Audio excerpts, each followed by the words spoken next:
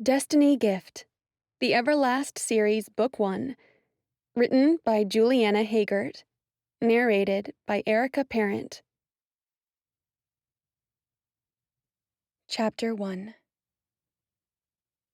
When I was little, my grandma told me, "Nadine, before the sun left us, you could look up and estimate what time it was just by the position of the sun in the sky."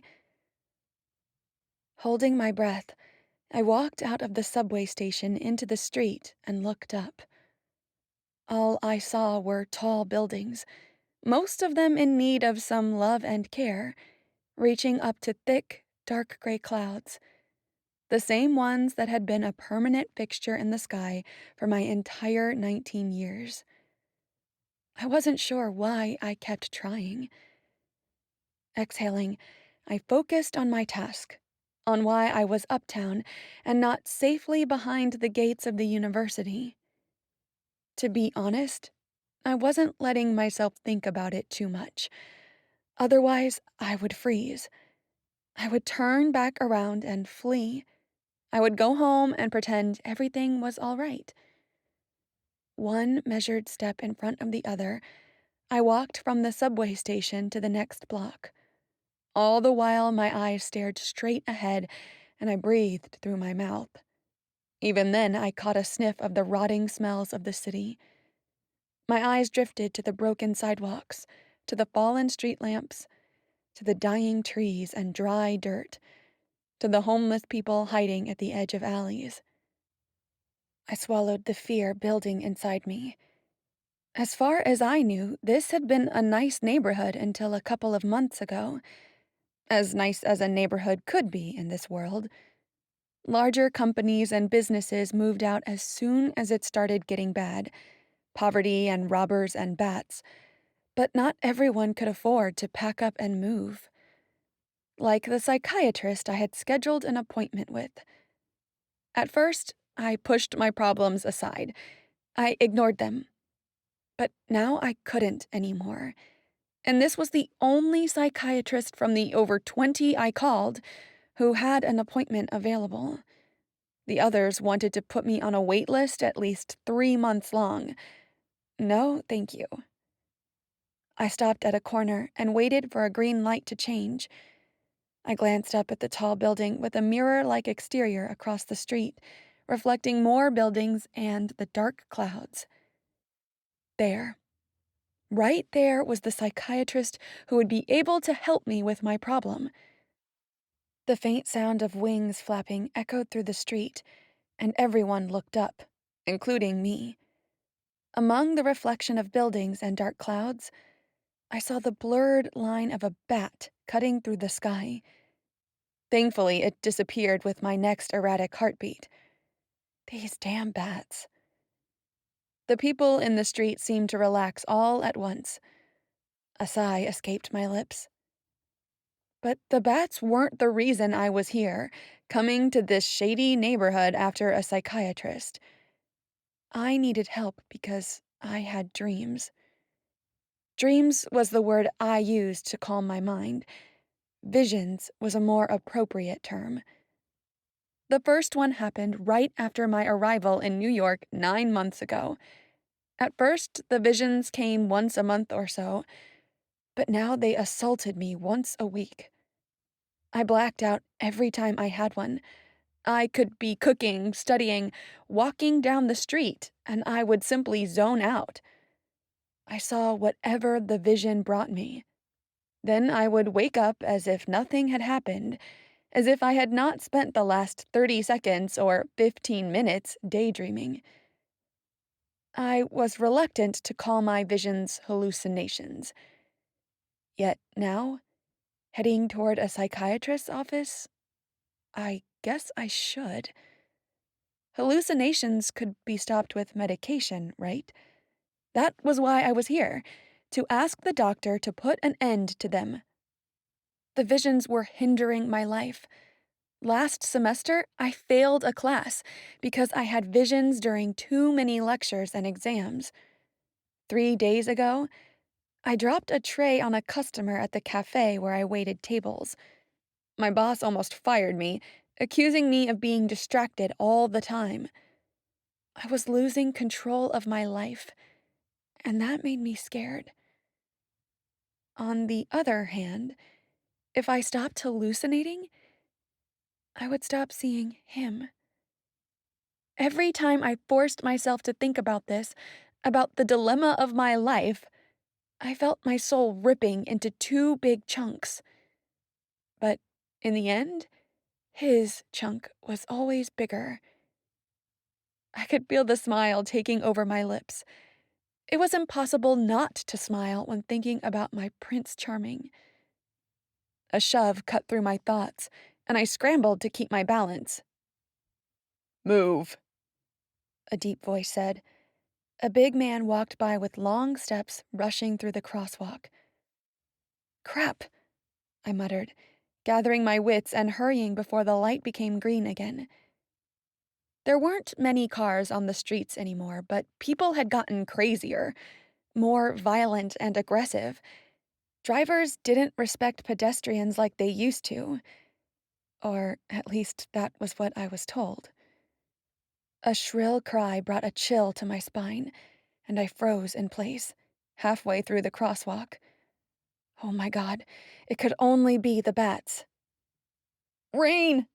someone shouted. "Acid rain!"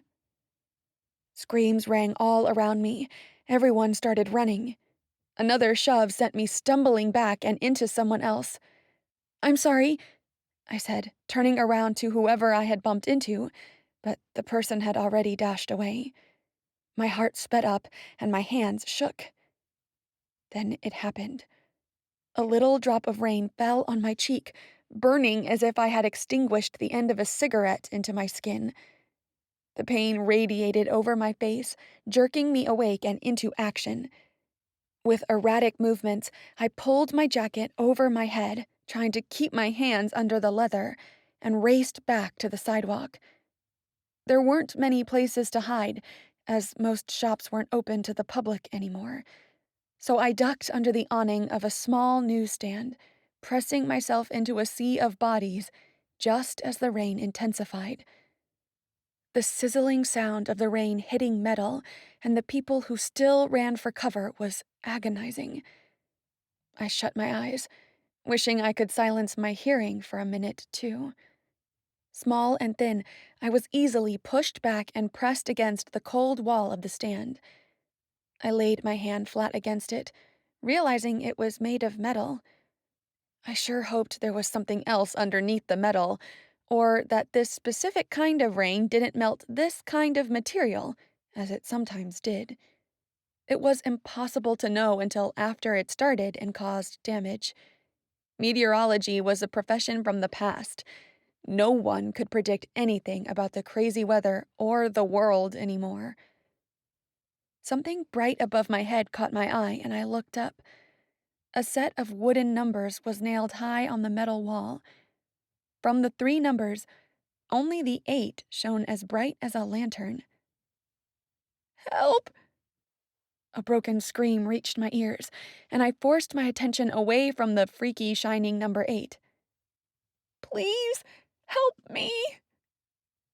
I tried looking out through the crowd in front of me, but I was too short. Instead, I crouched down and saw it. A young woman, probably my age, on her knees right at the beginning of the crosswalk, howling in pain as she held up a backpack, trying to shield herself from the rain. A gasp ripped from my throat, and my hand flew to my chest. Fighting against the rain washing over her and the water accumulating on the road, the young woman tried pushing herself up, only to stumble and fall on her knees again. Her foot seemed twisted. "Help!" she croaked again.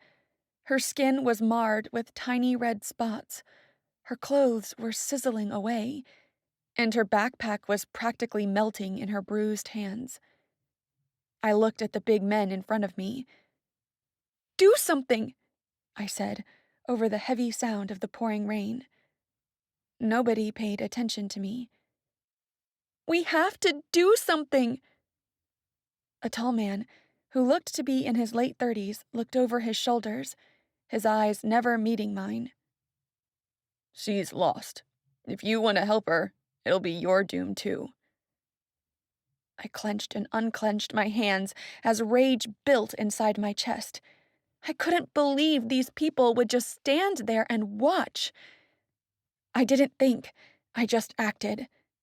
Adrenaline shot through my veins and propelled me as I pulled my leather jacket back over my head, pushed the big men aside, and ran into the rain. I rushed to the girl, who whimpered and trembled and cried desperately. Little droplets of rain singed the skin of my hands as I reached for her and, holding to her drenched clothes, pulled her up. "Come on," I said, biting back a scream of my own. "Help me so I can help you." I grabbed her arm and pulled it over my shoulders, not caring if it was over my skin or my clothes. Thankfully, the girl had more strength in her than I thought, and she carried most of her weight as I half dragged, half guided her back to the newsstand. However, using their jackets and bags and even their shoes, the big men pushed us away.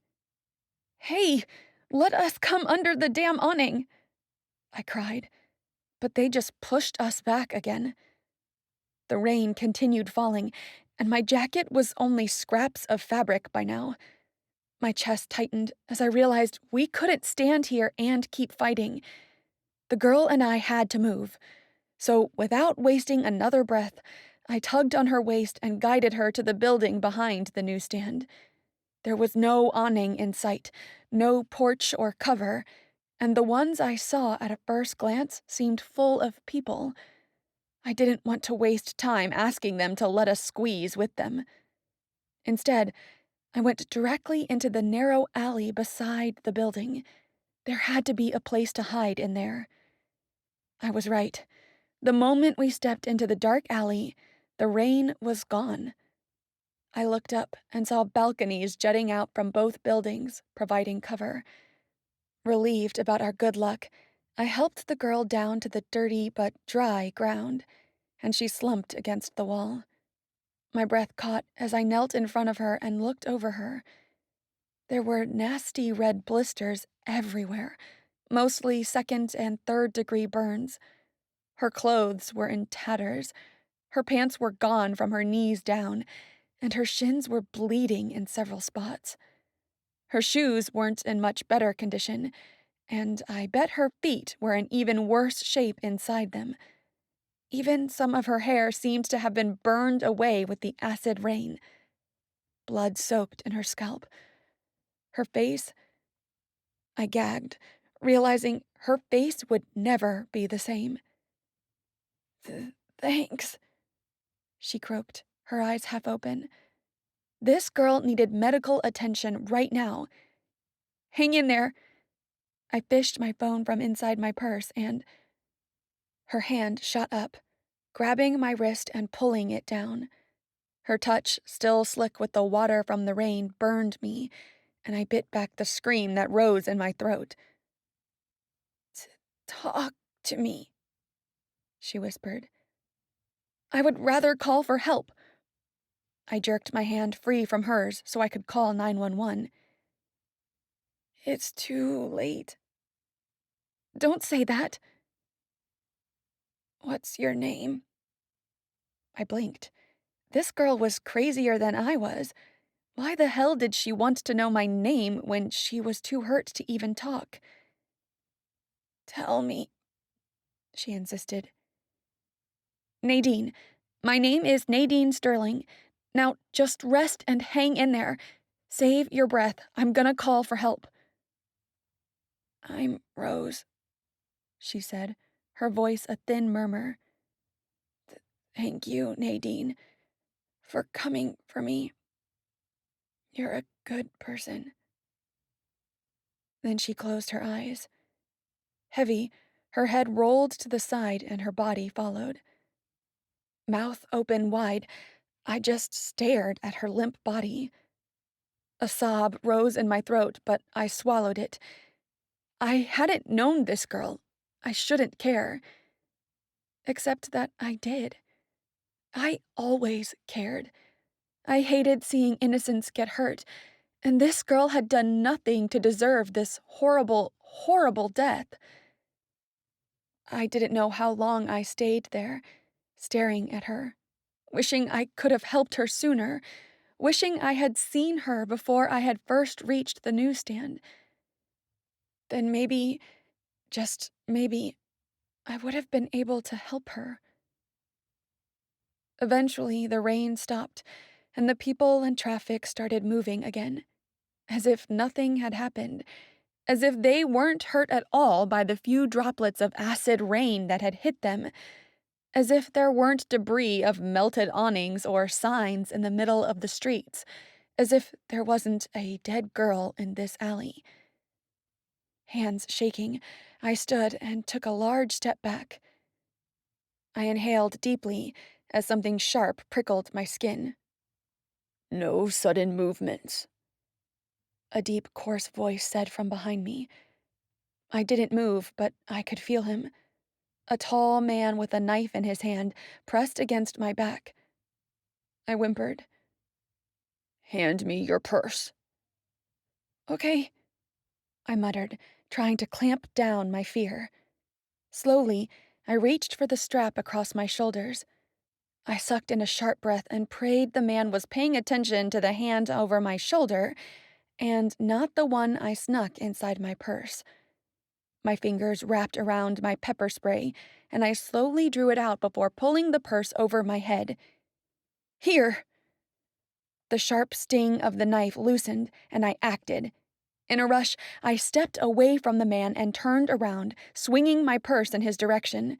He raised his arms to block the attack. What the fuck? He yelled, reaching for me. I had the pepper spray ready and sprayed it all over his face. Bitch! He screamed, clawing at his eyes. I ran. I ran for several blocks, zigzagging through sidewalks and streets just in case the man wanted revenge, and finally hopped into the subway to go home. I sat down on an almost empty cart, my heart heavy, my mind jumbled, and my stomach in knots. What the hell had happened? A sob lodged in my throat as images of the girl dying in the rain filled my mind. 5 minutes into my subway ride, I gasped. I had left Uptown without having set foot in the psychiatrist's office. My shoulders deflated. Damn it! All the trouble I had finding an appointment that didn't conflict with my classes, lying to my roommate, and getting some time off work. But maybe it was a sign. With the acid rain and the robbery to distract me, to stop me, I was almost convinced I wasn't supposed to go to a psychiatrist and put an end to my visions. Maybe I was supposed to be crazy. Or maybe I was reading too much into the situation and should get off this subway and run back to the psychiatrist's office before I lost my appointment and had to go through all this trouble again to get another one. And just like that, I was back in my dilemma. Being crazy and having my Prince Charming versus being normal and losing him. I blew out a long breath, already sure of my choice. I didn't care that every Saturday night my roommate gave me a lecture about being young and pretty and smart, about going out, having fun, and making out. I had happily exchanged those parties she'd wanted to drag me to, just to see my Prince Charming. And I would do it again. Saying goodbye to him scared me, but it wasn't the only thing that made my stomach shrivel. What if I was really insane? What if I was sent to a clinic under heavy sedation? What if I was given those shock treatments horror movies pictured so often? I couldn't be incarcerated in a freak's clinic. Not willingly, at least. And I couldn't lose my Prince Charming either. Chapter 2. Espresso at table 6. My coworker Adam said. He shoved the tray over to me, peering myopically through two thick lenses, then wiped his hands on his button-up shirt. A chocolate cupcake, too. I took the tray, an espresso, and one of the cupcakes. Frowning, I went to serve table 6. My frown dissolved once I saw Cheryl waiting for me in her usual spot. I'd met her my first day in New York about 9 months ago. At the time, she'd also been a newcomer, and we'd hit it off instantly, despite our age difference. Cheryl was gorgeous, with brilliant blonde hair neatly combed into a bob and silver eyes. She was wearing one of her impeccable suits, a to-die-for designer purse, and matching shoes. She was now 32 years old, and I had asked her at least 20 times why she hadn't become a model instead of a psychologist working for NYU.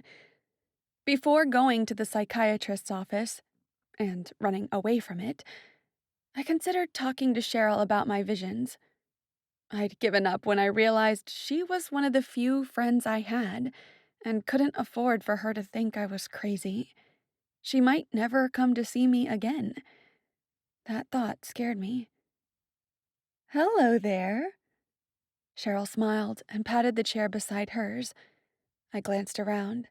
Adam was busy, and my manager was nowhere I could see. "Is spring semester over?" she asked as I sat, hiding my hands under the table. I hadn't told anyone about what happened last week, about me trying to go to a psychiatrist's office and ending up caught in the acid rain, and witnessing a young woman dying from her wounds and almost being robbed. I still had nightmares about it almost every night.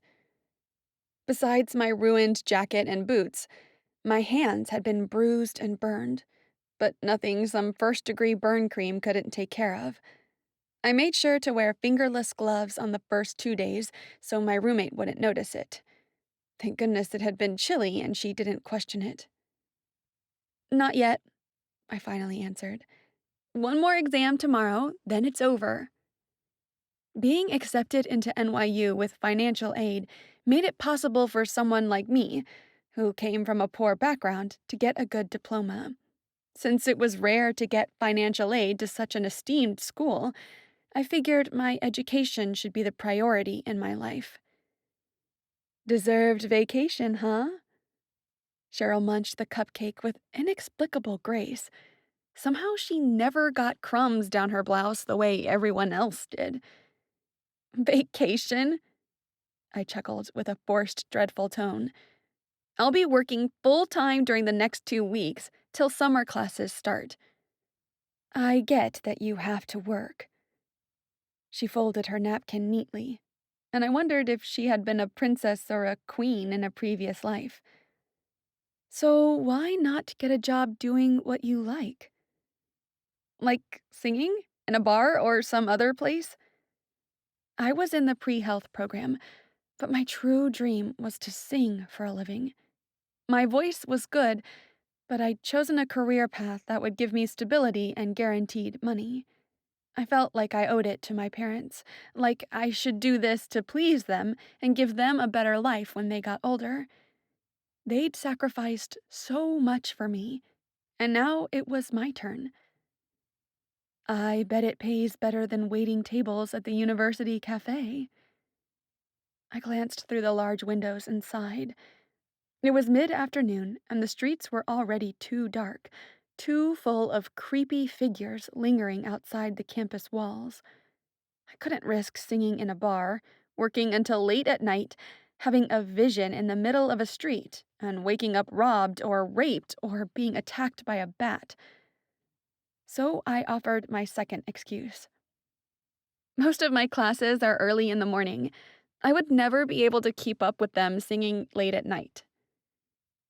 "That makes sense." A slight crease appeared between her salon-perfect brows. "But you could work with something that added to your resume." "Like work in a medical facility?"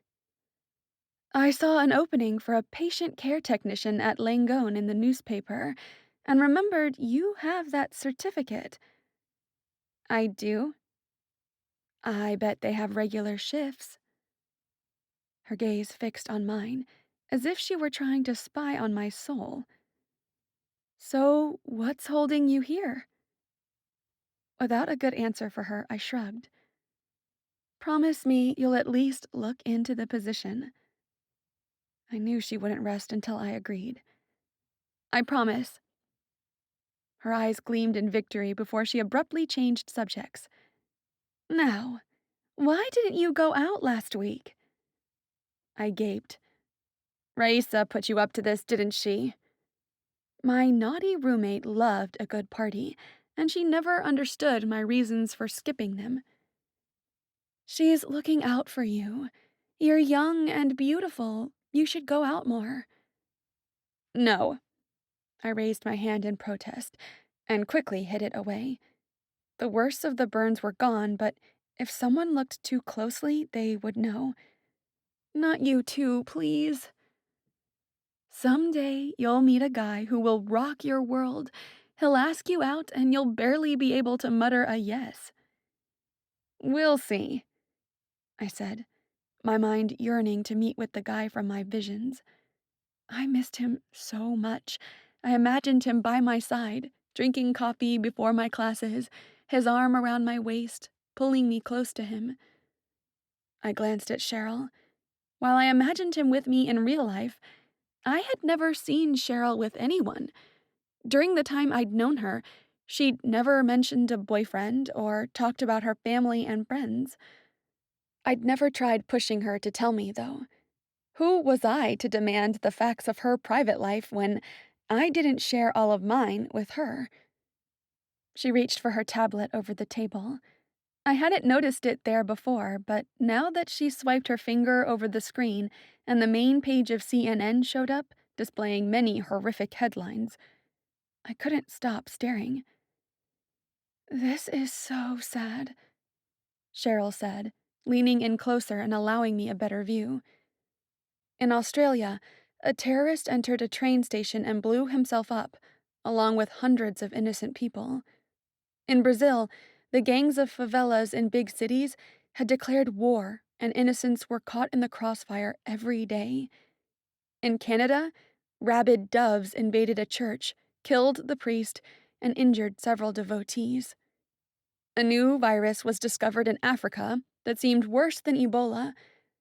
Everywhere, assaults, robberies, killings, and other horrific events plagued the world. Perhaps I should have been used to the disasters, but I wasn't. I was born into this world, this cruel, dangerous, dark world, the world of chaos, as my mother called it. And yet, I was always shocked by the tragic events. Cheryl looked out the window. I wonder if we'll even see blue skies before we die. She turned to me with a small smile. My mother used to tell me that the rivers were clean. There were trees and flowers everywhere, and summers were warm and sunny. People could actually walk down any street and not be afraid of being robbed. Now we have to be careful of muggers and giant bats. I flinched. Cheryl knew I had been robbed once and attacked by bats a couple of times. My mother also used to say that God gave up on us. 30 years ago, he left us and the world changed.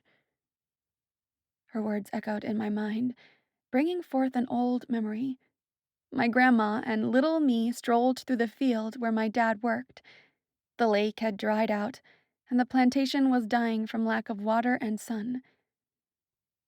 The water is dirty, but serves its purpose nonetheless, she explained, as our feet crushed the dead stems. The owner doesn't make enough money to keep paying for the sun lamps to warm the herbs and make them grow. The image was forever etched in my mind. The darkness of the sky, the grayness from the ground. Even the rotten smell of dead vegetation made its way into my memories. I had looked around, confused. This was my father's job. How would he support our family if his work was dying? You know, dear, I believe God abandoned us. my grandma continued. She halted and looked at the dark clouds. I pray and hope he'll forgive us and come back someday. Don't you think? Cheryl's voice brought me back to the present. I shook my head once, clearing my thoughts. I'm sorry, what? Cheryl rolled her eyes at me. You and whatever is inside your head. You seem to always prefer it in there. She poked her finger on my forehead. I shrugged, not wanting to lie to her. All right.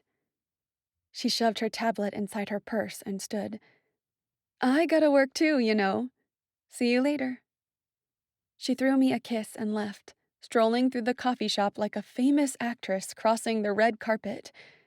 And I went back to work.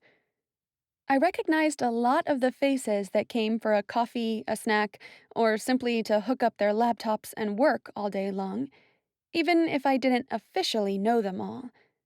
But there was another girl I knew here today. I approached her table and smiled at her. Hi, Sarah. What can I get for you?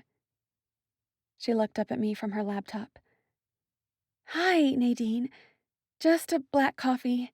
Gotta keep my energy going while working on this paper. As a fellow pre-med student, Sarah Cunnings was in most of my classes. Though we had never exchanged more than small talk, she seemed like a very nice girl. If I hadn't had so many walls around myself, I thought maybe, just maybe, we could have been good friends. I dipped my chin in a nod. I hear you. I'll be right back. After grabbing Sarah's coffee, attending to some other tables, scribbling down orders, and passing along the requests, I returned to the back of the cafe, inhaling deeply. I loved the strong and rich coffee scent of the place. I was crazy about coffee and blamed my addiction on my mother, who made the best black coffee I had ever tasted. She always had a mug ready whenever I wanted one. Because of it, my parents' kitchen had a permanent coffee aroma. Delicious. I peeked out the door. In the front, Adam talked to the girl working the cash register. The manager was out again. I could hide out for a few minutes. With my chemistry book under my apron, I sneaked into the dark and humid storage room and closed the door. I shouldn't be studying during work, but I still had one more exam before I was done with spring semester. I had to study if I wanted to pass organic chemistry this time. I opened the book to Chapter 8, ready to read about aliphatic hydrocarbon. The number 8 shone, almost floating off the page. I disregarded it. Another hallucination, probably. I read, trying to concentrate. A light stab inside my chest spiderwebbed through me, carrying warmth and a rush of adrenaline down my arms and legs, tingling all over my skin. The world spun around me, enveloping me in darkness. I blinked and let the pull of the vision carry me. Butterflies danced in my stomach. What type of vision would this one be? Maybe it would be a ghost-like vision, where I only observed other people's actions. Or maybe one where they interacted with me. I preferred the latter, of course, but I was always happy with the ghost visions too, since I was able to watch over the man who had stolen my heart. All my visions were about the same perfect and gorgeous guy. My dream Prince Charming was named Victor Gianni. He was 23, tall and athletic, with light brown hair streaked by some natural honey-colored highlights, brilliant sea-green eyes, and a smile that always made my heart somersault. Yes, Victor lived only in my visions, but I was in love with him. I had been seeing him for 9 months. Because of him, I had blown off too many dates, said no to too many guys. I had become unsociable, buried in my own fantasy world. But I didn't regret it. One simple flicker of my eyes, and I found myself transported to the world my visions created. The scene adjusted, and I smiled. I was in a candlelit ballroom. Harmonious music came from violins and harps. A beautiful, deep red gown replaced my usual jeans and tee. Curious, I touched my hair. 2 side braids met at the back of my head. The rest of my long, light brown hair fell loose in soft curls. I was here, in the world where Victor existed. I'd made the right choice leaving that psychiatrist's office. I needed to be with him. Always. Is anything wrong with your hair? His melodic voice came from behind me. My heart flipped furiously. I turned to face him and took in the perfection of his body clad in his black tuxedo and his honey hair gelled back to show his face. I swallowed, my mouth suddenly dry. Hello, my favorite girl. He flashed one of his award-winning smiles. How are you? He came closer and took me in his arms, sweeping me into a dance without asking. He knew he didn't need to ask. It was so easy for him to render me breathless. I'm better now, I whispered, falling into step with him, letting him guide me through the ballroom. I've missed you. Serious now, his eyes bored into mine. I've missed you too. I stared up at him, struggling against my own mind so as not to lose myself in his face. He let go of my waist, guiding me through a graceful spin under his arm, then caught me again, pulling me back to him. Is your grandmother any better? I asked. Despite the fact that the world in my visions was not real, he had a life and a history in here. The setting where we found each other, a ballroom, atop a mountain, a classroom, a cruise ship, a bistro, changed often, but his daily life remained the same, in a world of his own, inside my mind. After 9 months having these visions, I didn't question their authenticity anymore, or why they felt so real and normal. They were a part of my life, like going to class or work. However, his world wasn't quite perfect.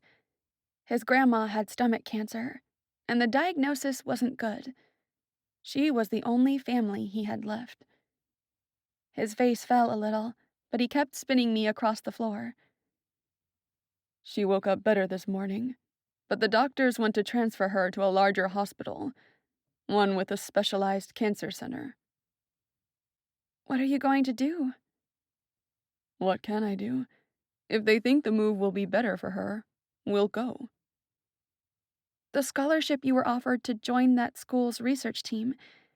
It was for cancer research, wasn't it? He was finishing his 2nd year of medical school. 3 months ago, he'd grown excited about the scholarship, but had not accepted the offer. He didn't want to leave his grandmother alone. At his nod, I added, You could talk to them. I already did. I explained the situation, and they agreed to take my grandma. We'll be moving in about 10 days. Good. I smiled, and my breath caught. How could I have thought of leaving? I could never, ever stop having visions with him. He spun me around once more. Still, I've been worrying. About your grandma? His brows knitted. About my purpose. He said simply, knowing I would understand his words. Since my first vision, Victor had stated his presence had a purpose. He wasn't here just for my enjoyment. Though I knew, we barely talked about it. We'd much rather spend quality time together. You don't know what your purpose is yet. That's what worries me, He said, slowing the pace. the fact that we don't know. I've been feeling like I should know it already, like I should be acting on it, and that feeling only grows. He paused, caressing my face with his smooth fingertips, making me shiver. I feel like something is going to happen soon.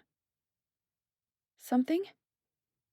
I forced myself to forget his warm, soul-flipping touch and focus on what disquieted him.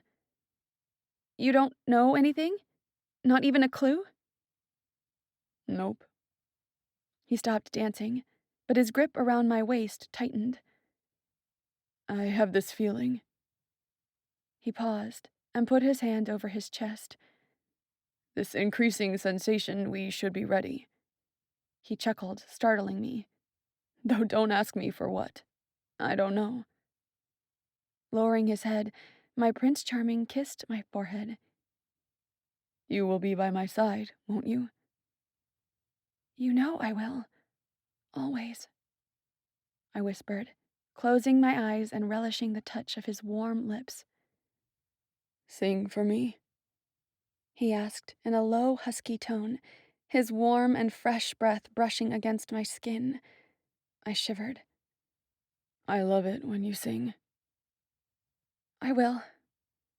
I wanted to do this for him, give him this gift of music he loved. I wanted him to feel my love for him through my voice, my singing. I inhaled deeply and prepared my throat to voice his favorite song. Nadine! My eyes shot open, and I let out a yelp. A furious Adam stood before me. Oh no, please. I wanted my vision back. I wanted Victor back. I put my hands over my temples and willed my mind to drift away, to go back to my Prince Charming. I tried to force the vision to take over, but I couldn't control it. What is up with you? Adam asked. This wasn't the first time he'd found me during an episode. He could tell our manager I had spaced out during work hours. If I wasn't fired today, it would certainly be another day if I continued like this. Nothing. I hid my chemistry book behind me. Yeah, like Adam would care about my studies after seeing me completely out of it. Did you call me? Yes. These freak shows are getting longer, Nadine. I've been calling you for the last 10 minutes. Sorry, I mumbled. He didn't know why I zoned out, but based on past experiences, he knew it wasn't something he needed to worry about and call for help since he had seen me like this 100 times. I stood and took a deep breath. Love and hate were truly only separated by a thin line. I loved having my visions and spending time with Victor, and I hated I couldn't control when they happened and the inconvenience they caused me. Get back to work before I tell the manager you were hiding. Why he didn't rat me out and laugh while I got fired, I'd never know. Perhaps because he knew, like him, I needed the money. I left the storage room under his "she is such a freak" gaze and went back to waiting tables, planning to study tonight, even if I had to stay awake until morning. That is, if a vision didn't rescue me. Chapter 3. My eyes didn't betray me. The most perfect, peaceful sky blanketed the hill that lay under it, and a bluish-green ocean rolled in fierce waves. A soft breeze blew, bringing the sense of salt water and sweet flowers, and carrying with it the sound of the water breaking on the rocky shore. It was a perfect, magical Kodak moment, as the older people used to say, and I didn't have my camera with me. Wait. I patted my jeans. I had nothing with me. A vision? It felt different. Too clear, too bright, too eerie. And where was Victor? My last vision had been almost 2 weeks ago, and I already missed him. I couldn't wait to meet him, to talk to him, to feel his touch and warmth, and to tell him I passed organic chemistry. The spring semester was finally over, and now was the time to celebrate. With Victor.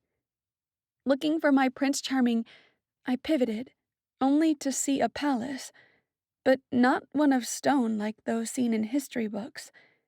Instead, a palace made of crystal loomed before me, shimmering, shiny, radiant. A step away from my feet, a crystal path wound up the mountain, leading to the palace's entrance. Perhaps Victor was inside? But why would he be inside a palace? Hmm, perhaps he had already organized a celebration for me for passing the semester. As I followed the path, I gawked at the palace. Its peculiarity was due in part to the many different structures that composed it: Greek columns, Roman domes, Nordic round towers, Egyptian pylons, English strong walls, Chinese colors, and Islamic ogee arches, all made of shiny crystal. I reached the front steps and tilted my head, looking to the utmost point. Suddenly, I felt small, like an ant on a human's threshold. Then I heard voices. Hello, Victor? Was this a ghost-type vision, or one I could interact with? I hoped not a ghost vision. I missed Victor. Twirling a strand of hair around my finger, I followed the voices through a high, long corridor to another grand archway. There I froze.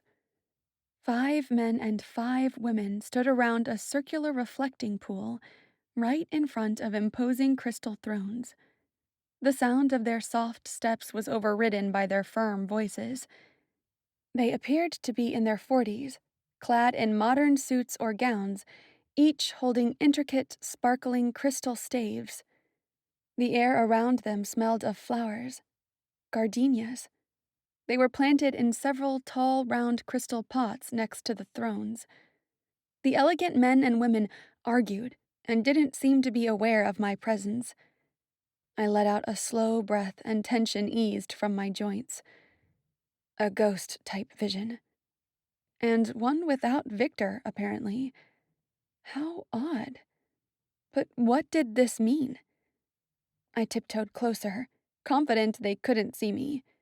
While I was here, I could at least figure out what was going on in the Crystal Palace. The humans are losing their faith, One of the males said, his voice melodious and stout. His face was rough but incredibly beautiful. His dark eyes looked like deep black flames. The orb topping his stave shone with a daunting black light. They don't believe in us anymore. Mitress is right, an elegant female spoke. She had black hair that flowed to her knees, and skin so pale it was nearly translucent. The color inside the sphere on her stave was purple. The humans think those Greek or Roman gods are the real ones, when the truth is very different. Not only Greek and Roman gods, Ima, A man with a goatee and scruffy brown hair added. His white suit was crumpled and his jacket opened. He paraded with a rolling gait, like he rode a horse. A bright red orb topped his stave. the humans even invented that one almighty god they speak of, the one with a capital G.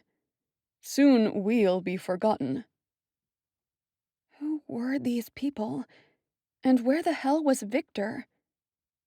Another man came into view. He was tall with tanned skin, broad shoulders, long golden hair, and light green eyes, like 2 precious demantoid garnets. He had a fine stubble beard that emphasized his chiseled jaw and squared chin. As the others, he looked about 40, but a hot 40, like a famous movie star. One of his hands was buried inside his pant pocket, while the other gripped his white orb scepter. His gaze focused on the reflecting pool. I know, Omi, He said.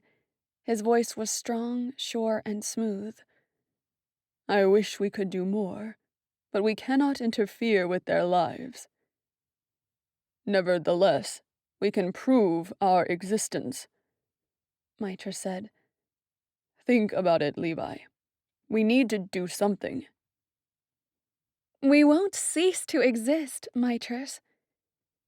A graceful woman stood beside Levi, her wavy hair white blonde and her eyes clear blue. She held a stave crowned by an orb that emanated baby pink light. We just need to craft a plan without exposing ourselves.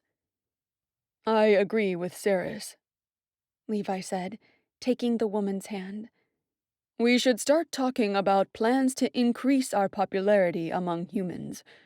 We need to get them to believe in us again, until they realize the gods they have believed in do not exist. Those gods were myths based on our true existence. Ceres smiled at Levi. Well said. Are you blind? We have to punish those puny humans. Mitras raised his voice. They deserve to feel the pain they inflict on us for forgetting us. We're weakening without their belief. We'll become powerless immortals. A little chaos.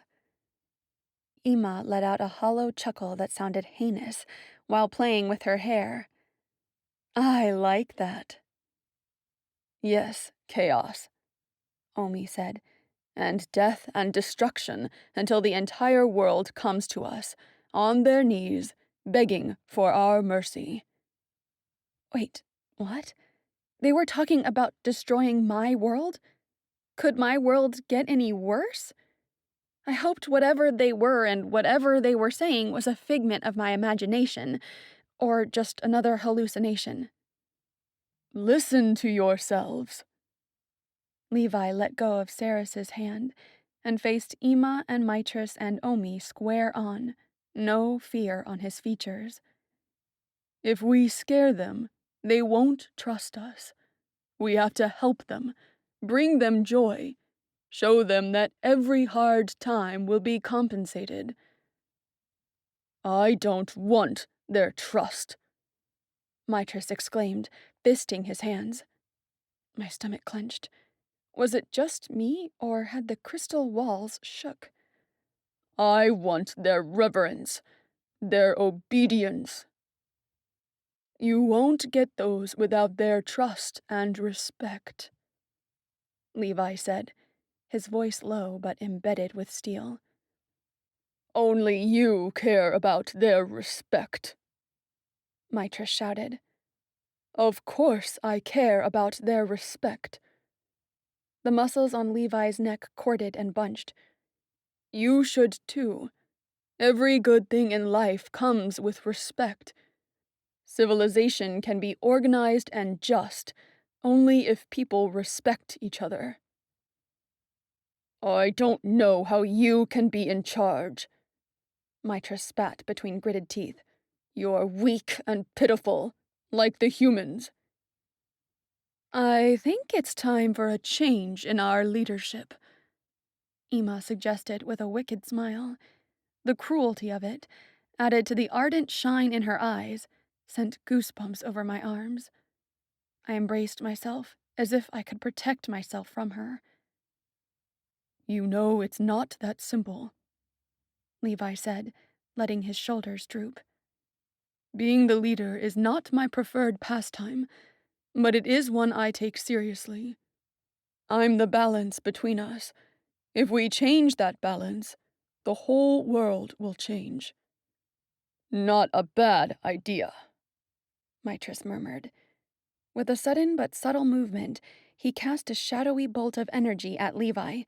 The bolt hit the god in the chest, and Levi fell on the crystal steps. I gasped. Ceres cried out, and Ima laughed. Before I could blink, Levi was on his feet again, holding a white bolt in his palms. We are immortals, Mitras. We cannot die. Why waste time with foolish fights? It'll only slow the important decisions. Perhaps we can die, Mitras said in a controlled tone. Ima and Omi came to stand beside him. Perhaps we only need the right weapon. Together, one after another, the three of them hurled heavy black bolts toward Levi. I shouted for them to stop, disregarding the fact they couldn't see or hear me. My pulse quickened. Damn it! I was in the middle of a fight, and there was nothing I could do about it. There was no way I could interrupt it. Why the hell had I entered this palace in the first place?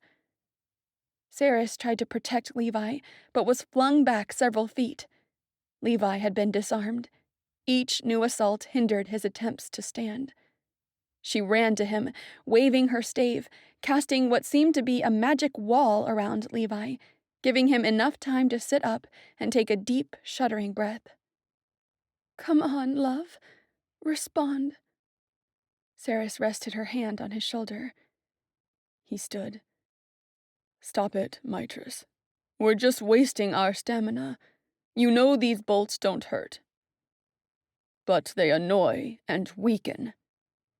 Mitress took out a black spike from his pocket. The spike had sharp ends, like a stake, and was no more than 10 inches long, with carvings that shone white. Levi gaped at Mitress. "You didn't." "I did." Mitress held the spike between his hands and squeezed. As if he summoned power, his palms turned bright red.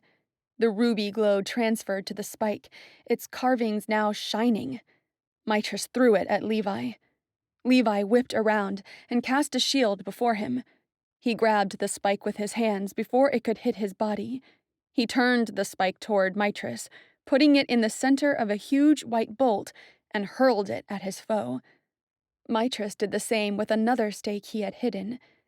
At the same time, Levi and Mitress were pierced by the spikes. Both stood, wavering, staring at each other with fury in their eyes.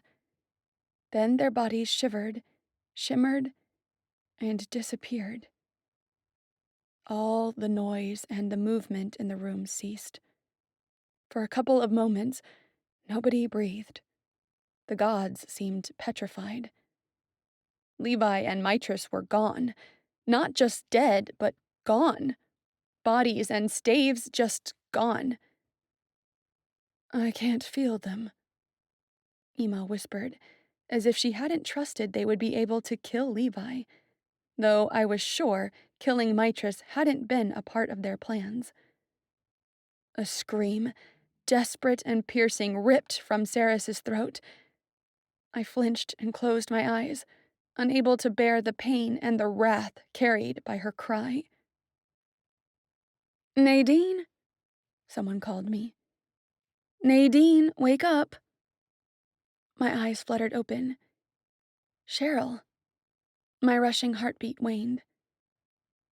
"Hi," I muttered as I scanned my surroundings. We were in the university bookstore, and I stood before a shelf, a book opened in my hands. It took me a moment to clear my mind. I remembered I had finished my shift at work, and Cheryl had invited me to the bookstore. Then I had spaced out, and the insane vision overtook me. Could any of that have been real? I had never seen anyone but Victor in my visions until now. "Are you okay?" she asked, her silver eyes anxious. "I have been calling you for over 15 minutes, and you didn't even blink. You freaked me out. I was about to call 911. What happened?" Uh, "I'm not sure," I said. My head spun. It had been the longest vision ever. Who were those people? And the Crystal Palace? It felt so real, so powerful. "Come on." Cheryl grabbed my arm and led me toward the coffee shop inside the bookstore. "You should sit down." "I'm fine."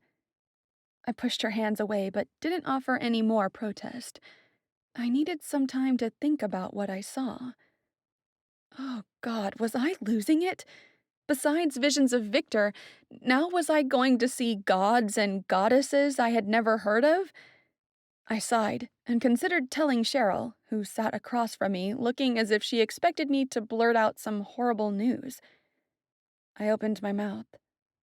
Nothing came out. "You know you can tell me anything, right?" she said, her expression pleading. I so wanted to talk to her about the visions. I really did. The thought of losing her friendship won over, though. And once more, I let the opportunity slip away. There was no way she could understand. She'd think I was mental. I averted my gaze. I know. She patted my hand. I'm gonna get us some coffee. She stood and went to the ordering line.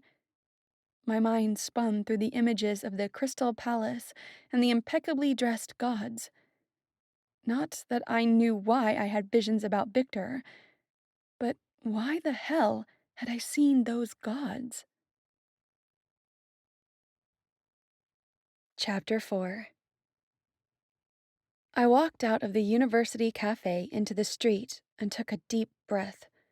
My nose wrinkled from the foul smells flooding over the walls. I tried to ignore the stench. I was too wound up for anything to bring me down. I figured I'd better head home and give myself a break.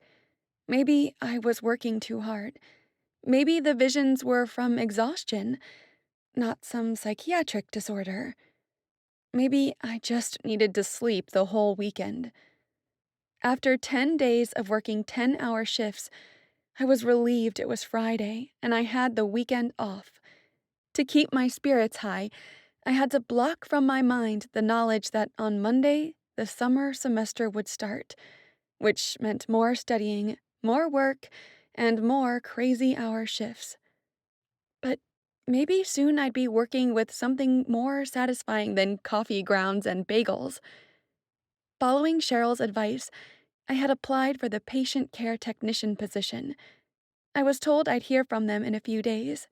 For now, I planned to chill.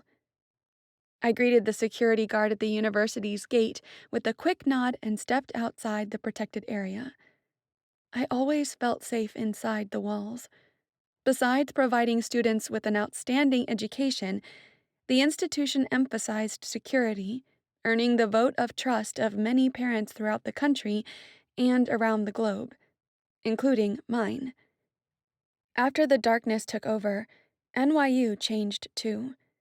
Before, its campus had been spread through lower Manhattan.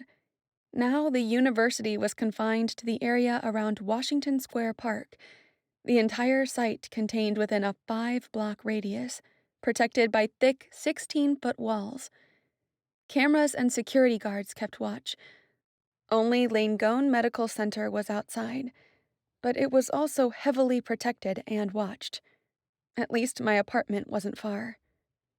When NYU moved to one location and closed itself in, many apartment buildings were built around it, and their owners hoped they would be used by the students who were not able to get a university dorm. During my first semester at NYU, I was in a dorm inside the walls, and that was where I met Raisa, my roommate. Raisa and I decided to move to one of the apartments close to NYU so we could have more privacy and larger rooms. We chose a building with a good security system, only 1 block from NYU's South Gate. Even so, I hurried and glanced over my shoulder many times to make sure nobody, or no bat, followed me. I stopped at the newsstand on my block, pulled in by the large picture of an exploding volcano. The headline read, "Volcano in Mexico deemed dormant erupts and sweeps surrounding cities." The tragic news didn't stop there. In Australia, a containment wall ruptured and the massive waves washed away several cities and ended hundreds of lives. Without the full strength of the sun, the agriculture crisis was rapidly scaling up, causing many farmers to become criminals. Yesterday, the most feared gang robbed 5 banks in Chicago, and the tri-state area population of giant bats had grown by 30% in the last 4 months. I shuddered, thinking about the bats. No one knew if they were a new species of bat or if regular bats evolved and became larger somehow. I wonder when we'll find a good headline. The owner of the newsstand grabbed a newspaper from the pile. Me too, I whispered.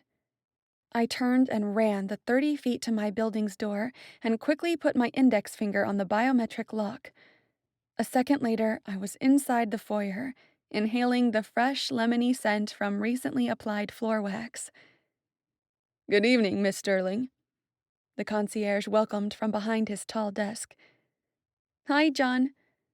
I greeted him and entered one of the elevators, noticing his attention had already returned to the screens under his desk, where he monitored our building. As the doors of the elevator opened again, I glanced at the floor number printed on the wall before me.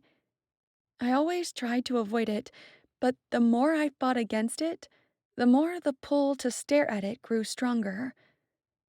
Number 8, shining brightly, even though it was painted a dull gray on the white wall.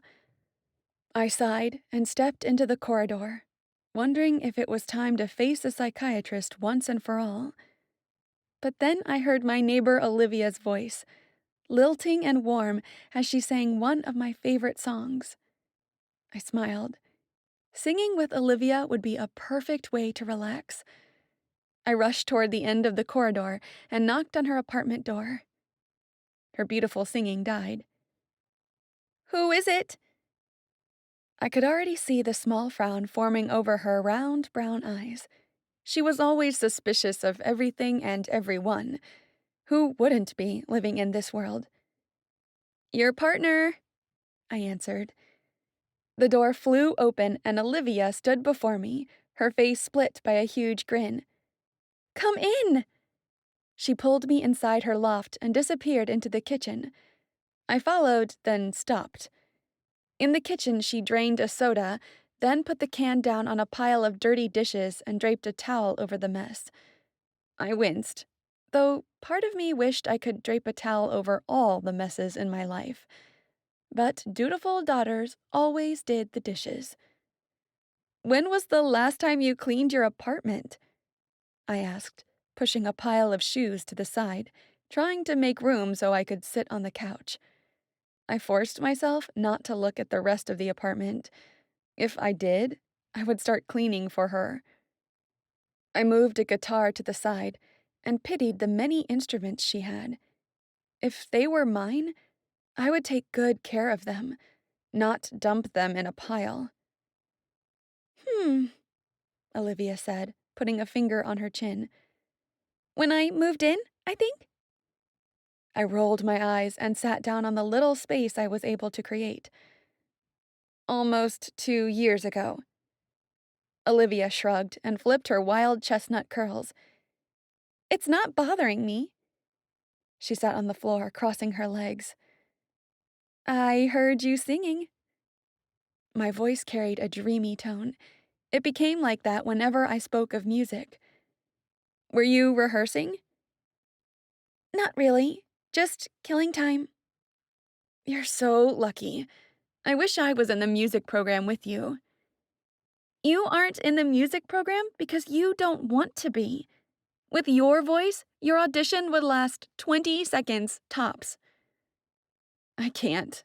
You know that." "What I know is that you like to play the Good Samaritan." Olivia grabbed one of her Spanish guitars.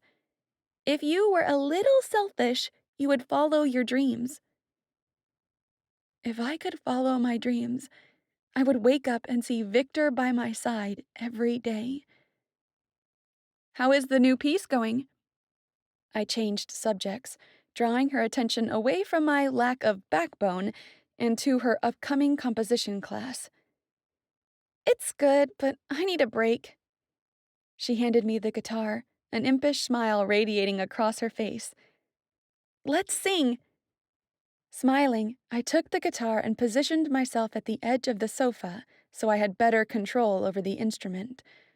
Olivia got up and went to the keyboard crammed against the wall. I ran my fingers over the chords. "What do you want to sing?" "I'm open to suggestions. What inspires you today?"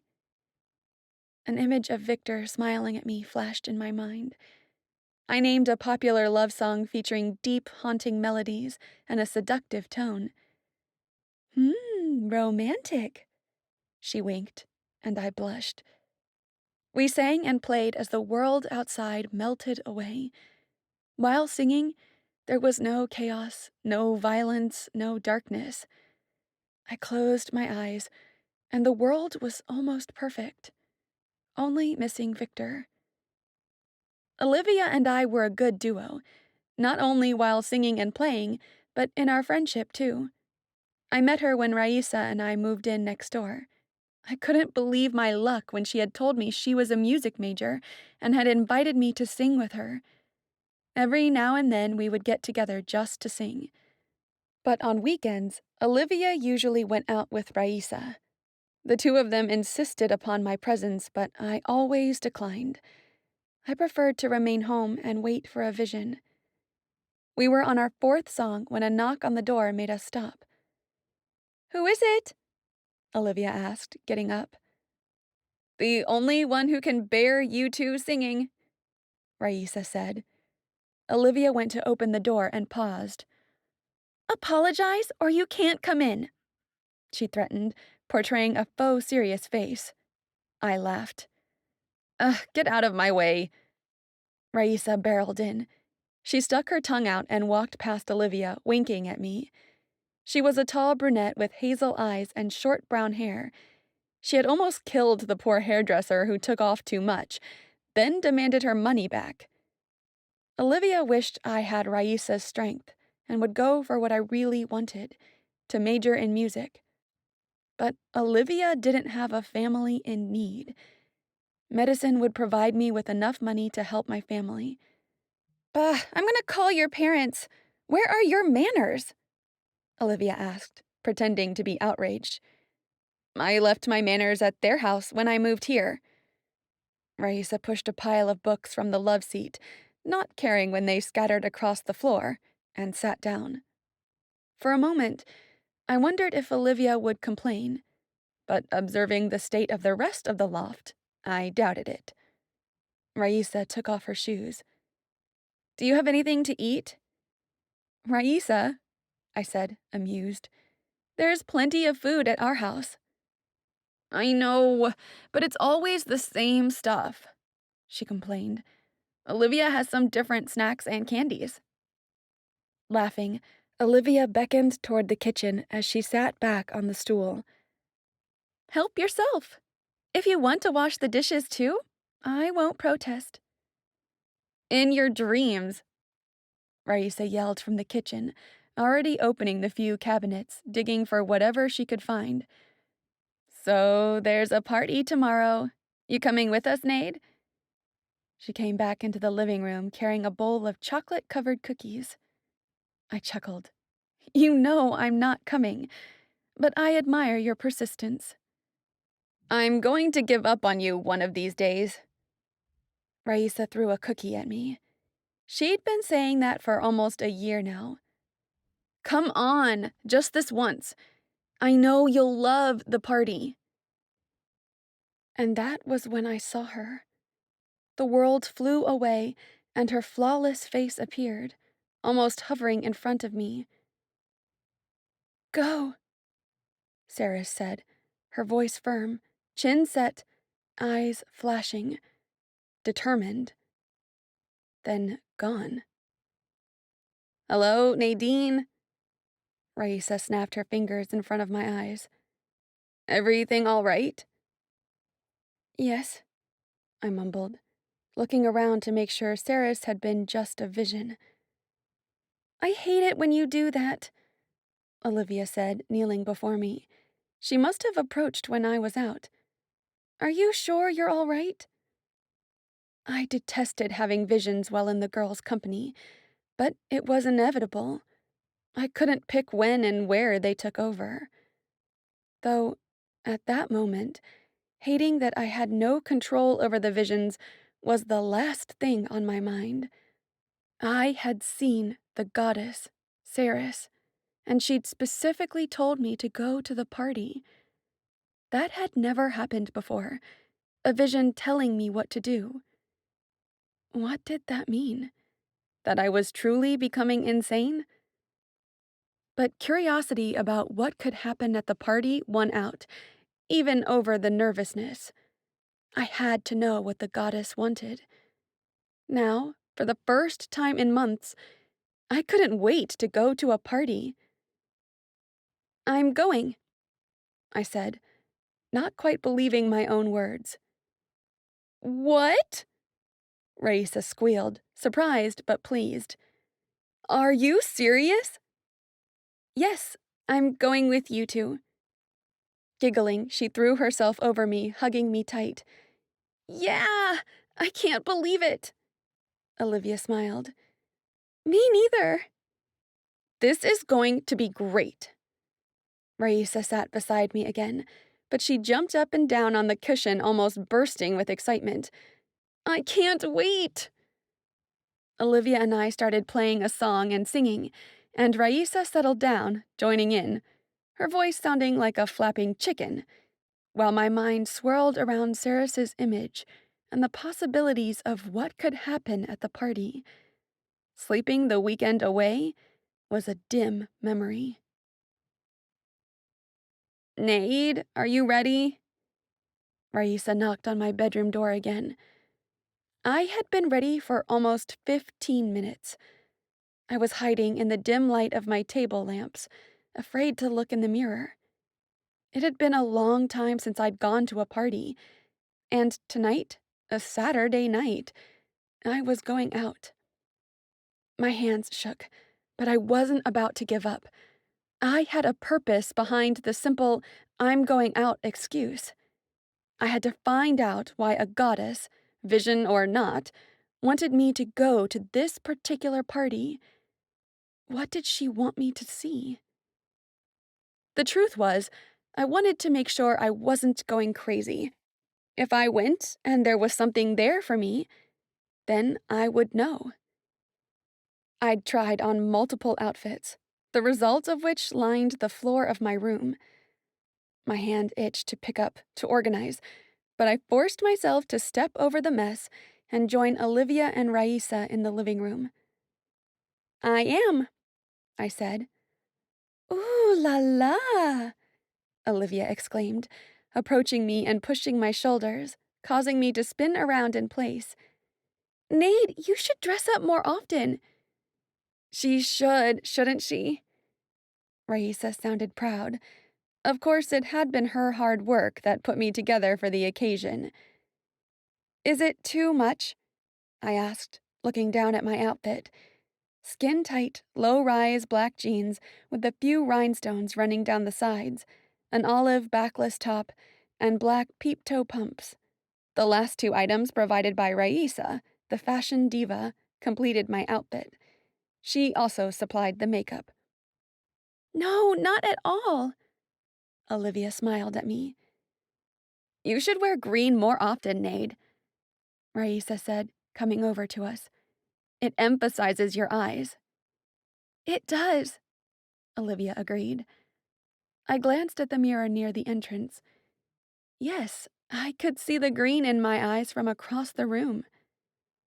The intercom rang, and Raisa went into the kitchen to answer it. Seconds later, she was back. Our cab is here. She clapped her hands, excited. Let's go. As we dashed to the door, she added, You guys are bringing your student cards, right? Without them, we won't be able to get in. Yes. I was thankful for the heavy security anywhere we went, but sometimes it was a true pain in the ass. Can we go now? Olivia pushed, so we exited the apartment more quickly. The phone rang, and I returned to pick it up. Don't answer that, Raisa snapped from the corridor. Whoever it is can figure out we aren't home and call ourselves. She reached in and dragged me out of the apartment. I looked at the phone on the side table. What if it's important? I'd been waiting for that call from Langone and didn't want to miss it, though I wasn't too sure they would call on a Saturday night. The important thing right now is us getting to that party, she objected, trying to close the door. True, but work was also important. I had a responsibility to myself, to my family. I drew away from Raisa and marched to the phone. The number on the caller ID was my mom's. Not from Langone, but an important call anyway. I picked it up. Mom, just a second, I said, then covered the speaker with my hand and spoke to the girls. It's my mother. You guys go. I'll catch up in a few. And how are you getting to the club? Olivia asked. I'll call another cab. No way, Raisa said. This is another excuse. I won't let you escape this easily. I'm not escaping, I assured her. I haven't talked with my mother for over a week. It'll take only a few minutes. Then we'll wait. She stomped her foot on the carpeted floor. No, I shook my head. You'll miss the cab. You guys should go and get us a nice table. Nade, please. Come on, Raisa. Olivia pulled my roommate by her wrist. You know we won't be able to change her mind. Raisa sighed. I know. She glanced at me. Find us when you get there. I will. I winked and blew a kiss, then gave my attention to my mother. I was the oldest of 4 children, 2 girls and 2 boys. But we were supposed to be 5. And that was why my mother called tonight. 10 years today, she said. I know, I whispered. How could I forget the main reason why I was letting go of my singing dream?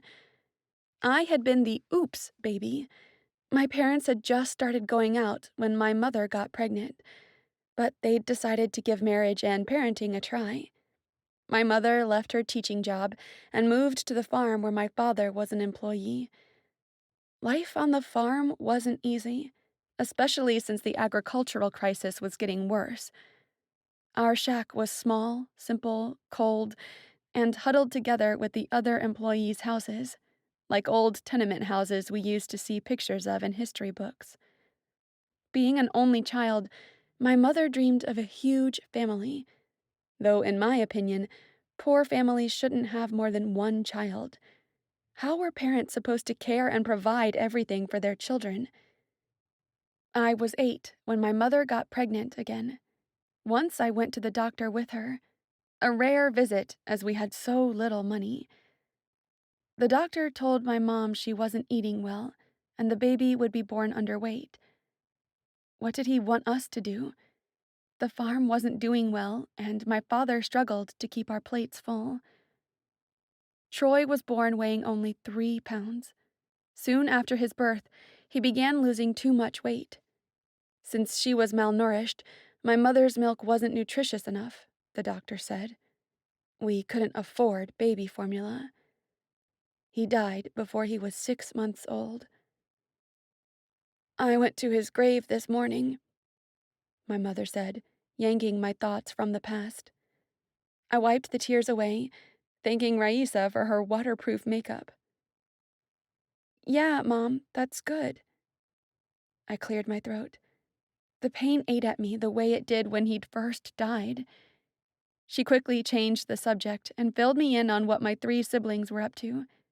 I listened, half-hearted, still remembering Saris's message from my vision, wondering if my vision world could be linked to the real world. At a pause in the conversation, I finally said, Do you need anything? Want me to send more money? Oh, no. We're getting by just fine. I still have a little from what you sent last time. I heard a sharp breath intake. I'm sorry you have to worry about us so much. It's okay.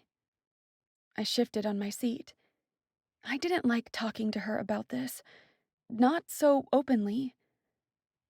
Listen, Raisa is waiting for me. Call you tomorrow, okay? Okay. She sounded disappointed. God, I hated making her sad. We said goodbye and hung up. 15 minutes after the start of our conversation, I was calling the cab company. 1 hour to get a taxi? I asked the dispatcher, outraged. Or more, lady, she said. Huffing, I disconnected the call and twisted my hair with my finger, wondering what to do. I could stand at the sidewalk and try to holler down a taxi, hoping it was a proper one. There were several reports of people being kidnapped and abused by false taxi drivers. I could wait 1 hour, or more, for the company to send a cab. Or I could run the 6 blocks to the club with my pepper spray in hand, a crazy idea that could get me in trouble. But I had to know. I had to find out what Saris wanted with me. She had been in one of my visions, and suddenly she popped into my real life, telling me to go to a real event. It sounded so crazy, so insane, that I had to know. I had to find out if I had finally lost it, or learn what she had to show me. Chapter 5. I got my jacket and my purse from the closet, left my apartment, and marched toward the elevator, not believing what I was about to do. I felt the pull to look at the number 8 painted on the wall, but resisted. I had a party to get to, a party a goddess told me to attend. No shiny numbers or lack of taxis would stop me from finding out what she wanted me to see. Downstairs, Paul was on duty. The concierge stood up when I walked past him on my way to the door. Miss Sterling, are you waiting for a cab? No, my friend is coming to pick me up. I lied, flashing him a false smile I hoped was convincing enough. I had my hand inside my purse, clutching my can of pepper spray. She called and is already coming around the corner. Would you mind waiting inside? He looked anxious with his brow creased. That's okay. I can see her from here. I left before he could say anything else. I looked both ways. Nobody outside, good or bad. I darted away. I hadn't run a full block when I decided I couldn't take the high-heeled pumps slaughtering my feet. I cursed and tried to ignore my shoes, but the pain was too much. I halted, stashed the pepper spray inside my purse, and took off the shoes to find a newly formed blister and a bloody scratch on my left Achilles tendon. Damned heels. The flapping of wings froze me in place. My heart rate accelerated. Shit. I stopped without thinking about the consequences, and now bats hovered nearby. Why did they always come for me? As far as I knew, they didn't attack every single person they saw when flying around. But they did attack me whenever there was an opportunity. I scanned the area, trying to find some people, even foul-looking ones, with whom I could mingle and mislead the bats. Nobody. The streets were deserted. When were New York's streets ever deserted? I didn't know whether to remain frozen and hope the bats confused me with a statue, retreat to a doorway and hide, or run back to my building.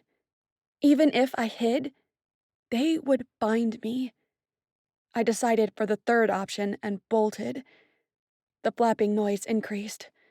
Oh no, now there was more than one. Another bad decision.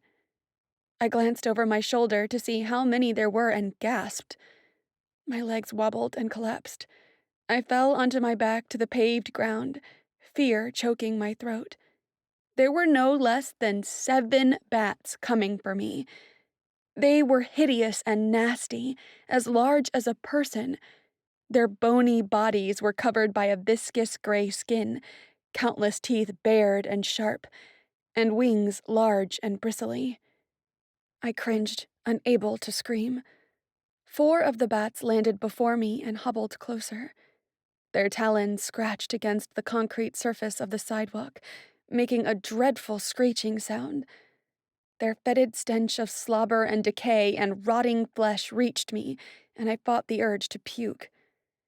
I crawled a few feet away and watched in horror as 3 other bats landed behind me, blocking my only escape route. I was surrounded. I recalled my pepper spray inside my purse. I carried it for muggers and robbers, but my weapon had saved me from these creatures before. Of course, pepper spray hadn't hurt the bats, just bought me some distraction so I could run away. And I had never been attacked by more than 2 bats at once. But it was worth a try. With trembling hands, I reached inside my purse. But as my fingers stroked the can, a bat lunged at my back. Yelling, I covered my head with my arms. The animal clawed, tearing into my jacket. I tried to roll over and crawl somewhere, anywhere, but was pushed down by a potent blow. I hit the concrete hard and gasped as the air flew out of me. Tears brimmed in my eyes. I struggled to hash out a new plan. Nothing. My mind was a ball of pure terror, and I couldn't think through it. I raised my head and looked over. 2 more bats glided up to me. I could see in their crimson eyes they were done playing. This time they would strike for real. There was nothing I could do. I held my breath and braced myself, feeling a slow tear trickle down my face. Their talons scratched my already torn jacket. I waited, wondering if I'd die or be injured for life. Then, nothing. My eyes shot open. Was I having one of my hallucinations? Were the bats really retreating? I sat up and rubbed my eyes. The bats withdrew, their wings folded behind them, but they seemed to be recoiling from something or someone. I turned around and saw the back of a tall man. He stood about 10 feet from me, his head held high as if a defiant attitude would send the bats away. The odd part was, it did. The bats avoided looking at him as they slowly retreated. Seconds later, the creatures unfurled their gargantuan wings and flew away. I gaped at the back of the mysterious man. When the bats were gone, the guy pivoted and stared at me. I couldn't see his face in the dark, but he looked menacing, and I wasn't sure I was better with him or the bats. Without taking his gaze from mine, he stepped forward. I clambered back. He stopped. "It's okay," He said. His voice was strong and sure and entrancing. He had an accent, something between Arabic and French I couldn't identify. "You're hurt, aren't you?" I didn't answer. Instead, I scrambled to my feet and almost fell over, nauseated. I didn't, though, because the mysterious guy caught me. His strong hands gripped my elbows. Until then, I had not felt any pain, but his palm was wrapped around one of the wounds. Ouch! I pulled away and bent my elbow to get a better look. "Let me see," he said, gently taking my arm and slipping off my jacket sleeve. "It's not too bad. Did they hurt you somewhere else?" His deep, dark eyes bored into mine, and my breath caught. Unkempt, jet-black hair framed the rough edges of his fair face, and broad shoulders were bracketed by his leather biker jacket. Despite looking frightening, he was gorgeous. I wasn't sure what was happening, why I was letting this guy help me and even strip off my coat. I could barely reason, but I ended up nodding. My back. As if he were an old friend, the guy turned me around and removed the rest of my jacket. I shivered, both from the cold and from knowing his intense gaze scrutinized my bare skin. These gashes are a little worse, but nothing some rest and care won't fix." Self-conscious, I put my ragged jacket back on, tightening it around myself, and turned to face him. How did you get the bats to back off? His eyes narrowed. I guess he hadn't expected my question. "I'm not sure." How can you not know?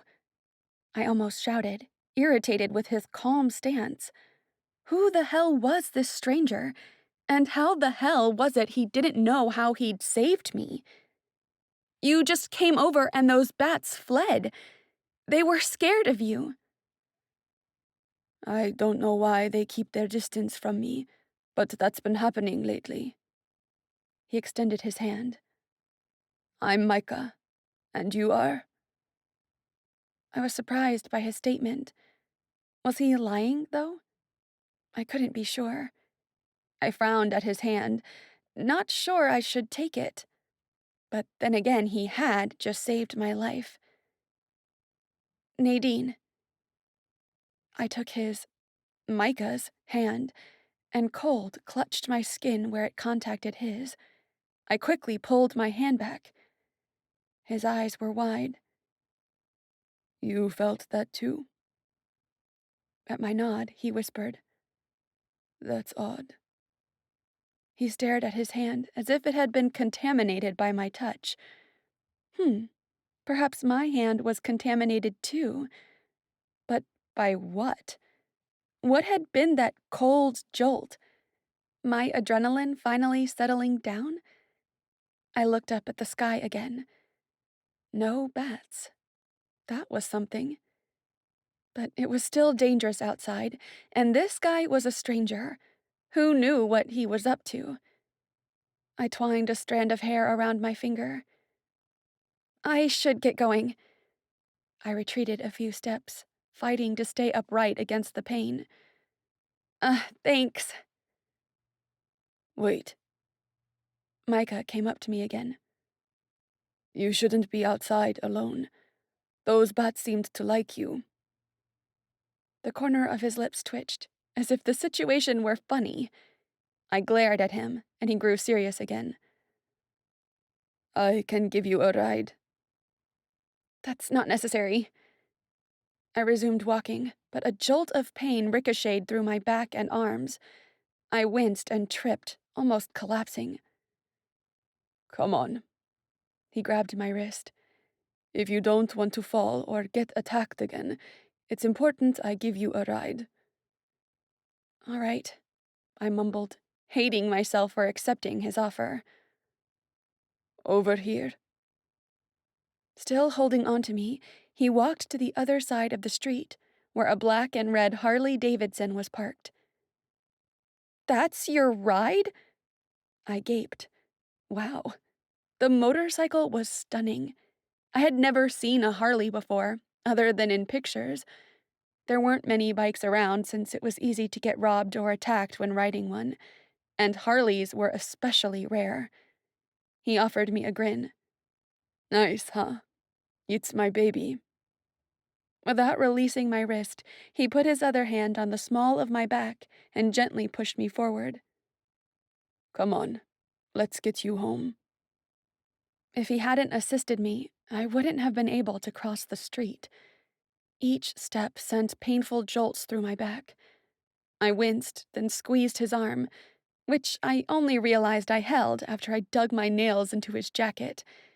He let out a chuckle. Sorry, I mumbled, conscious of the heat growing in my cheeks. I loosened my grip, but didn't let go. No problem. He hopped on his bike and helped me sit behind him. I avoided looking at his looming body and crossed my arms as if it were forbidden to touch him.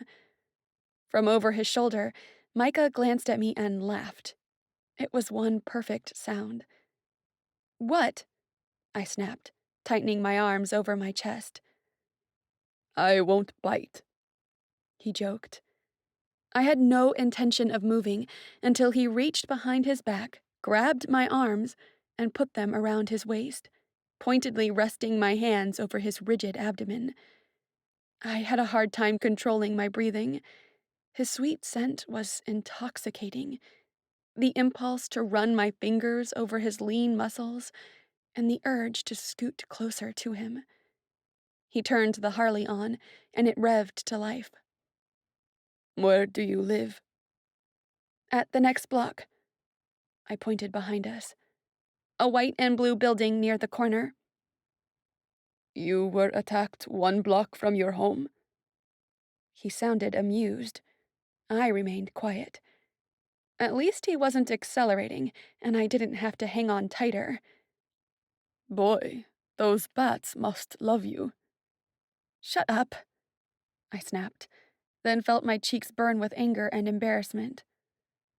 Sorry. He suppressed a chuckle. It only irritated me more. He drove the bike over to my building and brought it to a stop in front of the main door. Is it here? Yes. I released him and got off the bike, but I had to lean against him when nausea and pain assaulted me. He tugged me to him. If you weren't in such a rush to get rid of me, I could help you. I grunted and let him guide me to the door. I used the biometric lock, but Paul had already seen me and rushed up. Miss Sterling, what happened? He glanced from me to Micah to my torn jacket. Bats. Micah answered for me. Again? Paul asked. I struggled to free myself from Micah and let the concierge help me. Micah glanced down at me. Again? I guess bats like her, Paul said. He chuckled and Micah grinned. I glared at them. Sorry. He straightened and took me from Micah, hooking my arm over his shoulders to steady me. I'd better get you to your apartment. I turned to Micah. Thanks again. Yes, good night. He bowed and smiled, making my pulse faster. Then he turned and strode out the door. After the concierge helped me to my apartment and left me alone, I took a warm shower and sat down to clean my wounds. I had scratches on my back and arms, and a purple bruise on my belly. Because of the previous bat attacks I had experienced, I kept rabies vaccine in my medicine cabinet. It wasn't something pharmacies sold over the counter, but being in the pre-health program facilitated a few perks. I gave myself a shot and took 3 ibuprofen pills for pain. I was leaving the bathroom when I caught my reflection in the foggy mirror. In front of the glass, I brushed my long, light brown hair. It was the feature I liked most about me. I smiled, remembering how Victor liked my hair too. That was when I recalled the reason I had gone out on the streets in the first place. The brush hit the floor, producing a loud thud. Holy hell. Because of the bat attack, I'd ended up not going to the club and finding out what Saris wanted to show me. Worse, I drooled over Micah and forgot about Victor. My heart sank, and I was unable to shake the feeling I'd cheated on the man from my vision. Chapter 6. Raisa wanted to beat me after she got home from the club at 3 in the morning. But when I showed her my wounds, she grew worried and yelled, saying I was the most stupid person alive. I had to agree with her, and she would never leave me behind again. On Sunday, I slept almost all day. Raisa and Olivia checked on me several times. Then, on Monday, I got up early to go to work before my first day of summer classes. I had to take 2 ibuprofen pills to be able to stand. I just wanted to get through the day without remembering the bat attack and feeling sick to my stomach. I purposefully avoided Raisa and slipped out of the apartment without her or Olivia noticing. I'd had enough of my roommate's lectures. Cheryl strolled into the coffee shop. I smiled at her, admiring her beauty and elegance. Every time I looked at her, a good feeling, like a sense of familiarity and completion, filled my chest. It was a shame her frequent trips out of town for work limited our conversations and time together. I felt lost and alone whenever she was gone. All the tables were taken, mostly by students, so she sat on a tall stool at the counter. Without having to ask, I handed her what I knew she wanted, a tall espresso and a chocolate cupcake. Yummy. Her silver eyes shone as she bit into the cupcake. Did you apply for the position at the hospital? I did. Good. Now it's just a matter of time. You say that as if you're certain they will call me. I know they will. She winked, taking another bite of the cupcake. I wished I could stay and talk, but instead, I pushed myself off the counter and worked my rounds, rushing around the cafe, serving tables, scribbling down orders, and occasionally helping the manager with the mess in the storage room. Near the end of my shift, Raisa arrived and sat beside Cheryl. She told Cheryl about the university party on Saturday, the one I'd missed. Flickers of fear touched my stomach at the memory. Nadine was supposed to go too, I overheard Raisa say as I walked past them. Anger crept over me. I wanted to avoid being lectured, but here at work I was trapped. Supposed to? Why didn't you go? Cheryl asked, sounding disappointed I had missed the only party I had agreed to go to in almost a year. I grunted, hating to remember the reason. Oh, the brave Nadine decided to go alone. And on foot, Raisa exclaimed, outraged. She was attacked by bats. Cheryl's eyes widened, and she nearly choked on the cupcake. Again? You have to be more careful. Promise me you won't wander alone like that anymore. Her silver eyes conveyed worry and concern. Shame warmed my cheeks. First Raisa's lecture, now Cheryl's. I hated to disappoint them, and hated appearing childish and immature and incapable of making smart decisions. I promise, I mumbled, trying to hide behind my apron and tray, still ashamed of my poor choices, and more ashamed at the memory of my visceral response to hot Micah.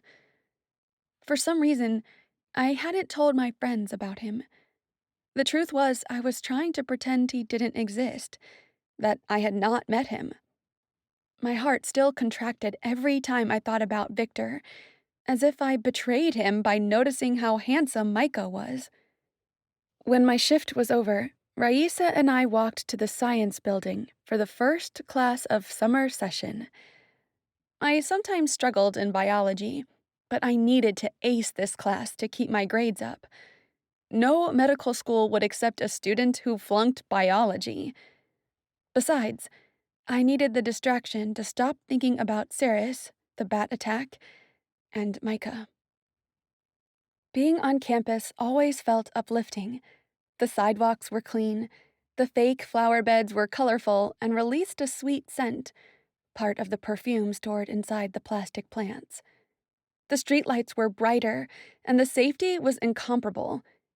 If only the skies weren't so dark, and the June air wasn't so chilly. My eyes were still skyward when I heard cawing. I stiffened, but remained alongside Raisa. Could it be a bat? On campus? But bats didn't caw. Then I saw it. A raven, soaring right above us. The bird was almost imperceptible against the dark gray sky. Heedless of the raven's presence, Raisa chatted about the latest collection of the newest fashion prodigy, whoever he or she was. I didn't bother showing the bird to her, even though birds weren't easily spotted anymore, and forgot all about it when we entered the classroom a few minutes later. Raisa and I took seats along the back wall, where some of her friends sat. As expected, she engaged in a detailed conversation with them about guys, clothes, and makeup. To pass the time, I whirled my hair around my fingers while humming one of my favorite songs. Oh yeah, Raisa turned, including me in the conversation. I forgot to tell you. We saw the hottest guy ever at the party. Really? I asked, pretending to be interested, but wanting to get a head start on the upcoming lecture. Oh, yeah. He was gorgeous. I suppressed the urge to roll my eyes. Cool. Did you guys meet him? Raisa's smile faded. No. He may have escaped this time, but he won't for too long. The buzz is he's a new graduate student. I frowned. They were talking about a new student. Micah was new, and he seemed a few years older than me, like a graduate student. Plus, he was majorly attractive. What does he look like? Tall and hot, with dark blonde hair and light blue or green eyes, Raisa said. He wasn't too close to us, so I couldn't get a good look at his eyes. No, this guy wasn't Micah. Internally, I condemned myself for feeling relieved. The instructor entered and started the typical first day of summer school speech, which saved me from having to hear more descriptions of a supposedly hot, unknown guy. Suddenly, something else saved me from my boring biology class. I felt the familiar pang in my chest, the spreading of warmth through my veins, and the tingling over my skin. Then I entered the vision. I found myself in the middle of Washington Square at the center of NYU's campus. The scent of flowers and trees surrounded me. Like all my visions, the sky above me was blue and the day was warm. A surge of joy rushed through me. I'd see Victor. I'd missed him so much. The weird encounter with Micah only reinforced how much I cared about Victor. I couldn't wait to spend time with him and reconnect the way we always did. Despite the sameness of the sky, in each vision the setting was different. My clothes normally changed to match. This time, I frowned when I saw myself dressed in my usual attire: jeans, snug tee, a thin jacket, and ballet flats. Yeah, it screamed, relaxing day in the park, but I was hoping for more. I didn't want Victor to see me dressed so casually. What's with the pout? I heard his voice and brightened. There he was, coming toward me, in jeans, a fitted button-down shirt, and casual shoes. But he didn't look simple. He looked like an expensive apparel model during a photo shoot. "Hi," I was able to utter. My heart pounded so fast my chest hurt. He halted a foot from me. His tall, elegant frame loomed over my petite form, and his delicious scent wrapped around me, making me dizzy. He smiled down at me. Hi. He pushed a lock of my hair out of my face, his fingers caressing my skin. I shivered. So, why the disappointed face? From knowing you'll see me? I giggled. Yeah, right. God, I had to get a better hold of myself when around him. Sometimes I thought I was under a love spell or something. I was disappointed with my clothes. I motioned to them. I would rather be wearing a ball gown or a cocktail dress. His sea green gaze swept me from head to toe, and I blushed. I don't see anything wrong with how you're dressed. He stepped toward me and wrapped his arms around my waist. The air ran out of my lungs.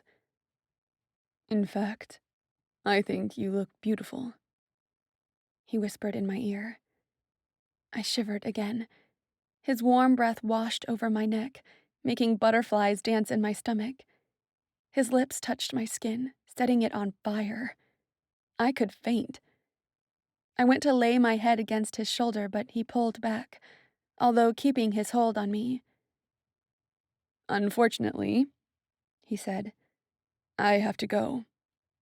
What? I yelped. Victor leaving me had never happened before. He always stayed with me until someone yanked me out of my vision. Where are you going? I heard the frustration in my voice. He smiled. Don't worry, Nadine. We'll see each other again. But where do you have to go? Can't I come with you? I don't know. He retreated a step and extended his hand. Want to come? I took his hand. Of course. I walked to his side, ready to go, but he remained in place, still staring at me, a pleased smile over his full lips. What? I asked. I liked when he stared at me like that, but I never could stop from blushing. His fingers traced the skin over my nose. I like these, He said, probably referring to my faint freckles. They are one of your many charms. The heat on my cheeks increased. I like when you blush, too. He chuckled and drew me closer. I like everything about you. Oh, I was taken. He ran his hand through my hair and then leaned toward me. Oh, God. We had flirted and acted like boyfriend and girlfriend for over 9 months, but he had never kissed me. Now he kept coming closer. I found myself standing on my toes, waiting for his lips to meet mine. A blaring caw diverted my attention upward. The raven. In my vision? I don't understand, I said, as I stared at the winged creature. The thrill of almost kissing him faded away. Yours? No, but I saw a raven this morning when I was going to class. Is it the same one? I don't know. Come. He took my hand again. Forget about the bird. Let's go. It was almost impossible to pretend the raven wasn't soaring near us, but I tried. I took his hand and let Victor lead the way. Do you know where you're going? His brow creased for a moment. Not exactly. I know the direction I have to go. I can feel it in here. He touched his chest. Do you think this feeling has something to do with your purpose? I hope it does. He offered me an encouraging smile.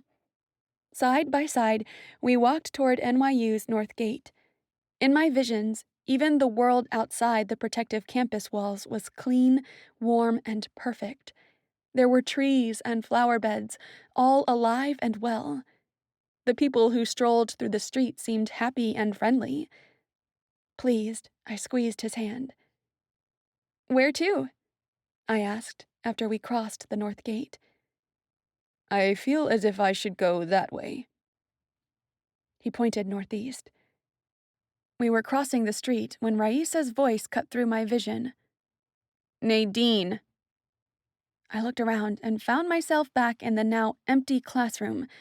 Empty except for me and Raisa. Nadine, wake up. Damn it. Victor was showing me where he wanted to go, whatever that meant. Wait. I took a deep breath. Why was the feeling Victor experienced, the one telling him where to go, now inside me? Raisa shook me, making me focus on her. Hi, I said lamely. You were out. She paced frantically from side to side. Again.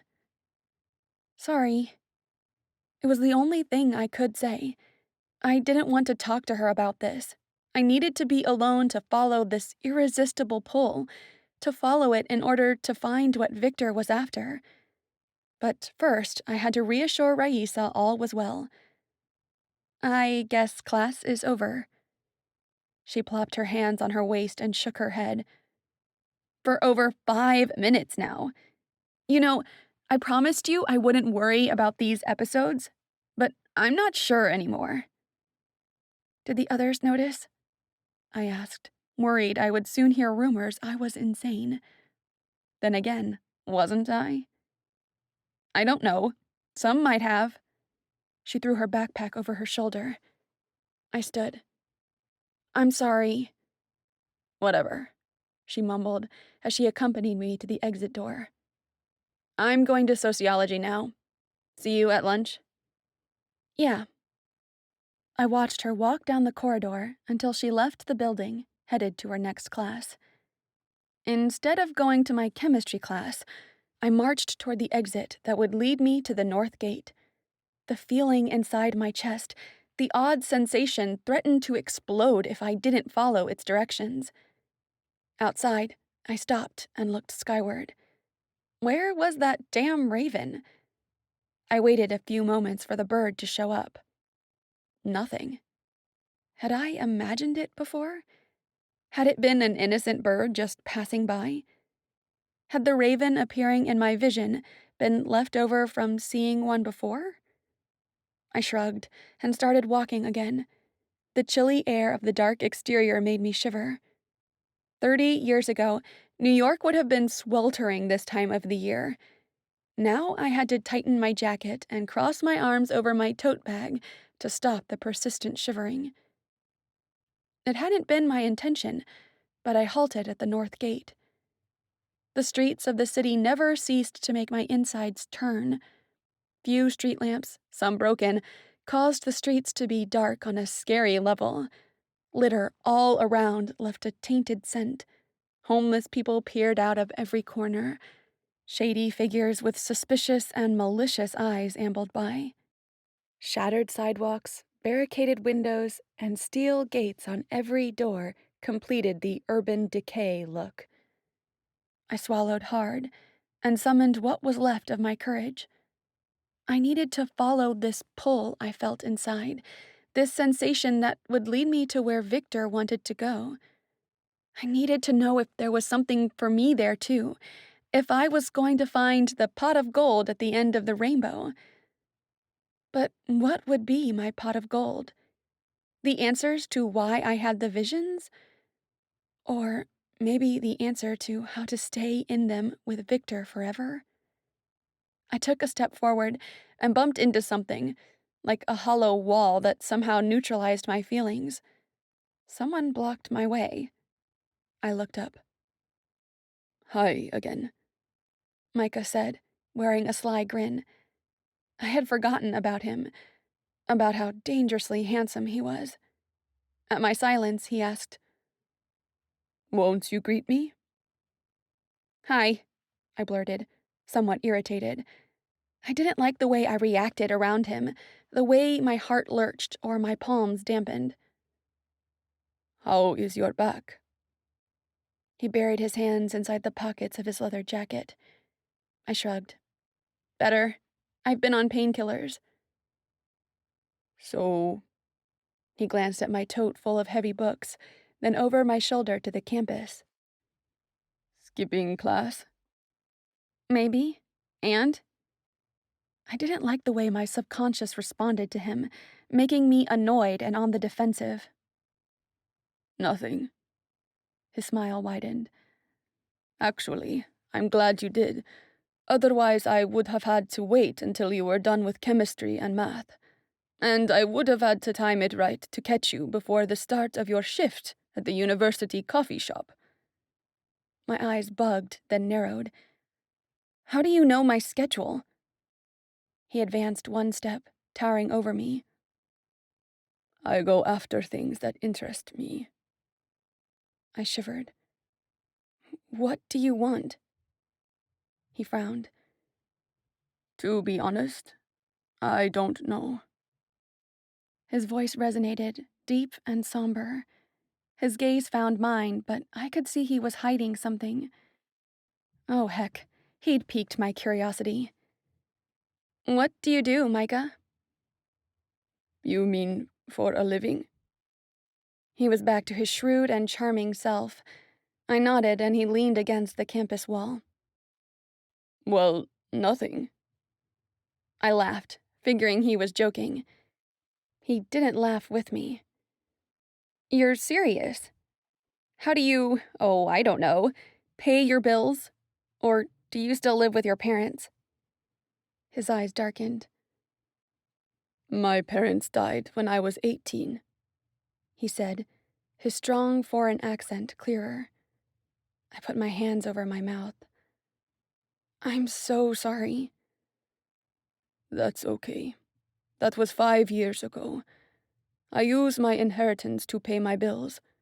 And at the moment, I'm living in a hotel room." One of the things I most hated about myself was my intense curiosity. Right now, it itched under my skin. "Where are you from?" "Israel." That explained his heavy accent. "And what brought you to New York?" He chuckled. "Aren't we a bit curious?" I whirled my hair with my finger. Sorry, it gets the best of me sometimes.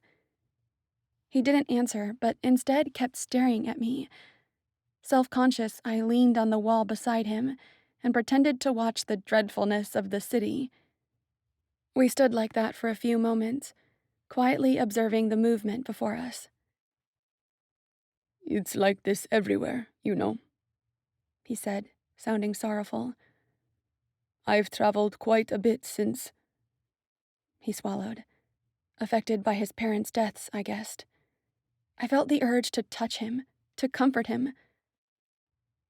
You know, there are some places that are better, others much worse, but they all have a sameness. Dark, cold, dangerous.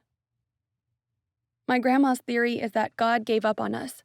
He was so sad with our acts and with our direction, he decided to leave us. Not a bad theory. Micah glanced at his feet. I don't know what to think, though.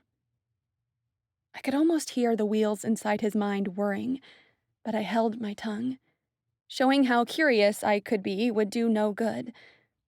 But why was I worried about what Micah thought of me? The clock on my cell phone beeped. Chemistry was gone, and my math class would start in 10 minutes. I gotta go, I announced, pushing off the wall and turning toward the campus gate. Wait, he called out. My pulse quickened, and I turned to him. Can I have your hand? He asked. Excuse me? He laughed, a delicious sound. No, not like that. He ambled up to me, his sly grin adorning his flawless face. I want to hold your hand. He extended his hand, and I scowled at it. Just for 1 second, please. His cryptic black eyes pleaded in a way I couldn't resist. I gave my hand to him, and, as our skin met, the same cold shock from the other night stung me. My gaze flew to Micah's face. He stood still with his eyes closed and both hands over mine. Then he took a deep, soothing breath. I battled the urge to yelp and pull back when I saw his intensity. 5 seconds later, he released my hand, and maybe it was only me, but his stance seemed more relaxed. Care to explain? I asked, afraid he was planning to suck my soul out through my hands. He shrugged. I don't think there is an explanation. He smiled, then bowed and walked away. I remained there for a few more minutes, gaping at his receding figure. Lady? I glanced over my shoulder and saw the gate guard looking at me. 3 minutes until the next period. If you have a class, better hurry. Shit, I cursed under my breath. Thanks, I yelled as I ran past him, headed toward my math class. 10 feet from the classroom door, I skidded to a stop. Wait, hadn't I gone outside and skipped class to follow the path Victor told me about? But then Micah showed up and swept me off my feet, causing me to forget about my intention. Again. I pivoted. I'd follow my original idea, skip class and follow the pull that invaded me when I'd woken from the vision. I had to find out where Victor wanted to go. But I found the interior pull was gone. The sensation that would have led the way had disappeared. My breath came in short, quick gasps. Dizzy, I lowered my head and clung to my knees. No, this had not happened. Once more, a vision tried to tell me something, to show me something, and I had been prevented from going after it. How the heck would I find out what it was now? Chapter 7. Nadine. I turned and found Cheryl crossing the street to where I stood on the sidewalk outside the university cafe. Nade, how are you? Good, I think, I mumbled, unsure of what to say. I glanced at my watch. I had 6 minutes before my shift started. You know, I was thinking about what happened at the bookstore the other day. You never explained to me what that was, she said, then hesitated, probably expecting I would snap at her and refuse to elaborate. Cheryl had seen me zone out a few times, and I always pretended nothing happened. Should I be worried? It's nothing. I forced a smile. You don't need to worry about these episodes. Probably low blood sugar. Come on. Cheryl placed a hand on my back and pushed me into the cafe. Inside, she sat at her usual spot. Tell me the truth. How are you? I'm fine. I stepped toward the door that led to the back. Nadine, Cheryl called after me. I guess after years as a therapist, Cheryl had learned a few tricks about how to know when someone was lying. I took a deep breath before turning back to glance at her. About your episode, I may know someone who can help. I have his card right here. She opened her purse and rummaged through the contents. I shook my head. It's nothing, Cheryl. Don't worry. I don't need any help. She extended the card. Just take it, in case you change your mind. I pushed it away and gave her my back, ashamed for not being able to break through whatever held me back and trust my friend. My gaze ended up outside the cafe, where a large black raven perched on a tree branch. It had a scar over one eye. With goosebumps running up my spine, I ran to the back of the cafe. For the 4th consecutive day, I visited NYU's North Gate before the start of my classes, hoping the feeling would come back. Nothing. I dared to cross the street the last 2 times, but that had not helped either.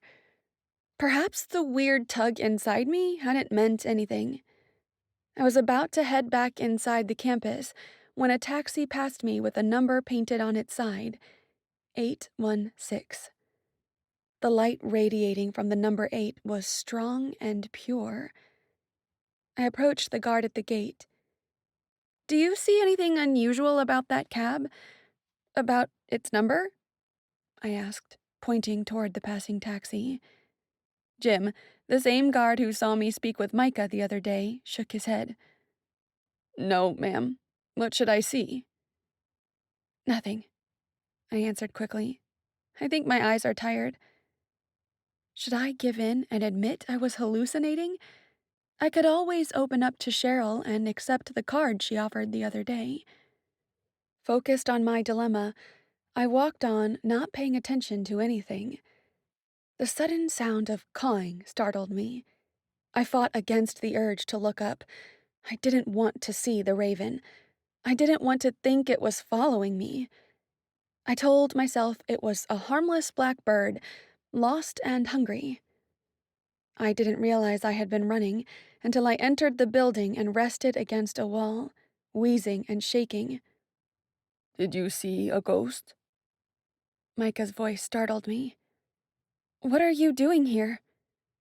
The hallway was crowded and many students stared at me. I tried to compose myself as girls gawked at Micah and glared at me. He leaned on the wall, hands inside his leather jacket. His face was a mask with a sly grin, but his black eyes seemed pained. Just came to say hi. Hi, I snapped. Now bye. I walked past him, not wanting to give him a chance to ruin my day. The other 2 times I had talked to him, he made me forget about everything else, about Victor. I couldn't allow his charm to overtake me so easily. Hey. Micah grabbed my arm and pulled me back until I was right before him. Why the rush? He asked, his delicious vanilla and sandalwood scent washing over me. The endless black pools of his pupils met me. I have class, I breathed, feeling dizzy. I'll let you go. He released my arm, but then extended his hand. But could you hold my hand first? I stared at his palm turned toward me. Why? I looked up, and the pain I thought I saw in his eyes grew clear. Please, he muttered through gritted teeth. All right. I didn't know what holding his hand would do, but I wouldn't be a brat if he was in pain. As I was about to slip my palm in his, getting ready to feel the shock that came with it, Raisa showed up beside me. Nade, you didn't introduce me to your friend, she said, flipping her hair and smiling like a model. With anguished eyes, he glanced at me and let his hand fall to his side.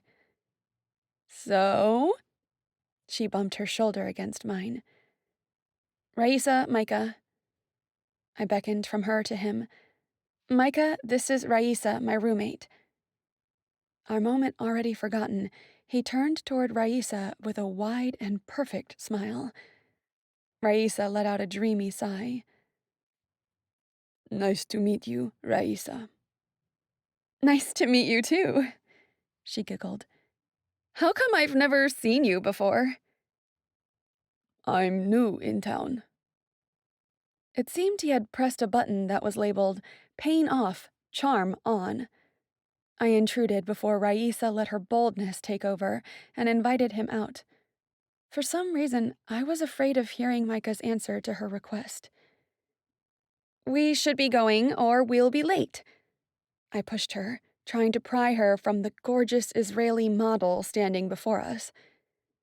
Bye, Micah, Raisa said in a sing-song tone. I kept pushing her down the hall. Bye, girls. I didn't bother turning around to look at him. What a hunk! She exclaimed once we were inside the classroom. How come you never told me about him? I rolled my eyes as I took my usual seat in the back. I just met him. Yeah, and? Come on.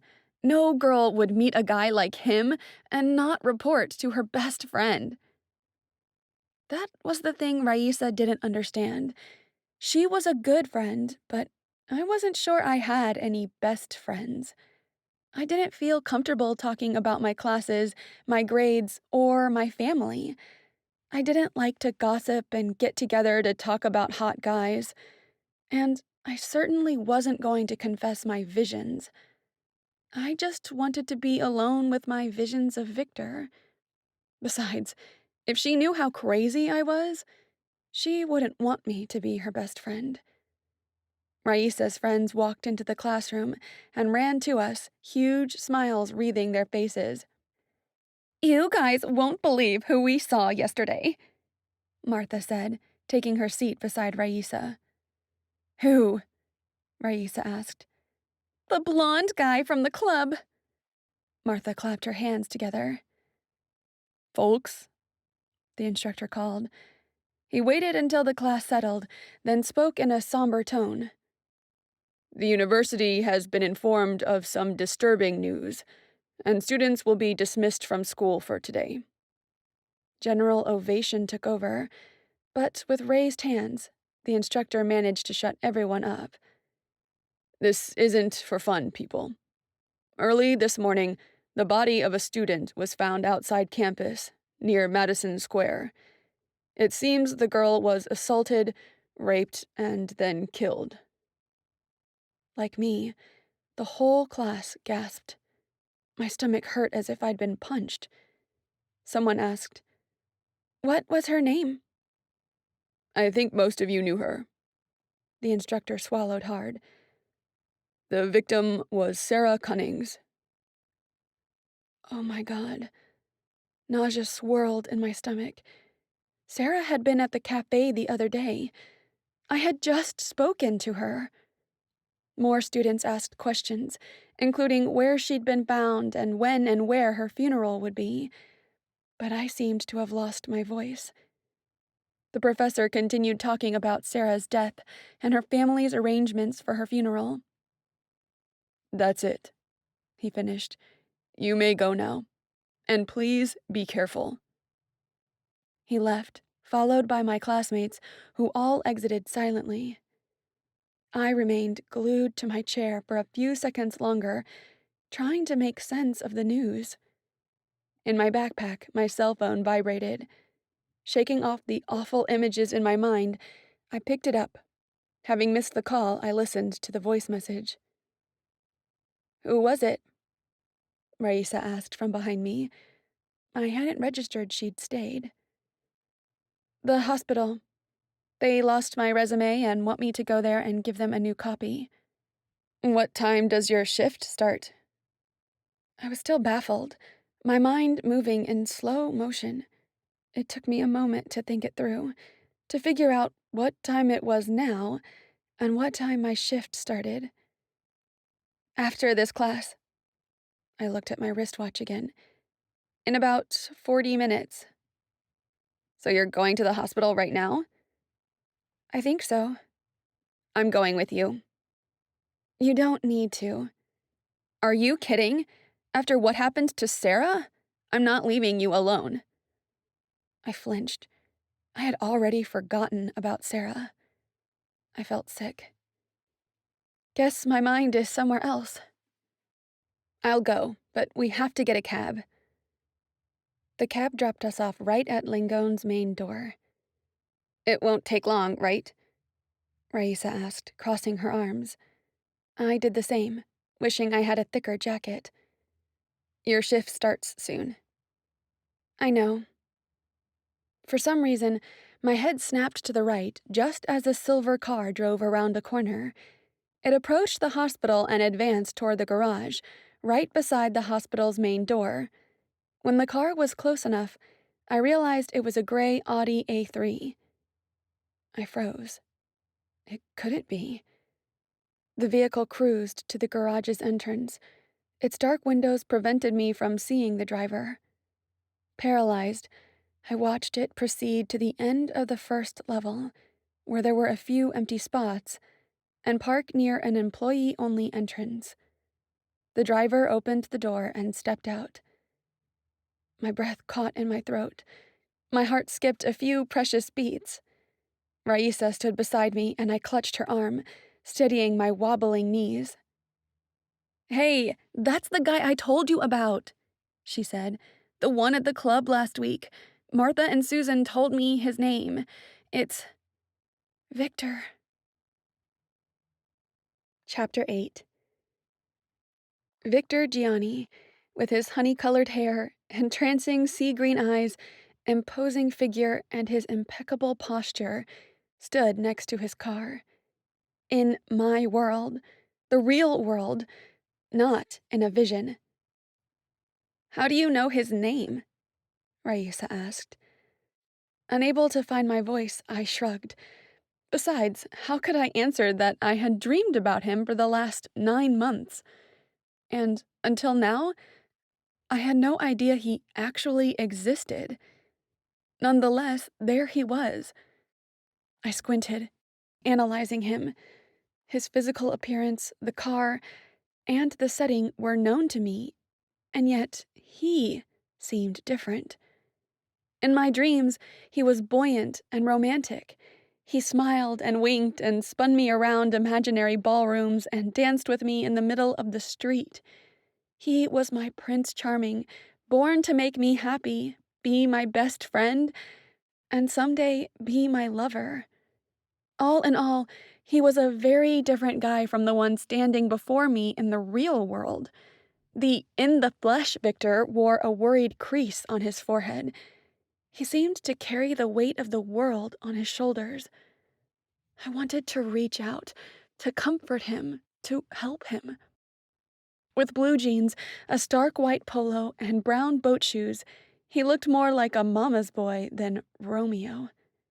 He spun and his gaze swept across the garage, across me, but his glance didn't linger on me for more than 1 second. I gasped as pain stabbed my chest. He didn't know me.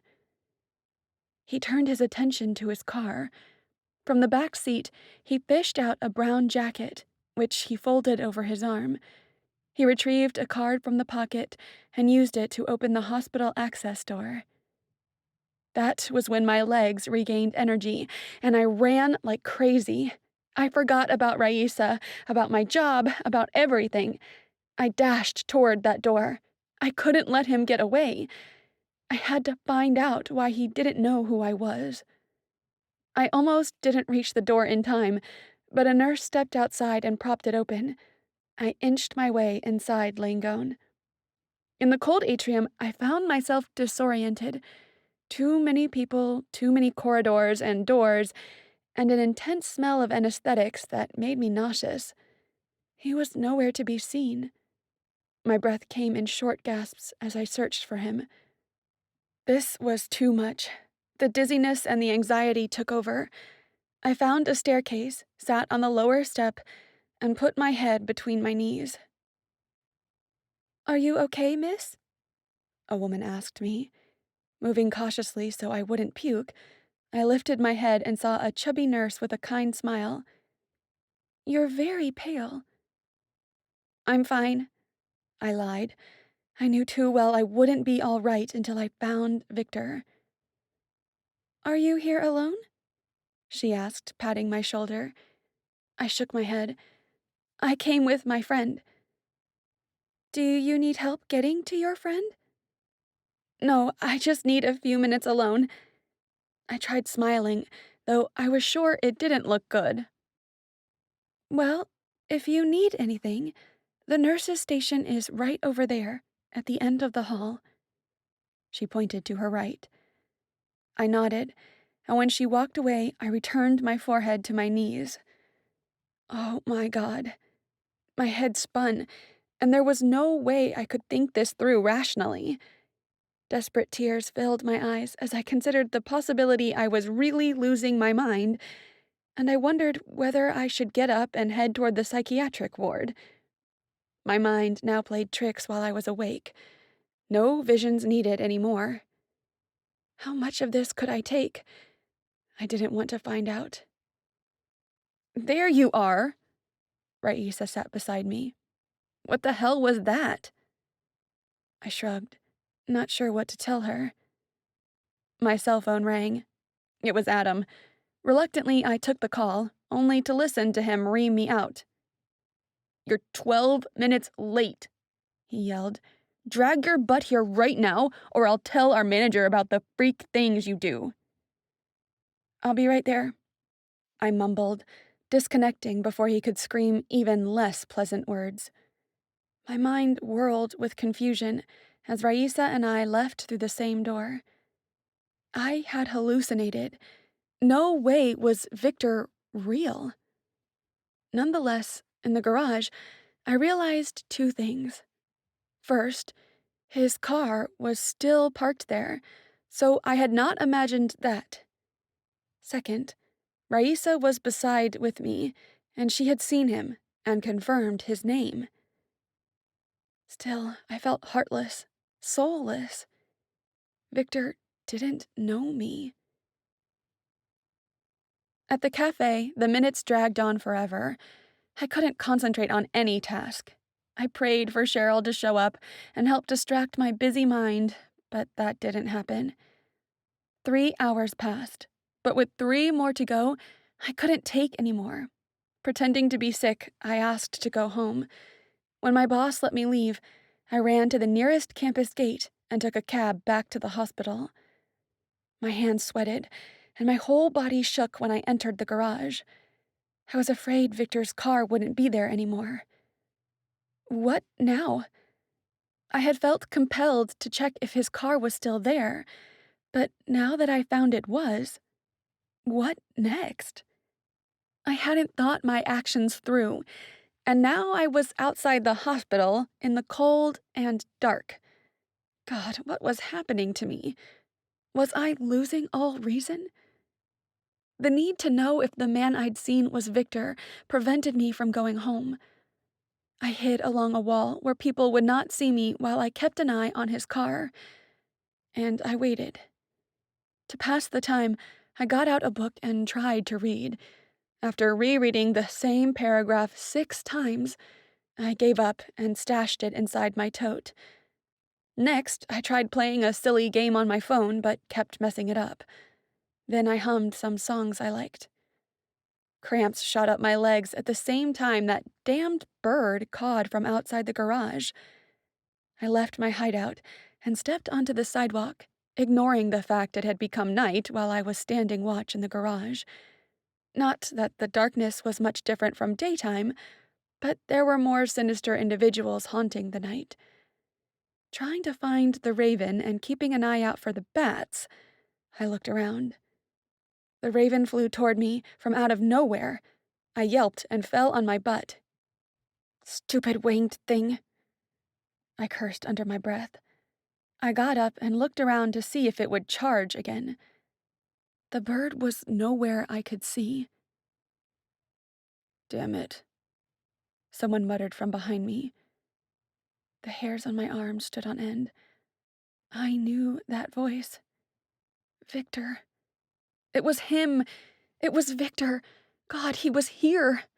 I ran toward him, but halted when I saw him crawling to his car, one of his hands over his chest, panting as if breathing hurt too much. I watched, frozen. He seemed unaware of my presence. Groaning, he kept crawling to his car until he was a few feet from the door. He collapsed on the cement floor, and his whole body shook. That was when I snapped out of my trance and ran the rest of the way to him, fear and worry heightening my adrenaline. "Oh my God, Victor, what's happening?" I asked, hearing the tears in my voice. "Please, talk to me. What is happening?" I knelt beside him. "Leave me alone," he croaked, trying to push me away. As if the gesture could lessen the pain, he pressed his eyelids together. "Just go away." "I won't." I bent over him. As gently as I could, I touched his face to try to steady him, but when my skin touched his, a warm shock passed from me to him. He took a deep breath. His body stopped jerking. As if suddenly filled with renewed energy, he surged to his feet and retreated several feet. I remained kneeling on the cement. "I told you to leave," he snapped. I flinched.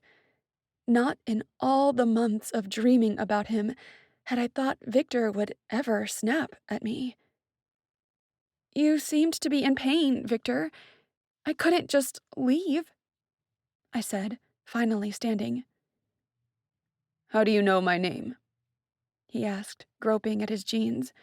He then pulled out his wallet, glanced at it, and stashed it inside his back pocket once more.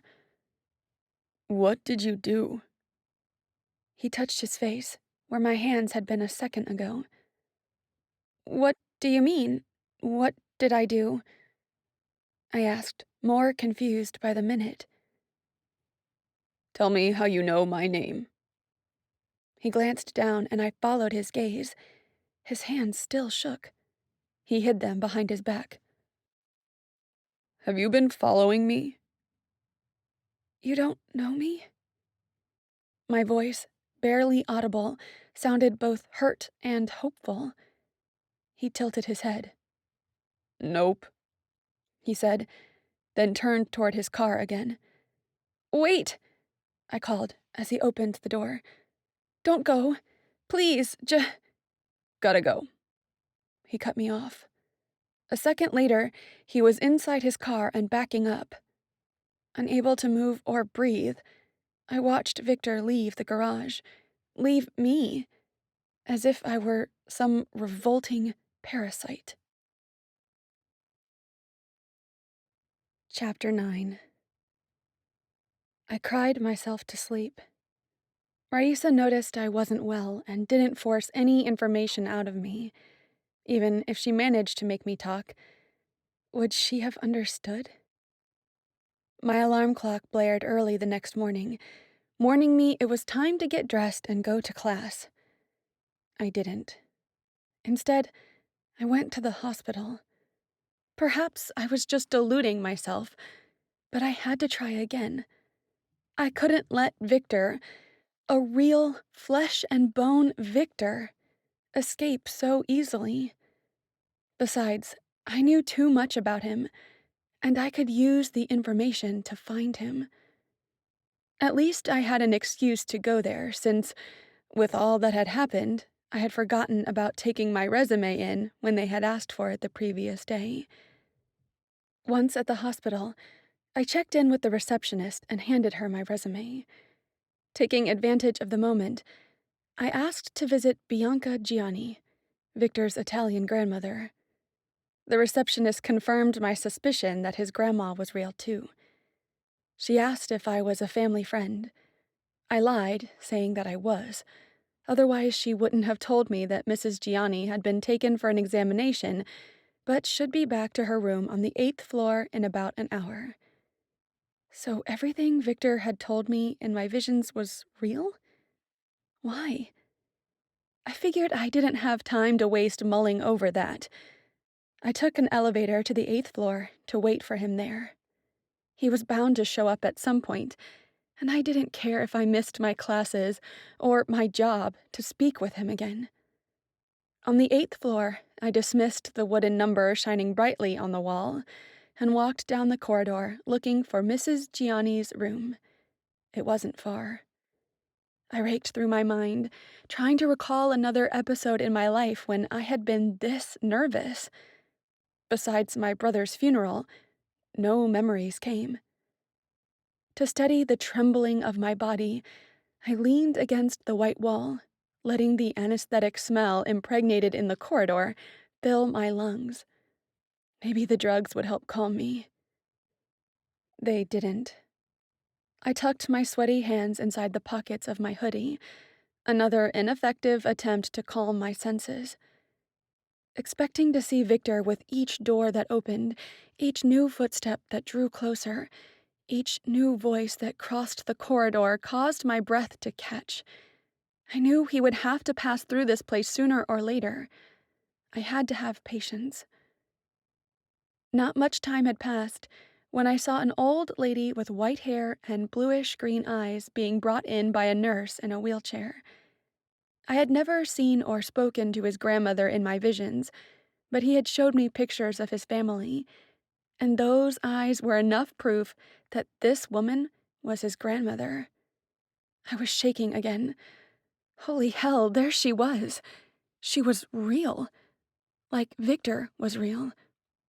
Everything I knew about him was real. I still couldn't believe it. I heard a heavy sigh and turned toward it. It was Victor. He was leaving the elevator down the hall and coming toward his grandma's room. He had seen me and didn't seem happy about it. He wore faded jeans, a t-shirt, and a thin jacket. Too casual. I shook my head. The fact that my dream Victor and this real Victor were exactly the same physically, while their clothing styles and posture were the opposite of each other, still boggled my mind. He came to a stop before me.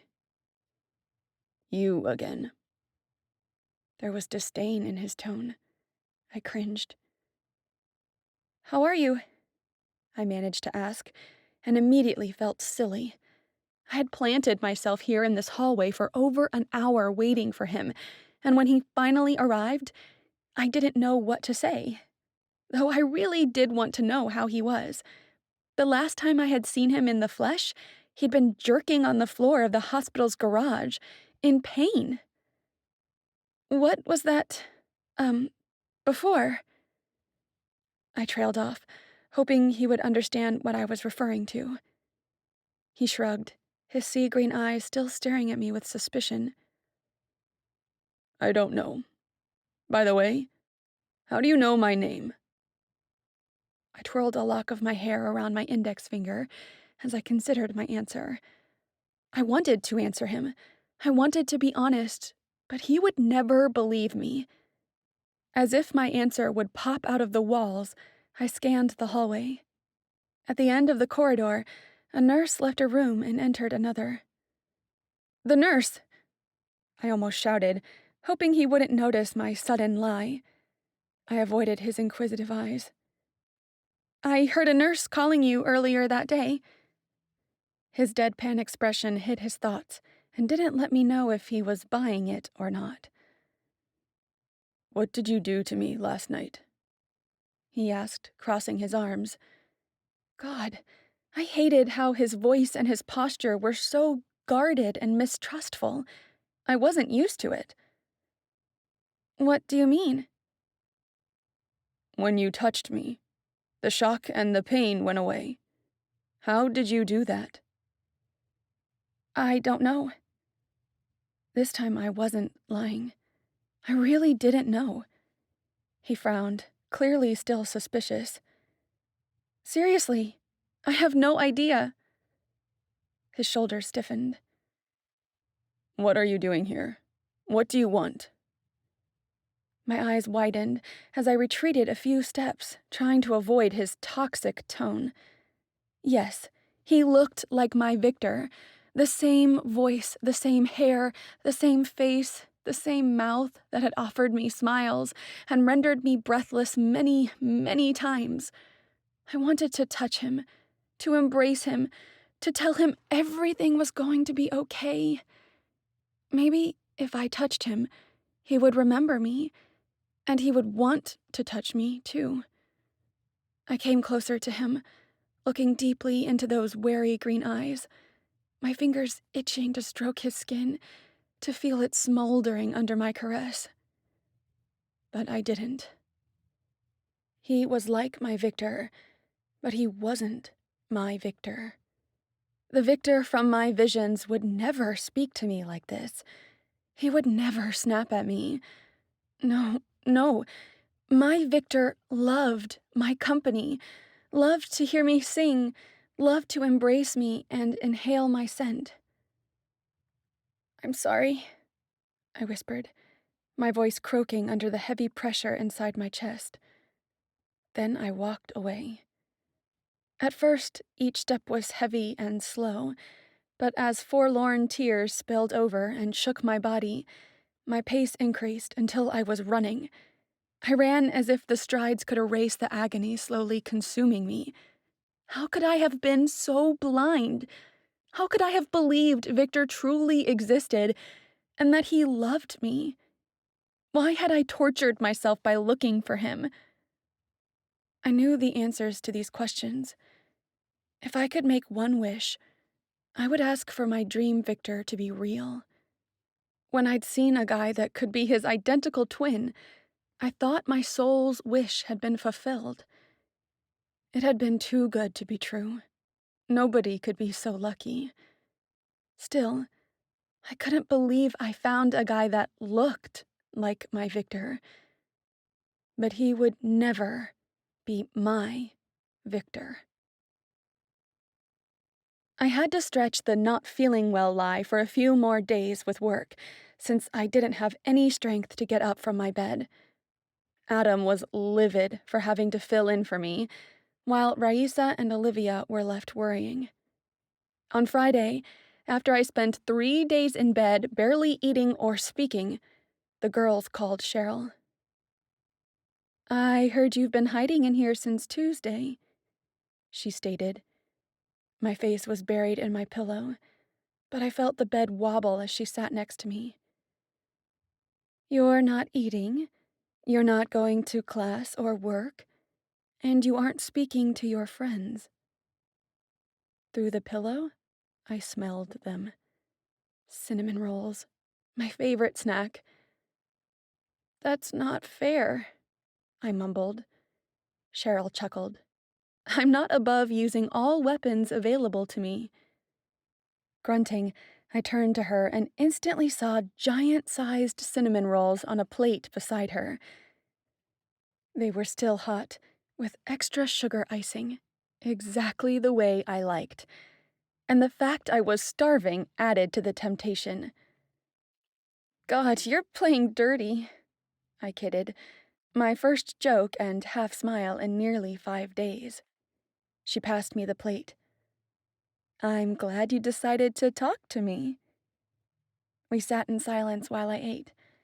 It wasn't an awkward silence, though.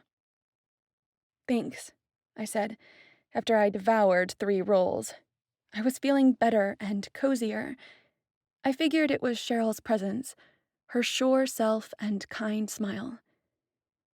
"You're welcome." She offered me a mug of coffee I had missed earlier. "So, what is this all about?" Where to start? Or a better question, would I even tell her? Here I was, in the privacy of my room, with a woman who was both a friend who wanted to help and a psychologist. I could take advantage of this opportunity and open up for the first time ever. But was I brave enough? I wasn't sure.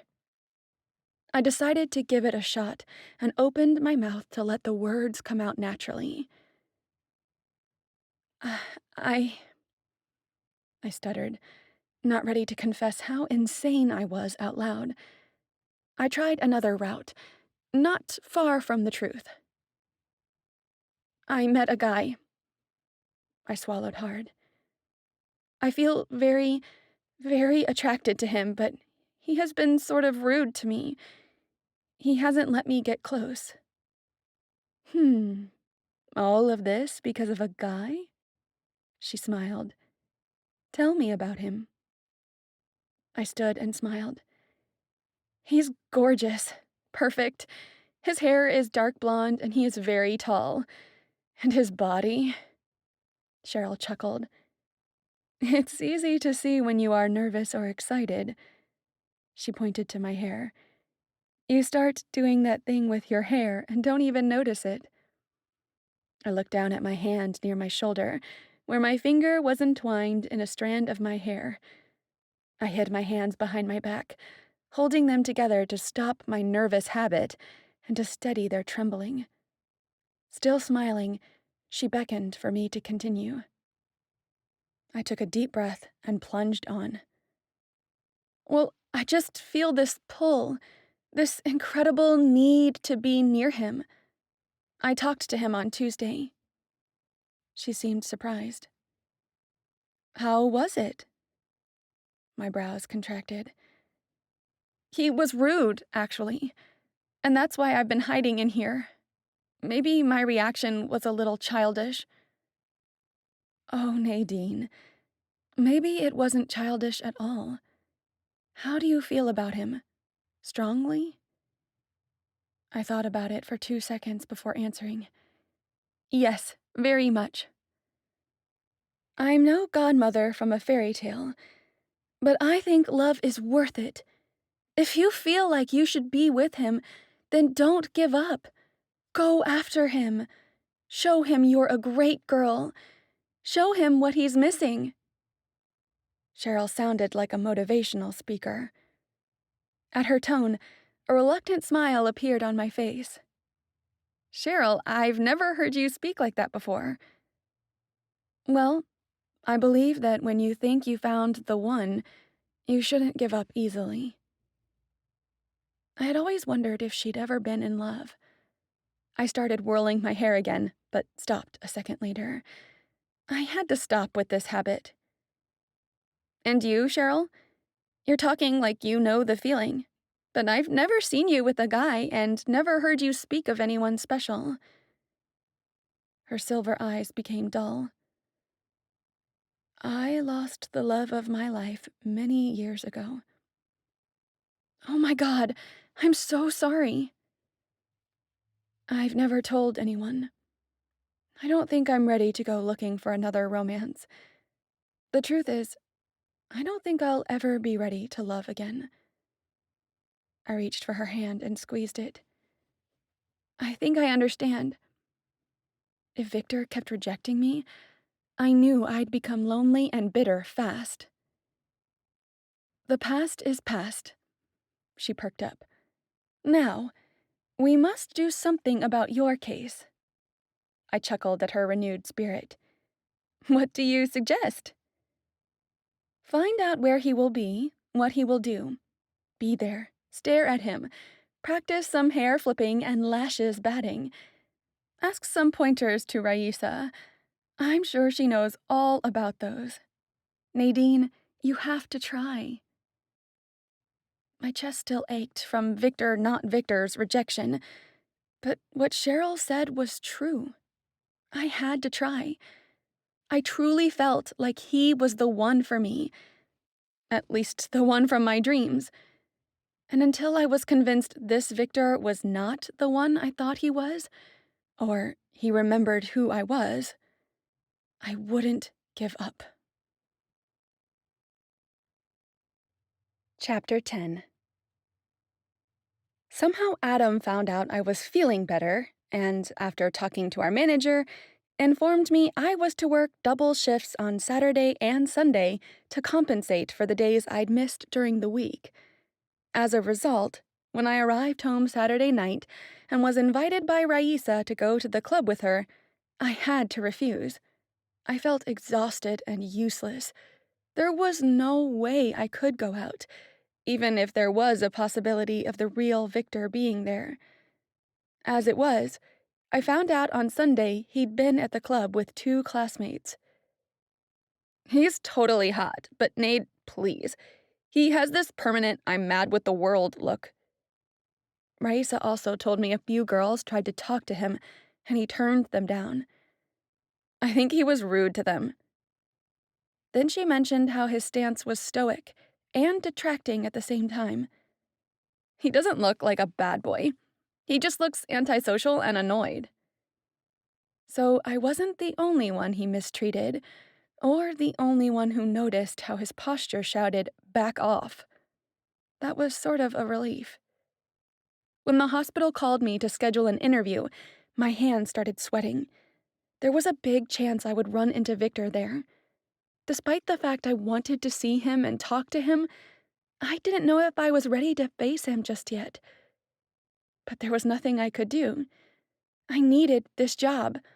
I agreed on an interview time, right after my shift was over on Monday evening. Destiny or not, I literally bumped into Victor's grandma when I left the Human Resources office after my interview. "I'm so sorry, ma'am." I grabbed her arm to steady her. Bianca Gianni was old and fragile, with a neat white bun and gentle wrinkles adorning her still beautiful face. Sadly, she was alone. No Victor. "I'm fine, dear," she said, her parched tone revealing how sick she really was. But she found the energy to smile at me. She wasn't as tall as her grandson, but she was still much taller than me. "I was close to the walls and doors, you know, in case I trip." She chuckled, and I grinned.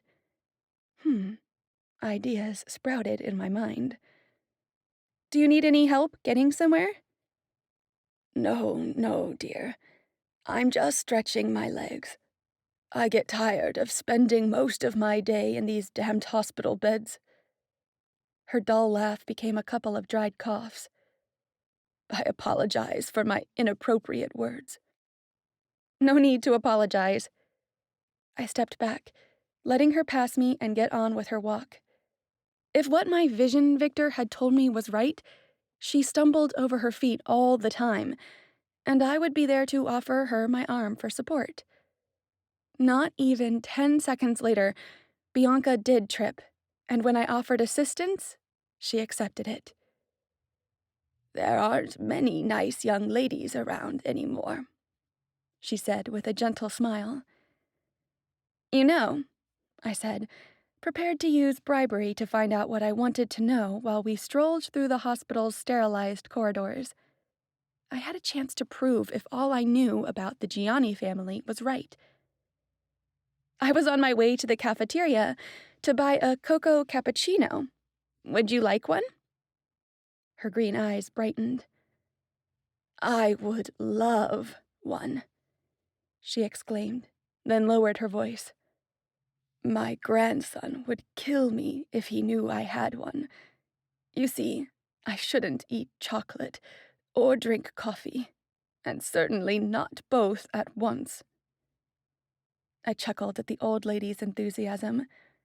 I loved the fact that during one of my visions, Victor had commented how it was hard to keep his grandmother away from chocolates and coffee, and other things she shouldn't consume in excess. My heart rate rocketed. Oh God, it was all true. I won't tell him if you don't, I whispered, and she eagerly agreed, looking like a child who was about to get a new toy.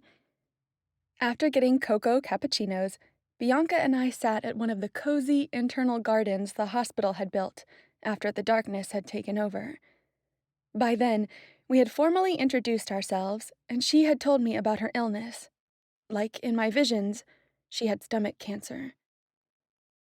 I don't think I have much time left, she confessed, seated by my side on one of the wooden benches.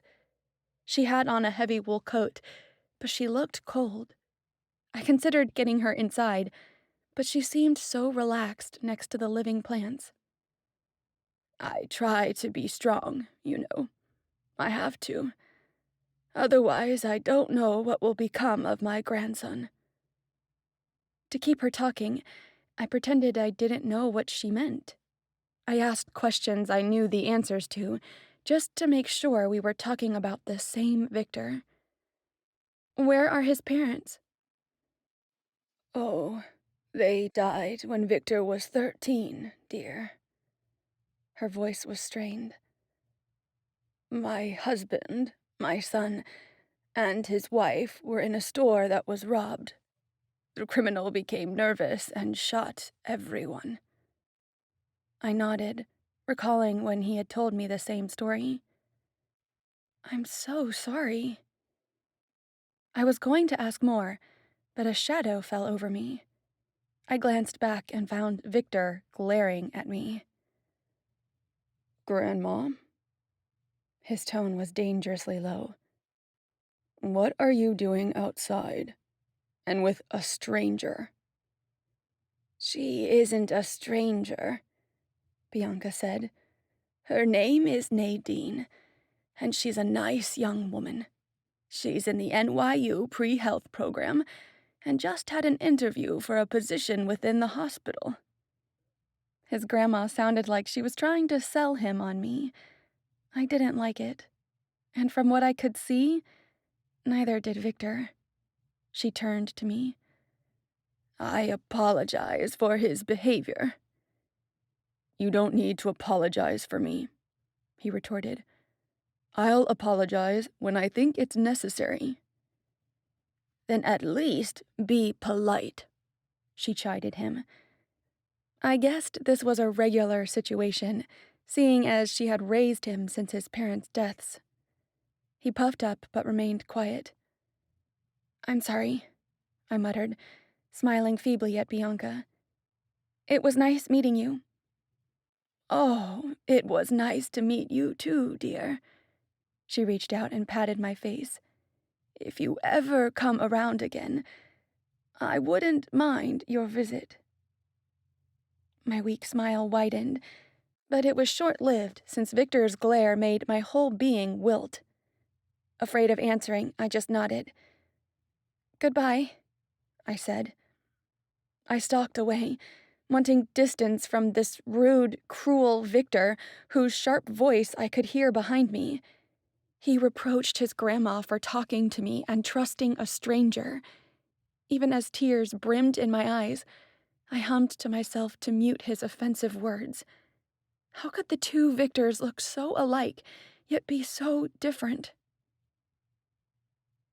The next day, I left my apartment in a hurry, nearly late for work. I had never been this disorganized before.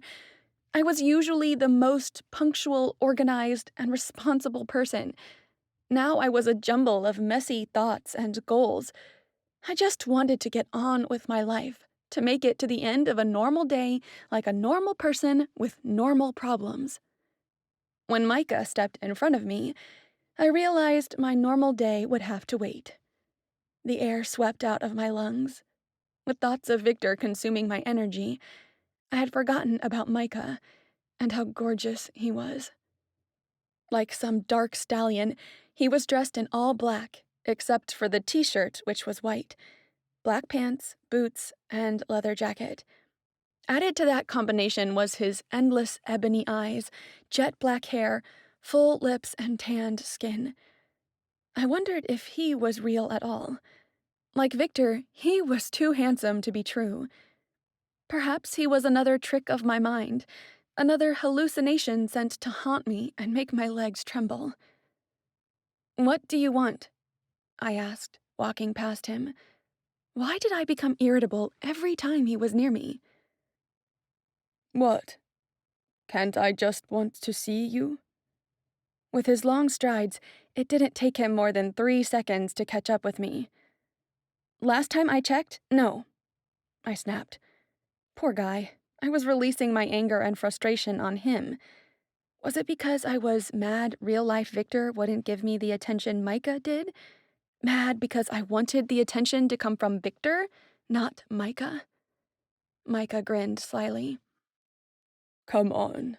You must know you're beautiful enough to make a guy want to see you again. I skidded to a stop. What? Is that a joke?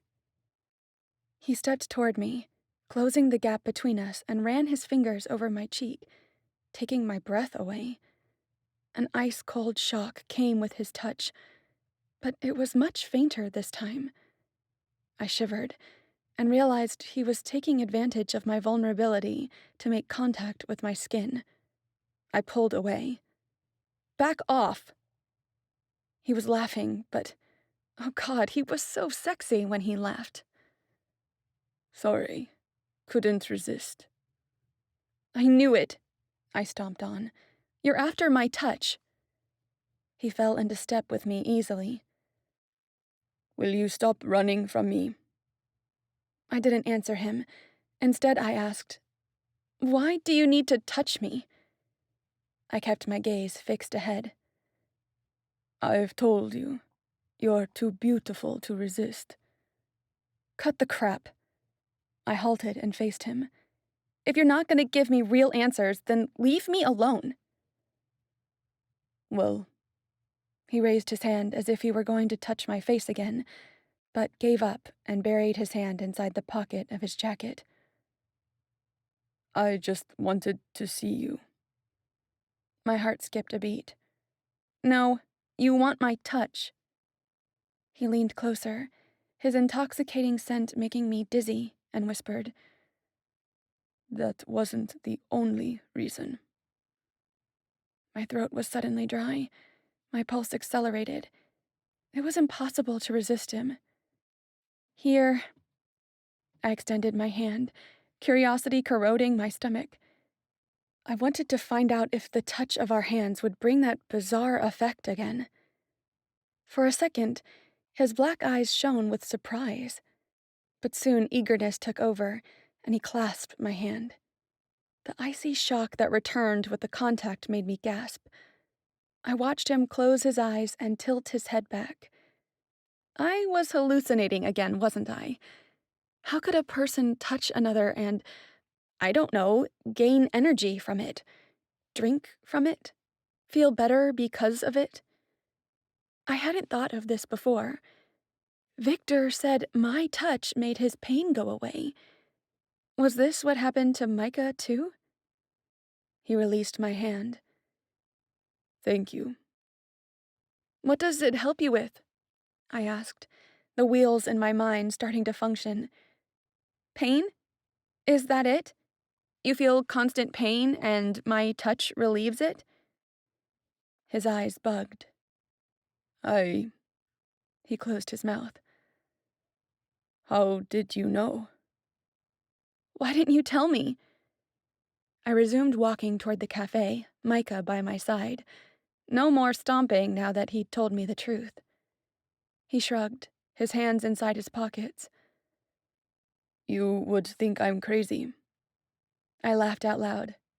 Oh no, that's not even close to craziness in my dictionary. He smiled at me, a true smile. You should laugh more. Then he sighed, returning to his somber mood. Not just pain, he continued. Your touch also helps with queasiness. Are you sick? I touched his arm, worried. He glanced at my hand on his arm and showed me his sly grin. Self-conscious and flushing, I pulled my hand back. I don't think I'm sick. If I was, wouldn't I feel aches and nausea all the time? It comes and goes without reason. And there are times it's so intense, I can't get up. So that was what had happened with Victor. He had crumbled to the ground because of this intense pain. But what was it? How could both of them feel the same thing? And why did one feel cold and the other felt hot? Now I was super curious. Does something trigger it? Not that I have noticed. Who else besides me can relieve your pain? No one. I've never thought it was possible to lessen the aches. His smile widened, and he halted, then continued. Until I met you. I stared into his eyes, hypnotized. What? We're here. He motioned behind me. I turned around. The heat of embarrassment flushed my cheeks. We had arrived at the cafe, and I hadn't noticed. Should I invite him in? I wanted to. He was a charming guy who actually wanted to talk to me. Dreamy. A knock on the glass behind me snapped me out of it. Adam. He pointed to his wristwatch and glared. Well, see you later, Micah said. He took my hand and kissed my palm, his eyes on mine the whole time. I felt hot again. See you, I muttered. He released my hand, bowed, and started walking away. I stood there, watching his perfect form grow smaller and smaller, my mind so lost. Another knock on the glass made me jump. I didn't even turn to see Adam glaring at me. I entered the cafe, my mind divided between warm thoughts of Micah and cold moments with Victor. Chapter 11. I have an appointment with my advisor now, I told Raisa after we left class. I hated summer semester. I was taking only 3 classes, but because of the intense workload, they seemed like 8. I'll meet you at home after my shift? Yep, she answered, returning to the gossiping Martha and Susan. Shaking my head, I hurried toward the science building. Despite the craziness going on with my life, exams were coming up and I needed to study. Besides, keeping my mind busy helped a little in stopping my pervasive worry that I was a lunatic. I was about to knock on the door of my advisor's office when it opened and Victor emerged, startling me. He looked amazing in faded jeans and a dark blue NYU sweatshirt, sending my heart into overdrive, even if the look was too casual to match the Victor of my visions. With my hand over my chest, trying to slow down my sudden irregular breathing pattern, I whispered, "What are you doing here?" Frowning, he closed the door behind him. It's none of your business. Ouch. Okay, so maybe that was going too far. I opened my mouth to yell at him, frustrated with his constant cold shoulder, when I realized his green eyes were staring at me, not only in anger, but also in pain. You're hurting again, aren't you? Excuse me, He muttered between gritted teeth. He pushed past me and marched away. Wait! I followed him, keeping up with his fast pace and hoping the few students walking by didn't notice our quarrel. I can help, I think. Just leave me alone. His voice was strained, and he put his hand over his chest. I need to go. No, I said, stepping right in front of him and preventing him from bolting. With labored breathing, he leaned against the wall beside us. Get out of my way, He groaned. I need to go now. I reached for him, and he shoved my arm back, but this time I wasn't going to let him boss me around. Stop it, Let me help you before you pass out." Before I could reach for him again, he sank down to the cold floor, panting and trembling, his skin paler than usual. Kneeling in front of him, I picked up his hand. His eyes went wide as a warm jolt built up behind my fingers and spread from my skin to his. Seconds later, his breathing was back to normal. His pulse had evened out. Slowly, he stood, smoothed his jeans, and ran a hand through his messy golden hair. "What did you do?" I shrugged. "I don't know what it is. I just know what it does." "What are you?" He folded his arms, hands tucked in his armpits. "Are you some kind of witch? A druid?" I couldn't help laughing. "Really? Do you believe in that stuff?" "Well, not really. But I don't have another explanation for what you just did." "Welcome to the club.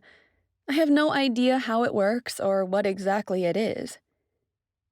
"But you knew my pain would go away if you touched me." It wasn't a question. "I thought it would. You were the one who told me it had happened before."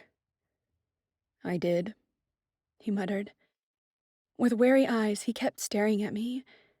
I wouldn't get anywhere with him like this. He seemed ready to bolt. I wouldn't be the one clinging to him and begging for him to listen to me. Besides, what could I tell him? That I knew all about him, and he wasn't precisely as great as I wanted him to be? Crazy, huh? I couldn't believe I was about to walk away from him, but I knew I had to. I needed to test him, play hard to get, and see what his reaction would be. Besides, I remembered my meeting with my advisor. "Well, I guess I need to get going." I gestured toward the door of my advisor's office a few feet behind us. He frowned. "Yeah, right." I wanted to say goodbye, tell him to look for me every time he felt unwell, give him my cell phone number, and much more. But I didn't. After taking a deep breath, I turned and left. Bright sunlight blinded me for a moment. When my eyes adjusted, I found myself once again on the crystal path, facing the omnipotent crystal palace. It had changed, though. Dark clouds surrounded the tallest towers, and its shine wasn't clear anymore. Now it was a dull purple. I followed the path, wondering what I would see this time. Unafraid, I entered the palace. I doubted whoever was inside could see me. This vision felt like one of the ghostly type, similar to how it had felt the last time I'd been here. An eerie crawl in my skin, and the sensation I was swimming among clouds. I wasn't afraid of being found, but I became scared and anxious once I saw the interior. The crystal thrones were still there, but some were broken. The reflecting pool was almost empty, and the flower beds among the thrones held dead stems that added to the putrid stench filling the space. I recognized Emma, with her 2 long flowing black hair sprawled over Levi's throne, holding one of those poisonous sticks in one hand and her purple-topped stave in the other. Behind her, huge, viscid, winged creatures stood nearby, their heads bent low, apparently waiting for her to do something. Shortly, she stood up, and spinning the dart on her fingers, strode menacingly toward the nasty creatures. "You dare come back without her?" Her voice was thin and cruel. A chill ran down my spine. The creatures shrieked. I guessed they weren't capable of speaking. "It isn't entirely their fault," Omi said, entering the room. Like before, he looked filthy and crass with his scruffy brown hair and goatee. His red-orbed stave shone brightly on his hand. "She's smart and doesn't remain in the same place for too long." He halted before Emma and bowed. Who the hell were they talking about? Who was she? I don't care, Ema bellowed. The palace shook. She's been hiding for 30 years. How is that possible? Omi opened his mouth to speak, but she charged him, the dart in her hand poised to strike. Her stark stare gave me goosebumps. I don't want to hear any more excuses, she hissed. Bind her and kill her. Aren't you the god of war? Prove it. Bring on the worst war the world has ever seen. Cause her to surrender. She won't stand that. After all, she is the goddess of love and family. She can't bear humans suffering. Ema let go of Omi and retreated. Why is she so important to you? He asked. She's gone, and I doubt she wants to come back. Besides, the last time I confronted her, she seemed weaker. She's no threat. She's planning something. She sat back down on Levi's throne. I can feel it. He shrugged. If you say so. What are you waiting for? She snapped, spitting rage with her words. Go. Go find her. Kill her. Bring me her scepter. Omi bowed and left as Ema laughed, a hysterical laughter that made the hairs on my arms stand on end.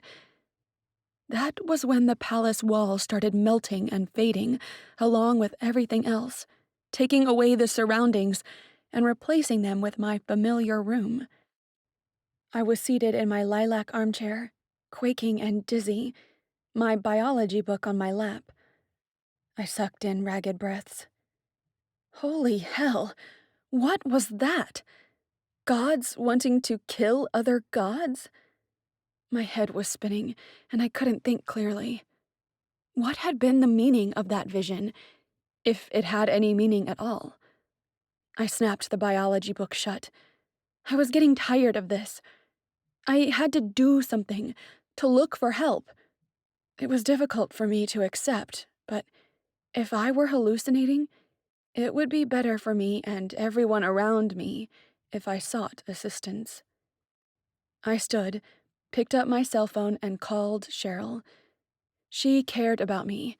She'd help. The phone rang, but nobody answered. I left a message for her to call me as soon as she could, then I got out my laptop to shoot her an email. I was surprised to find one already sent by her in my inbox. Hi, Nade. I had to go to Chicago to meet with some associates. I'll be back soon. BTW, if you ever change your mind about talking to someone about your episodes, I left a business card in your nightstand drawer. Take care. XOXO. Cher. I blew out a breath, disappointed. Cheryl traveled all the time, going to Chicago, Philadelphia, Los Angeles, and other major cities. But she always took my calls or answered my emails. I knew I shouldn't take her email personally, but I felt even more alone now than I had before. My cell phone rang, and the caller ID identified Raisa. I took the call and heard her excited voice come over the line. You have to come here right now. Olivia and I are at Washington Square. Victor is here with his friends. Against my wishes, my heart throbbed and my stomach knotted. The square is being set up for the carnival on Saturday, Raisa continued. Some are helping and some are watching. She giggled, and I already understood what her part in it was. I glanced toward my unopened drawer, where the card of someone who could help me with my insanity awaited me. Well, the card wouldn't go anywhere. Victor, however, wouldn't stay at the square for too long. Be right there, I told her, excitement bubbling inside me. I disconnected, went to my closet to change into more suitable clothing, then left my apartment to see the man of my dreams. Chapter 12. I found Olivia and Raisa at the park, seated on a wooden bench, observing the commotion going on around them. "You clean up nicely," Raisa teased me. I flushed and stuck my tongue out at her. I'd tried not to go overboard since we were only hanging out at the park. I'd chosen tight dark blue jeans, a thin white sweater, and matching beige boots and purse. Plus, I had combed my hair until it shone and applied black mascara to accentuate my dark green eyes. I sat beside them. What did I miss? Nothing much, Olivia answered. The graduate students are running around like crazy, setting up the stands and organizing the games. We're laughing and gossiping. I rolled my eyes. "He was there a few minutes ago." Raisa pointed toward a white stand not too far from where we were. "I think it's where you can donate blood." I nodded and remained quiet, my hands pressed hard against my thighs to stop their trembling from spreading through my whole body. The girls fell into easy conversation and gossip while I scanned the surroundings looking for Victor. 20 minutes later, there was still no sign of him. I guess he isn't coming back, I said, my spirit sinking. I turned to the girls. Thanks, though, for calling me. "It's okay, Nade." Raisa patted my hand. "We know you would have done the same for us." I smiled. Yeah, I sure would. I'm glad to know that, Olivia said. But you shouldn't move. He's back, and he just saw you. I froze. My heart flipped as she watched something past my shoulder with a smile. Don't turn yet. Keep talking to us as if you didn't know he was here. Okay, I whispered, feeling my palms sweating. At least tell me what he's doing. "Staring at you," Raisa said, pretending to scan around nonchalantly. He is? Olivia nodded. Yeah, I think he's trying to focus on helping out, but every few seconds he glances at you. Oh, God. I was shaking. Raisa held my hand. What do I do? Should I wave if our eyes meet? I felt like I was 13 again, getting mushy over a guy. But this was Victor. Or at least the real-world equivalent of Victor. I don't know. Olivia stood. How is it when you two meet? Good question. It is weird, I said, hoping to deviate from the topic. We've never had an actual conversation. Mostly we snap at each other. Really? Her brows moved up. 'Cause the way he's looking at you, I would say he's at least curious about you. Curious might be the right word. After all, I could weirdly lessen his pain and dizzy spells with a simple touch. But curiosity wasn't good enough. Maybe I shouldn't have come. No, stay here. Olivia held her hand out to stop me. I'm gonna go buy coffee for us. At least stay until I get back so Raisa won't be alone. Raisa turned her hazel eyes to me, batting her lashes, and I laughed. I was crazy about coffee. All right, I agreed, watching as Olivia rushed to the nearest coffee shop. What's he doing now? "Carrying and opening boxes." Raisa smiled. "He just looked at you again." Oh, God. I turned, relaxing against the back of the bench and looking for Victor. There he was, with the utility knife in his hand, opening a large box. His head was lowered, and his messy hair fell over his face. I was used to the Victor with non-messy hair, but I had to admit, the hair over the eyes look was totally hot. In fact, he looked handsome in jeans, a burgundy polo, and a brown suede jacket. And yet, he was oblivious to the many girls staring at him, crazy to have his attention, me included. Raisa broke through my thoughts. "You're doing that thing again." What? The thing with your hair." She pointed her chin to me, and, looking down, I found my index finger coiling a strand of my hair. "Oh," I muttered, untangling my finger and crossing my arms. Raisa laughed. When I glanced at him, he was staring at me. My heart fluttered, but he averted his eyes. I felt like dying. "I told you I shouldn't have come." I stood, feeling hurt tears surging up. "Don't be silly. Sit down and enjoy the view." "I don't think I should." I was ready to argue, but Olivia was coming with 3 steaming foam cups. "So what happened in my absence?" she asked, handing us our coffees. I tasted mine, pleased it was mochaccino, my favorite. "He looked away from her when she looked at him," Raisa related. "Really?" Olivia put a hand on her hip. "What a fool." "Well, girls, I think I'm out." I raised my cup toward Olivia. "Thanks for the coffee." "Stay, Nade," said Raisa. "We're going to grab a bite somewhere later. Come with us." "I need to study." It wasn't a lie. "It's okay, Raisa," Olivia said. "If Nade thinks she needs to study, then let her go." Raisa raised her brows. "Why? She'll get an A or a B+ even if she doesn't study." I rolled my eyes. "I'm off.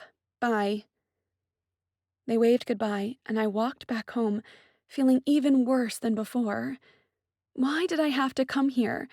Why did the girls call me? I sighed. They were doing what any friend would. I was the one with such bad luck, or karma. I was 1 block away from my building, at the exact same place Micah had saved me from the bats, when his voice called me. "Nadine." With wide eyes, I spun around and found Victor running in my direction. Then, on instinct, I scanned our surroundings, making sure the bats weren't hiding. I waited, and he came to a halt in front of me. "Hi," I stuttered. "Hey." He ran his hand through his messy hair. I guessed that without the mousse or whatever kept Dream Victor's hair intact, he did that a lot. He kept glancing around. I wanted to ask what he needed, but I held my tongue. A cold breeze blew, and I hugged myself. I had gone out without a jacket, hoping the tight sweater I had put on would emphasize my thin waist, but now I regretted my decision. What did he want? Was he going to be nice for once, or start one of our arguments? "Can I help you with anything? I mean, you didn't come all this way to compliment my singing." Once more, he ran his hand over his hair. It seemed so soft and shiny, I wanted to touch it too. "Well," he said, then paused and looked around. "I wanted to ask for your touch," he said in a rush of words. I raised my eyebrows in surprise. "I've been feeling rather nauseous since morning, and the pain has been building for the last hour. Do you mind?" My hand was already extended toward him. He hesitated for a second, then gripped it tight. The warmth wasn't as strong as before, but it burned my skin nonetheless. Like Micah, he tilted his head back, drinking in whatever it was I passed to him. With a loud sigh, he let go of my hand. "Are you better now?" "Yes," he said, frowning. "The nausea and the pain are gone. Thank you." Then why was he scowling? "You're welcome." Victor cleared his throat. "I should get going." Ouch. What now?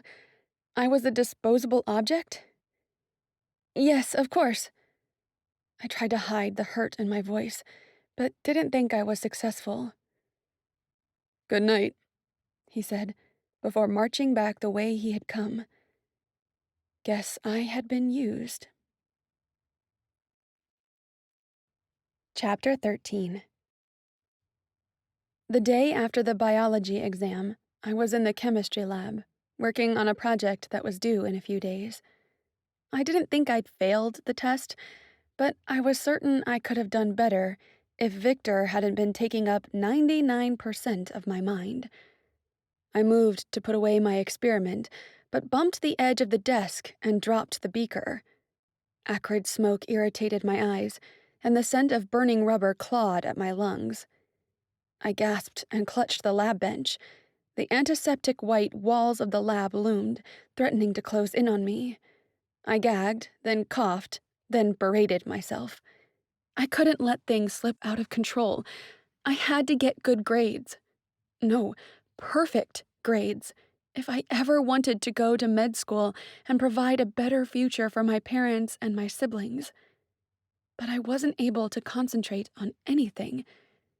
I began tidying the mess I had made when his voice startled me. "Can I come in?" Victor asked. I turned, conscious I wore gloves and goggles and my hair was pulled up in a messy bun.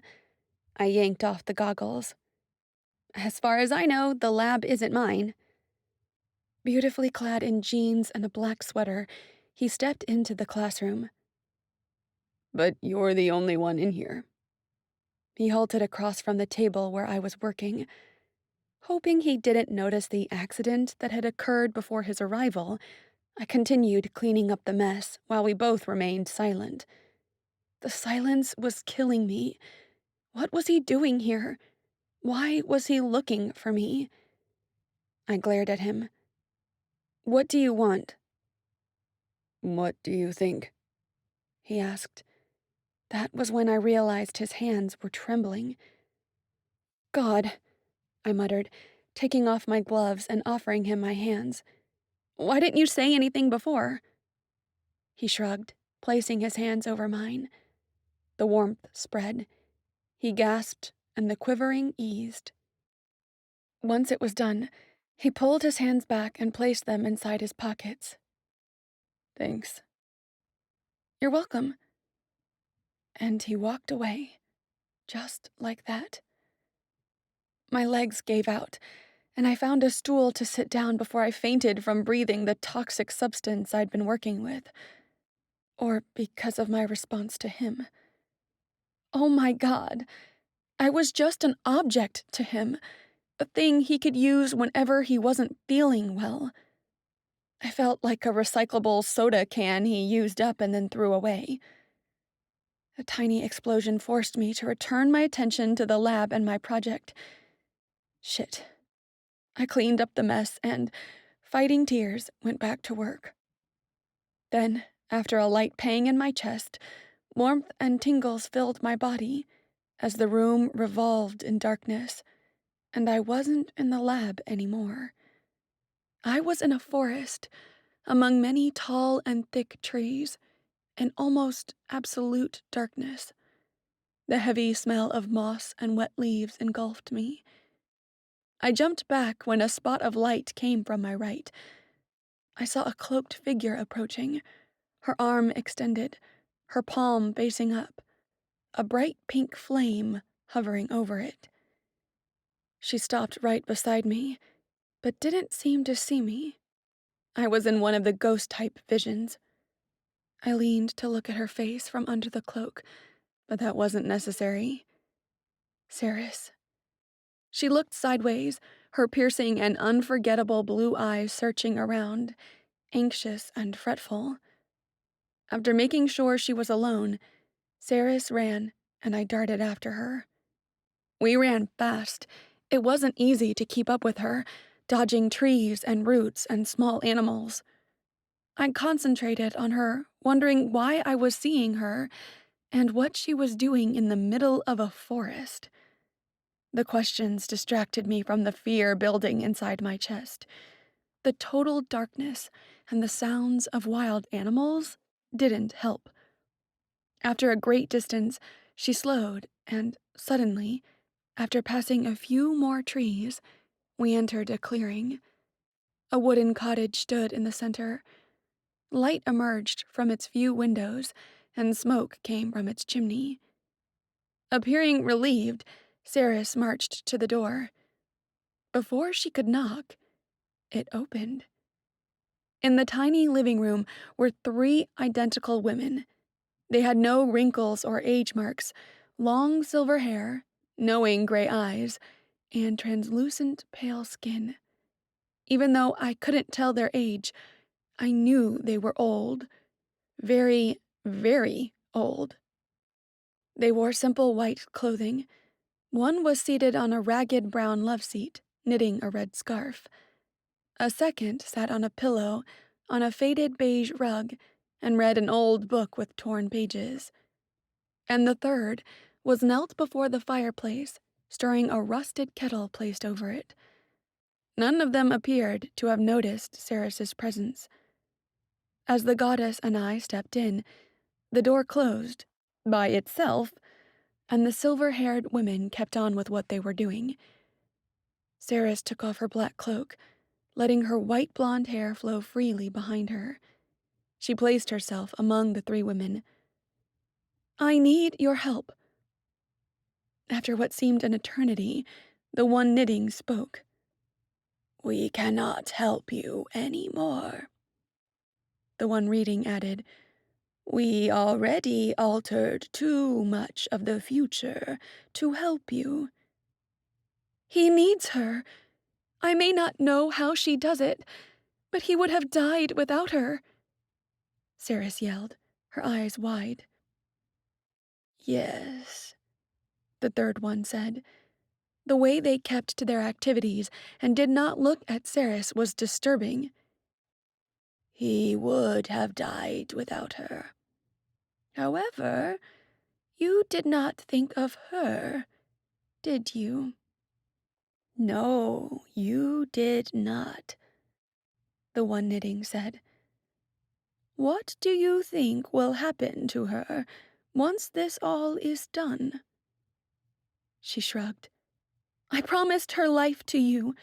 After the deal is done, she won't matter anymore." "Oh, won't she?" The one reading stood up, and her gray eyes glowed. "How do you know she won't matter?" "I don't care about her life. Not after the deal is complete," Ceres snarled. "She will be all yours then." "Yes, but until then, she is yours," the one at the fireplace said, also standing. "Until then, her life is the most precious possession you have." The one knitting joined the other 2 in front of Ceres. "Take good care of her." She smiled, and it was almost evil.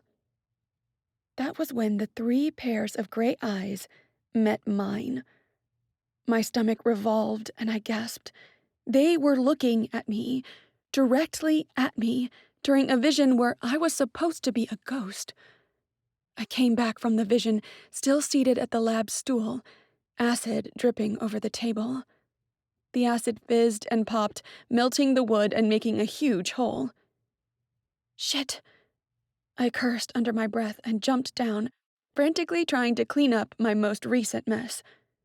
But I couldn't. My hands shook so badly, I only made a bigger disaster. First, a cold visit from Victor, then a vision I couldn't understand and scared the hell out of me. It was too much. I needed help, immediately. I needed Cheryl. After months of avoiding telling her about the visions, it was time to come clean. She was a psychologist, and even if I did need a psychiatrist, she could at least explain to me what was going on. She could give me reassurance, while some colleague of hers helped me. Then I would be okay. My breath ragged, I pulled out my phone and called Cheryl. No answer. I left a quick voice message, hoping she would hear it soon and call me back. Sighing, I glanced at the mess over the lab table. I didn't have any strength left to clean, or try to clean, anymore. I grabbed my stuff and left, pausing only at the monitor's office to pay him to clean the mess for me. I ran home with plans to drug myself to sleep, so I wouldn't have to think about the damned gods and goddesses that kept haunting my visions. After I'd changed my outfit 4 times, Raisa dragged me out of my closet. "You look beautiful. Now let's go," she said, opening the door for me. Already in the hallway, Olivia stuck her head in to add her urging. Before leaving our apartment, I stopped by the mirror. I wore skin-tight jeans, a loose pink crochet sweater with a white cropped sports top underneath, and pink pumps. I had pulled my hair back in a ponytail, leaving a few messy strands adorning my face, and had applied makeup, just enough to accentuate my eyes and my high cheekbones. Perfect for the fundraiser carnival organized by the university. "He'll fall in love with you tonight," Olivia said. I rolled my eyes, but felt a smile creeping over my face. Maybe Victor wouldn't fall in love with me, but I was hoping to be attractive enough to get his attention. Maybe get him to like me a little. We were still down the street from the carnival, but I already could see the colorful lanterns, red, yellow, green, blue, pink, that had been raised atop decorated but temporary poles. Their soft glow illuminated the whole park, casting lively shadows on the grayish stone floor. Each concession stand matched the color of the lantern placed directly in front of it. I gasped, amazed with the beauty. The real New York had never looked this good. I scanned my surroundings, taking everything in. Students and their relatives and friends strolled around with wide smiles on their faces, talking animatedly, holding large cotton candies or tasty-looking caramel apples. Long lines formed in each of the many game stands. A round stage had been set up in the center of the park, and a local band was playing cheerful songs. I took a deep breath, relishing the smell of sweets and tangy beverages that formed a thick, invisible cloud of scent over the place. On days like this, it was almost easy to pretend the world was safe, joyful, and fair, and the people who lived in it were decent, happy, and well cared for. My heart squeezed a little, secretly wishing it could be true. "He doesn't sing as well as we do," Olivia said, gesturing toward the skinny lead singer on stage.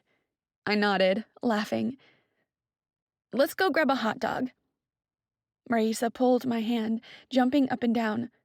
"I'm starving."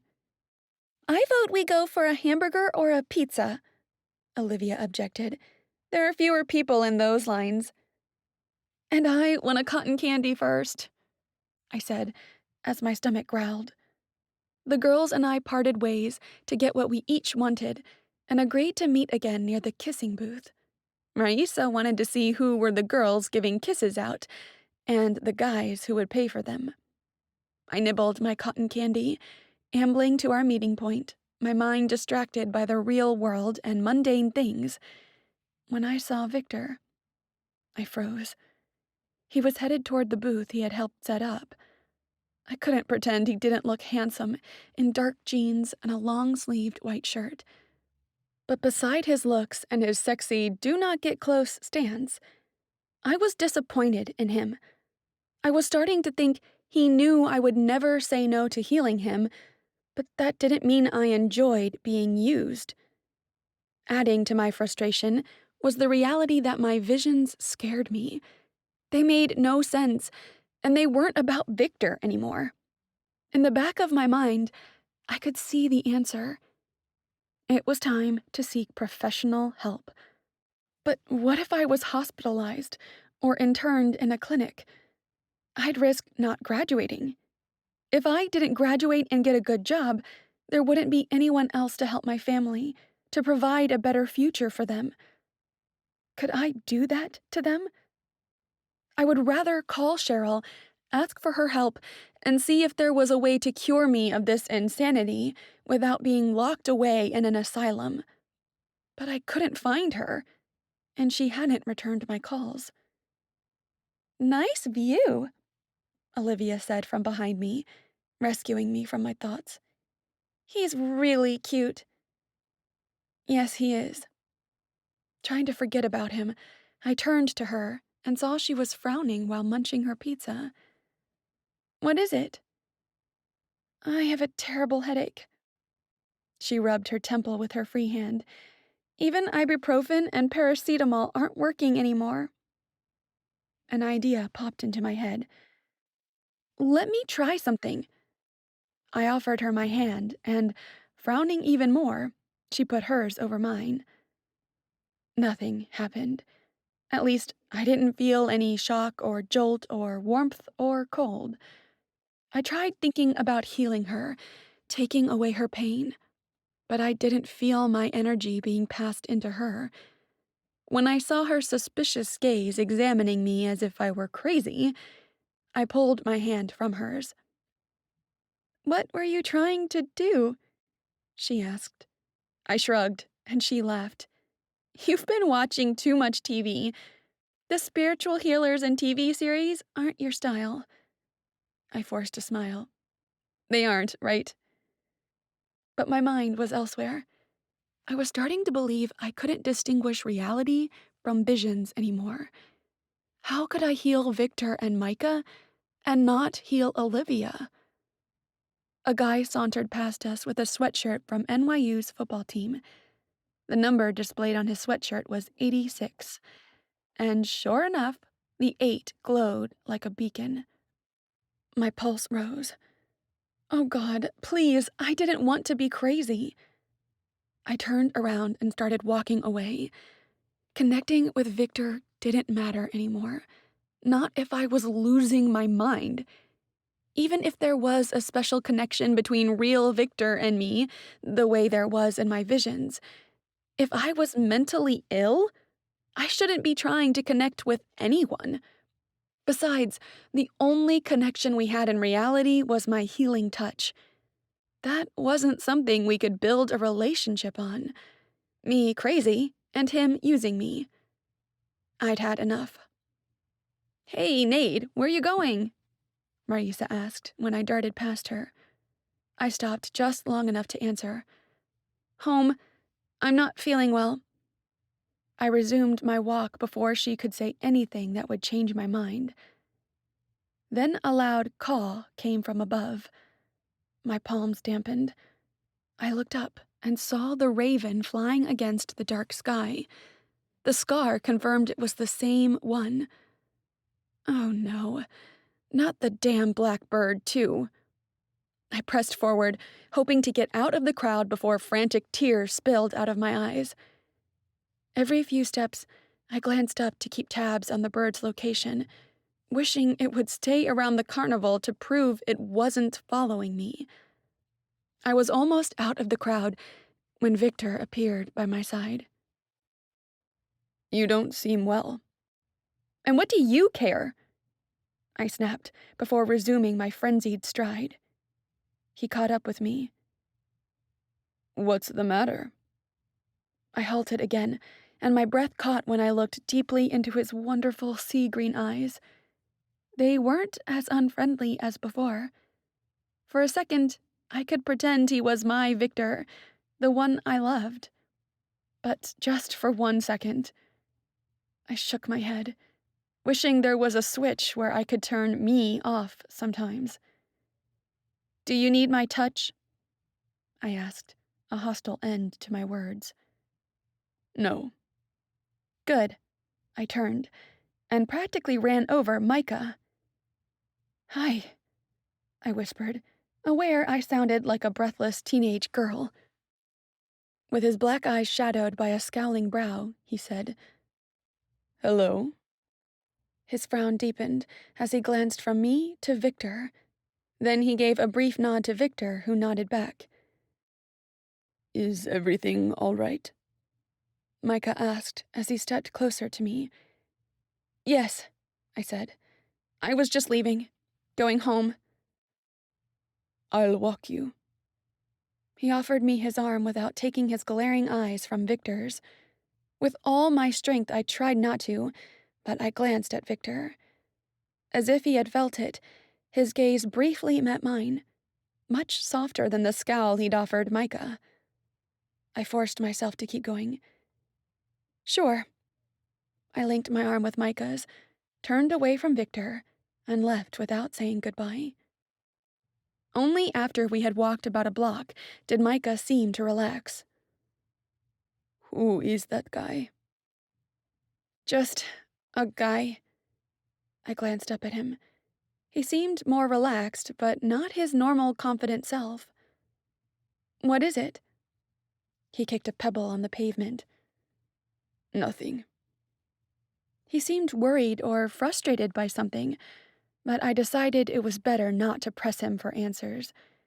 Instead, I remained quiet the rest of the way, occasionally humming the last song I'd heard at the carnival. Well, I said when we got close to my building, thanks for walking me.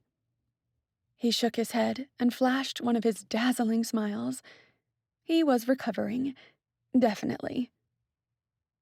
Thank you for the company. He bowed. I curled a lock of my hair. See you soon? I'm leaving. What? My voice broke, revealing my discontent. He grinned and approached me. Oh, God.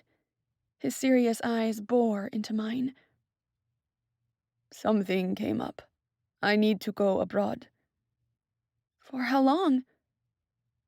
I don't know. So you need my touch? The hole in my soul called disappointment grew. Didn't they all need my touch? That was probably the only thing I was good for. Once more, I felt used. I don't need it, but I would like to have it. Like recharging batteries, you know? Yep, I snapped, my temper rising. I extended my hand to him. A goodbye gift.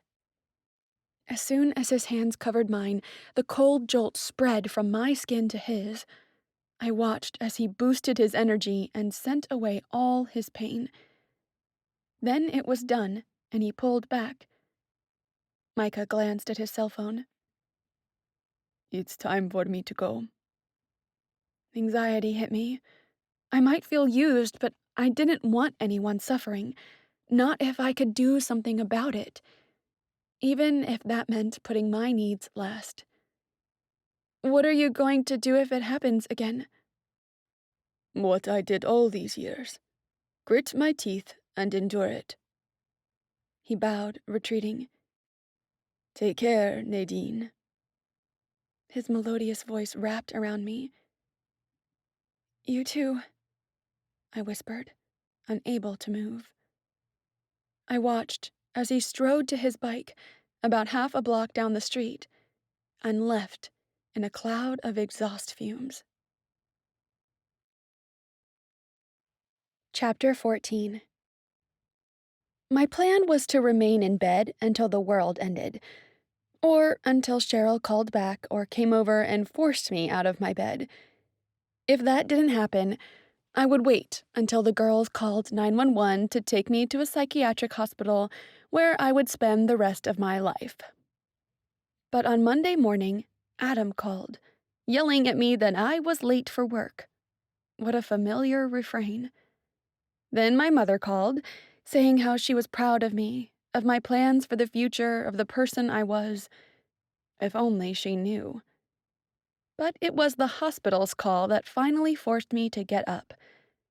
I had been chosen for the position of patient care technician, and they wanted me to go there that afternoon to sign the contract.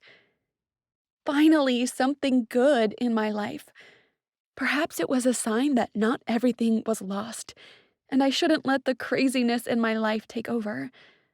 A sign to let me know I would get through this. I would be a great doctor, and I would have money to provide a better life for my family. I knew what could happen in the hospital, who I might meet there, but I tried to ignore that thought. I entered the clinic in the early afternoon and was escorted to Human Resources, where I signed my contract. Suddenly, I felt almost hopeful, if not happy. The pay was much better than working at the cafe, and it would look much nicer on my resume. Plus, I'd be able to help people. With a satisfied smile, I left the room and was heading out when I heard two nurses talking.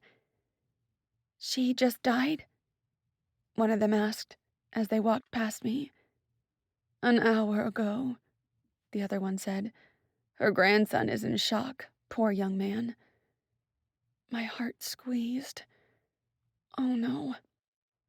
I was barely thinking when I ran to the elevator and went straight to the 8th floor. I didn't know for sure who the nurses were talking about, but I had a pretty good guess. I didn't stop to consider maybe Victor wouldn't be in his grandma's room anymore, and kept running until I was at the door. I stopped, panting, and leaned against the doorframe. As he stared at the empty bed, he looked like a statue in a crumpled t-shirt and jeans, hair messier than usual, and eyes bright with unshed tears. I wasn't sure if he had seen me yet, and I wasn't sure what to do. One thing I was sure of, though, I wasn't going to leave him, even if he was utterly rude to me. "She told me to say goodbye to you," he whispered, and my heart stopped for a second. He glanced at me. "Can you believe it? She barely knew you, but she said she had this intense feeling you're a great young woman." I couldn't identify the tone of his voice. Jealousy? Rage? Sadness? That was kind of her. I took a few steps into the room. His eyes stayed on mine. "I'm so sorry." He nodded, dropping his head. A loud sob escaped his tightly clamped lips. I couldn't take Victor, mine or not, in this state. Acting on pure instinct, I closed the gap between us and pulled him into my arms. For a second, he was resistant, and I thought he would push me away. He didn't. Slowly, he turned into me, passed his arms around my back, and quietly wept, his head buried in my neck, his whole body trembling against mine. My hands held him firmly, like they had done so many times in my dreams. He felt exactly the same under my touch. His body felt the same pressed against mine. He was Victor. Oh, I was so confused. I had met Bianca Gianni only once, but I had heard so much about her in the last 10 months. I considered her a close friend, or at least the loved one of my loved one. To calm him, I did what I always had done in my visions. I sang his favorite song. At least it was my dream Victor's favorite song. It was an old song, but my dream Victor liked only oldies. Carefully maintaining my low soprano, I sang "Walk On" by U2, while slightly swaying and rubbing small circles on his back. His sobs slowed, and his chest stopped quivering. "I'm alone," he whispered in my ear. "I know this might sound rather senseless to you now, but you're not alone," I assured him. Risking him running from me, I continued.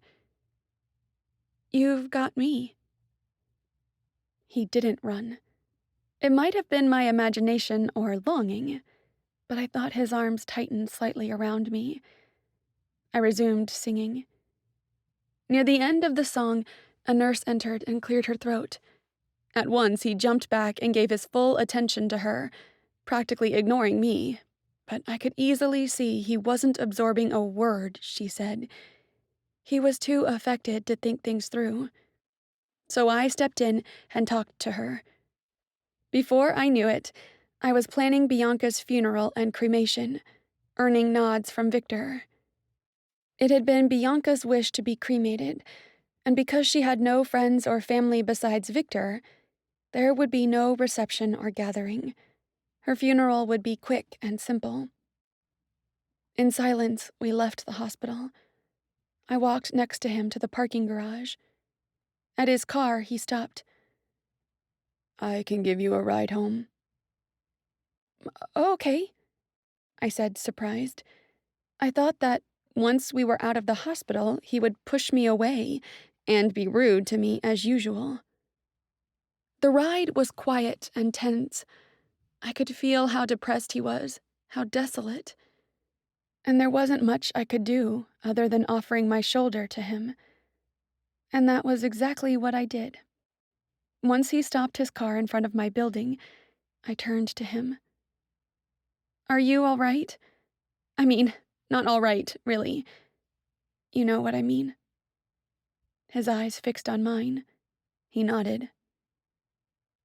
"I'm okay. Still have a lot to process and a lot to do, but I'll be okay." I took a long breath, trying to be brave for my next words. You... hmm, you should come up with me. I can make you something to eat. I mean, you shouldn't be alone right now." He seemed to consider it for a moment. "Thank you for the offer, but I'll be fine." His voice was almost back to his usual harsh tone. Ouch. I nodded. "Okay, then." I hesitated, then pointed to the building behind me. "If you need anything, you know where to find me." "Thanks," he said. A little hurt for whoever knew what, I opened the door and turned away from him. "Nadine?" He called. Holding my breath, I pivoted back to him. "Yes?" "Thanks," he repeated, the shine in his eyes unusually gentle.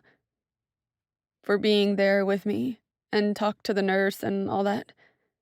I mean it." I offered him a small smile. "Sure."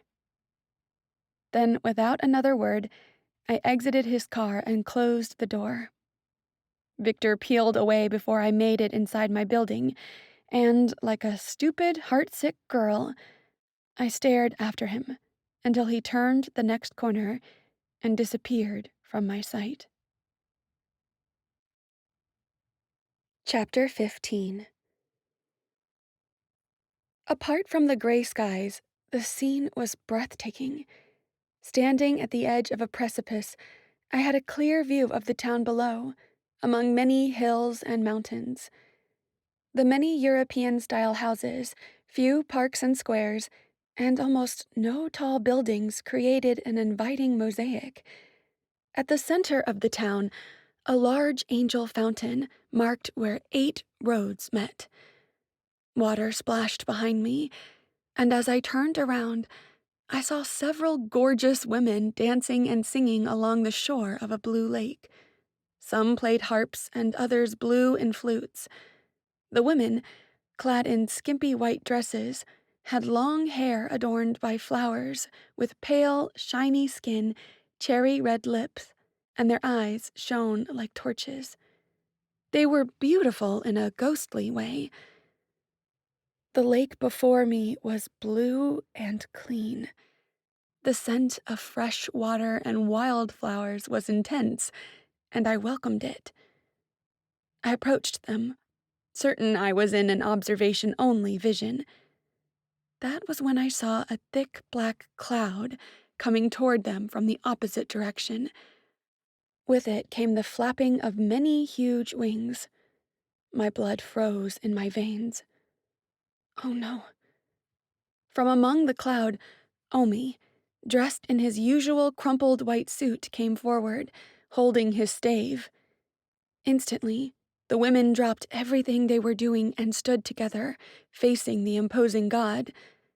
I stayed close to them.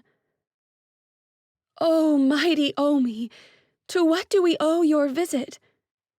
one of the women asked, bowing. "Where is she?"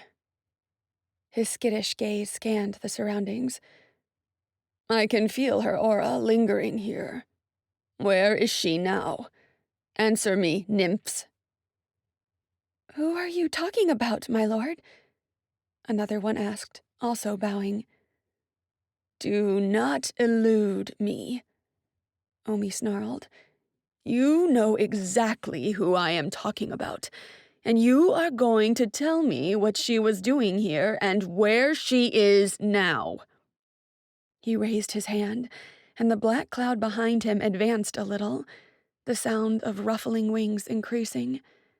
The women gasped, taking a few steps back. "Where is the goddess of love and family and beauty?" "We don't know, my lord," a blue-haired nymph answered. He pointed his stave at them. "I can sense her aura." Another nymph curtsied and said, "Yes, my lord. She stopped by here, but we don't know what she was doing or where she went." "Lies," Omi yelled. With a wicked grin splitting his face, he raised his stave. "One more chance to tell me her location." "But, my lord, we don't know." One of the nymphs fell on her knees. "Please, believe us." Another one stepped forward. "It's true, my lord. The goddess came here, but she didn't speak to us. We know nothing about her." Omi grunted. "Is that your final answer?" "Yes, mighty god," the blue-haired one answered. With an enraged cry, he swept his arm down. At the cue, the black cloud parted, revealing the foul creatures within, the same ones I had seen at the Crystal Palace during a previous vision. The winged monsters dove down at the town. Their strident shrieks and stench made my skin crawl. But Omi wasn't done. From the orb of his scepter, he cast a red bolt and threw it at the nymphs, who waited for their deaths, standing like statues and holding hands. The bolt hit them and set them on fire. Gasping, I retreated a couple of steps. I wanted to help them, to save them from his fury. But I was only a ghost here. In seconds, the fire consumed them, and they turned into black shadows that dissipated into the gray skies. In my shock, I almost didn't see Omi sauntering to the edge of the precipice. With trepidation, I walked to the edge too, making sure I kept a good distance from him. I peered down at the scene below. The cloud and the monsters were destroying the city. Men, women, and children screamed and shouted. My heart hammered a punishing beat, and I had a hard time breathing. When I thought it couldn't get any worse, he cast new red bolts and hurled them into the city. The town exploded into flames. My legs gave out, and I fell to the ground. Red mixed with black, until black took over. "Nadine!" Marisa stood before me. "Talk to me!" she yelled, jerking my shoulders. I glanced around. I was in my room. My tote was over my shoulder, and I wore regular day clothes. All right, I was safe in my world. This was the first vision I'd had in a while, and not one that I'd ever care to have again. A chill crept up my spine. I didn't want to think about what I'd seen with the nymphs and that town. Goosebumps ran up my arms. God, Omi was a beast. I was glad he only lived in my dreams. But having a vision reminded me of Victor. I hadn't seen him in my visions in ages, and hadn't heard from the real-world Victor for more than 10 days now. But who was counting? "What?" I asked. "You were screaming for Pete's sake." Her eyes glowed with concern. "You're scaring me, Nadine. I think these episodes, or whatever you have, are going too far." "I'm fine," I said, walking past her. After not hearing from Cheryl, I didn't feel confident seeking out the specialist she'd recommended. I didn't think I could handle finding out if I was permanently insane by myself. I needed Cheryl, but she apparently didn't need me. A glance at my wristwatch informed me I would be late for my shift if I didn't start moving. Thankfully, this was the last day I would be working at the cafe, and I was finally done with summer semester. I turned to leave, but Raisa stepped in my way. "You're not fine. You were yelling and panting." "Raisa, let me go.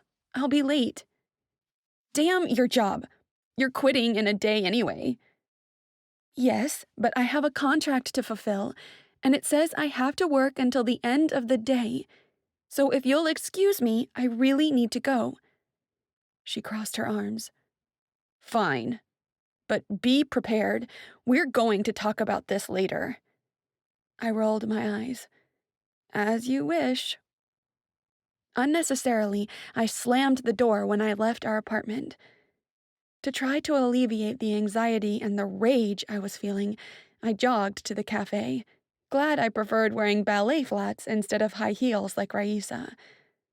When the cawing over me began, I increased my pace.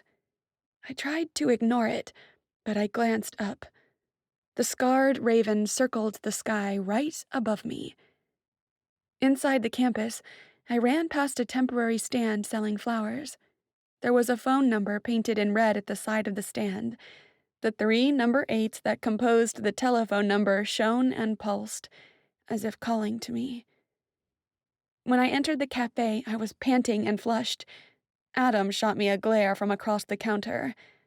I did my best to ignore him, and after leaving my things in the back and grabbing my apron, I went to work. All the coffee I drank during my shift didn't help with my anxiety and my shaking. I had to keep my hands and mouth and mind occupied at all times, or I would have a meltdown, scream, pull out my hair, and who knew what else. Near the end of my shift, when I was finally starting to calm down, Victor entered the cafe. He glanced at me, his intense stare pulling out my soul. I forgot how to breathe. Averting his gaze, he picked a table at a corner next to the large glass window that looked over the park outside. Oh, I knew exactly what would please him. I walked up to him, tucking my order tab in my apron pocket. "A tall mochaccino and double fudge donut?" His eyes went wide. He smiled. "That will do." I whirled around, pressing a hand to my chest. After picking up his order, I went back to serve him. Luckily for me, the cafe was quiet, and when he gestured to the chair across the table, I sat down. Twirling my hair around my finger, I blurted out, "Are you all right? You've been gone for over a week, and I kept thinking you would have one of those attacks, and I wouldn't be able to help." His gaze was fixed on me, and I flushed, realizing I had confirmed for both of us that I cared about him. After swallowing a bite of donut, he answered, "I was looking for a clean river, lake, or sea nearby. My grandma wanted her ashes sprinkled over clean water, but I couldn't find any. I'm guessing I'll have to go overseas for that." "If you're thinking about going overseas, maybe you should go to Italy and look for clean water there. I think your grandma would be happy about that." His brow creased.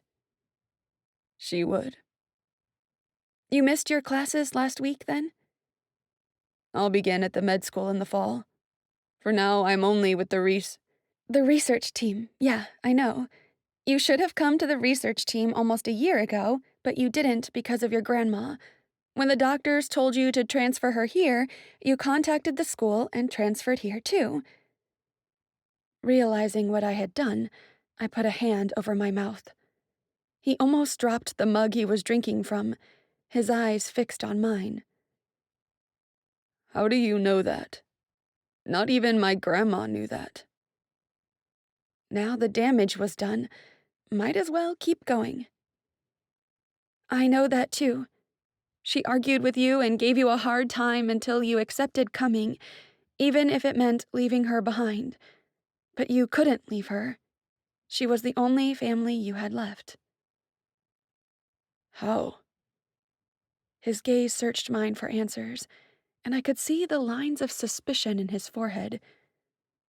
How did you know my name, my favorite song, my favorite coffee drink? I know everything about you, or almost everything. Could you elaborate on that? His tone was more brittle, like we were back to the snapping at me phase. Well, I don't know. I don't want you to think I'm crazy. He seemed to consider his next words. It depends. If you classify being able to heal my aches and nausea as craziness, then we're both crazy, and the rest doesn't matter, does it? It made sense. After all, what did I have to lose? After taking a deep breath, I confessed. Since I came to New York almost 11 months ago, I've been having visions about you. Visions, not dreams. I'm fully awake when they happen. And during these visions, we talk for hours. You tell me about yourself. We spend a lot of time together. Are you sure it's me? I laughed. Want to put it to the test? It's a possibility. He sipped from his mug, his expression still wary. Just answer true or false to my questions. He shrugged. Okay. Your favorite color is white. True. Your favorite food is 5-cheese homemade lasagna. True. Your father and his parents were born in Italy. They came to the U.S. when your father was still a toddler. True. You keep a photo of your parents and yourself under your pillow, and a smaller one in your wallet. True. You have a crescent moon-shaped scar on your knee from falling out of a tree when you were 7. His eyebrows went to his hairline. True. You should have been with your parents during the assault that killed them, but you got distracted in an electronics store across the street. Your best friend Jason was killed in a car accident, and you should have been with him. You were on your way to Lauren's house when a tornado formed, but she had just called and asked you to run an errand for her, which caused you to be late and miss it. And you feel like you should have died with them. Some time passed before he answered. True. The last time you slept with a girl was almost a year ago, and you only did it because you were super drunk, which doesn't happen often. With reddening cheeks, he held up his hands. All right, all right. He was visibly shaken by my knowledge. Give me a minute. I need to process all this. I started to get up, but he held my wrist, the warm shock startling me. Was he in need of my touch? I didn't mean it like that. You don't need to leave. No, it's fine. I pulled my arm from his grip. Perhaps I also needed a minute. I should check on the customers. I left him just as Adam was coming toward me with fuming eyes. I wasn't up to listen to his complaints. I raised my hand to prevent him from speaking and hurried to the back, where the strong smell of coffee beans wrapped around me. I started pacing. Oh my God. So it was true. Everything. The facts the Victor from my dream had told me the in-the-flesh Victor had just confirmed. Oh, I knew many more facts and was certain they were all true, too. How could it be? Did it mean my other recently bizarre visions about Ima and Omi and Saris were true, too? But they weren't real, were they? Of course not. Making me jump, Adam showed up at the back door with an indifferent look on his face. Your friend is calling for you. Thanks. Like an idiot, I stopped by the restroom and in front of the mirror made sure my hair and my clothes looked okay. What was I doing? Shaking my head, I went back to work. For more than 10 minutes, I waited tables and served coffee. When everyone at the cafe seemed content, I returned to Victor and sat in the same chair as before. So, he said, running a hand over his disheveled golden hair. What other embarrassing facts do you know about me? I shrugged. I don't know, probably a few more. I realized I was still twining my hair and stopped, then put my hands under my butt and sat on them. Aren't you mad at me? These visions you have, can you control them? No. Then I have no right to be mad at you. He placed his elbows on the table and rested his chin on his hand. But I confess, none of this makes sense. Your visions and my pains. You see, I had a checkup 3 months ago when the pains intensified. I'm as healthy as a person can be. I know. I feel like I'm losing my mind. In fact, there are days I'm certain I'm going to end up in a psychiatric hospital for the rest of my life. His eyes met mine, and the air was sucked out of me. Well, he said, losing your mind or not, I'm grateful for you. The pain had grown so bad, I'm sure I would be dead by now if it weren't for you. I froze. That struck a chord within me, but I couldn't put my finger on where I had heard that before. As if pulled by a string, my head turned toward the TV near the ceiling on the opposite corner of the cafe. The reporters delivered news. In Australia, hundreds of dolphins had been found dead on the beach. In Argentina, sick people robbed drugstores at gunpoint. In a public park in the Netherlands, a terrorist blew himself and a bunch of families apart. And in Russia, a pack of giant bats attacked and killed a group of teenagers. What blew my mind away was what came next. The reporters showed aerial images of a small town in Switzerland, totally destroyed. Everything was either black or still on fire. There were no survivors because, as the reporter at the site said, it had happened too fast. And while hovering over the town, they showed the images of the mountains around it and the precipice with the lake, now polluted. It was the precipice where I had stood in my vision. My stomach lurched. I shot up and ran to the bathroom in the back, where I threw up what little food I had eaten today. My body went limp, and I fell on the floor, shuddering. After a few minutes, a knock startled me. My mind didn't connect the dots, and I couldn't find my voice to answer. Nadine, are you okay? Victor asked. What was he doing here? I tried sitting up and speaking to him, but my body wouldn't cooperate. I wanted to tell him the door was unlocked, but he'd figured that out because a second later, he knelt beside me. What happened? Nadine? His strong hands gripped my shoulders, and he helped me sit up against the wall. Talk to me. I was dizzy, wasn't I? Seeing his eyes shining with worry. A few violent tremors ran up my body, and I felt like crying. I gathered all the strength I had left and said, I saw that. My voice was clogged with emotion. I saw what was happening on TV in a vision right before I came to work. I didn't realize I had been crying until the tears blurred my vision. Victor wiped my cheeks, his touch sending a warm, relaxing jolt to my skin. I never thought it would be true. It was just a vision. I wasn't just a vision. You were. I wanted to shout, though I could only whisper. Until 2 months ago, you were just a vision. I never thought you could be real. The walls were closing in on me. Oh God, I can't take this. My backbone lost its strength, but he held me in place. Come on, I'll get you home. He caught me in his arms, as if I were a weightless, ragged doll.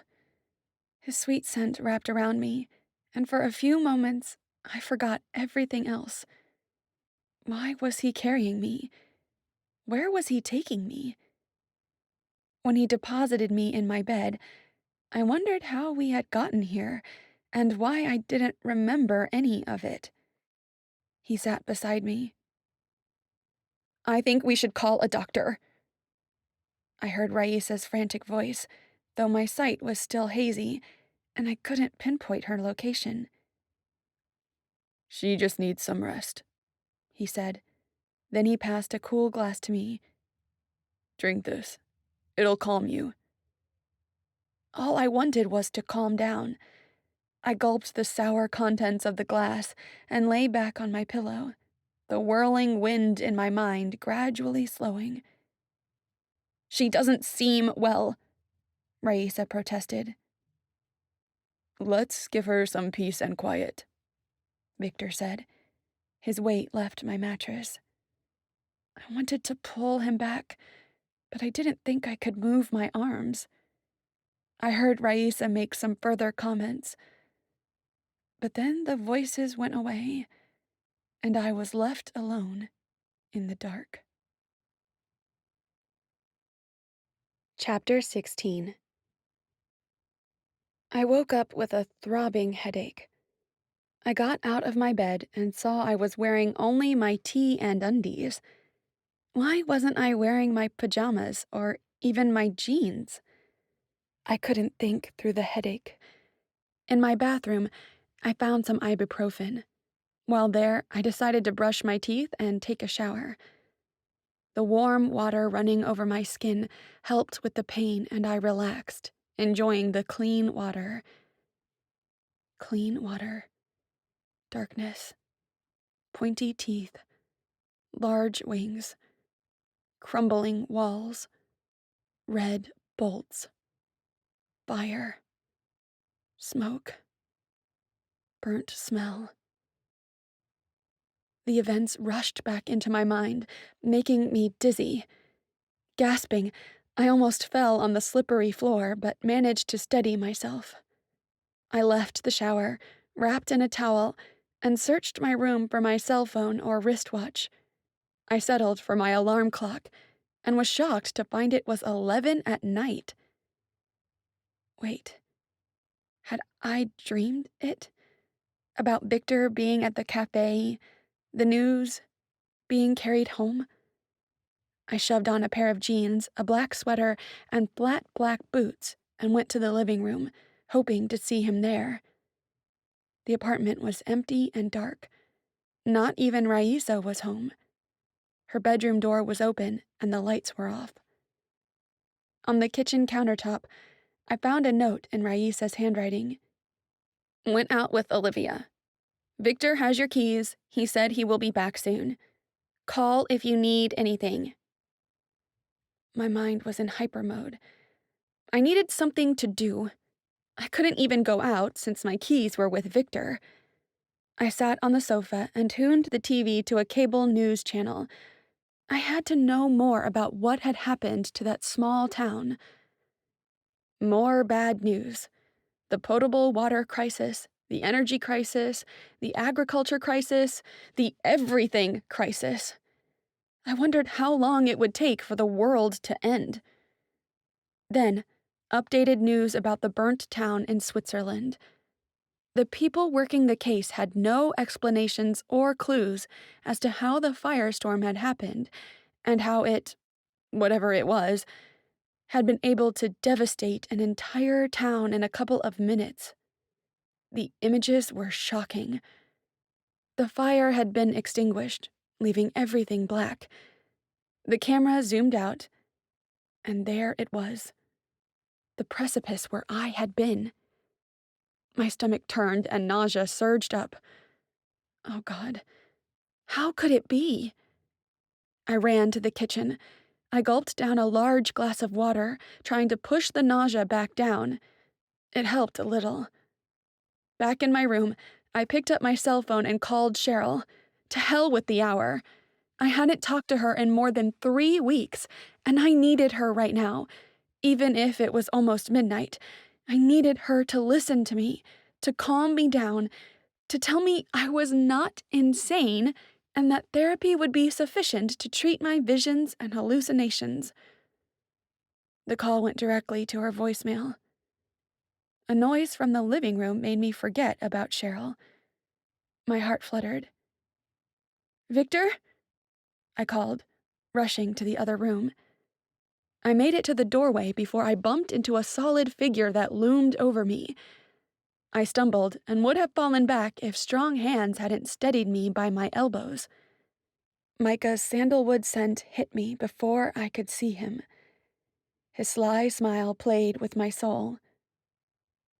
"Hello there." "What are you doing here?" I pulled my arms from his hold. "When did you get back? Wait, how did you get in?"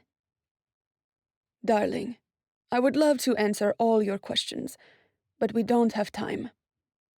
His eyes expressed urgency, even if his debonair tone didn't. "We have to go." I stepped back. "Why?" "All right," he said, coming closer. "If you're gonna play hard to get, then at least give me some of your goodness before the game." He extended his jarring hand. Oh God, I held his hand in mine. The cold shock startled me, both from the contrast with the warmth that came with Victor's touch, and from the strength of Micah's grip. With closed eyes, Micah moaned, as if my touch were the essence of his life. "How long have you been in pain?" "A few days." He pulled his hand back. "Thanks."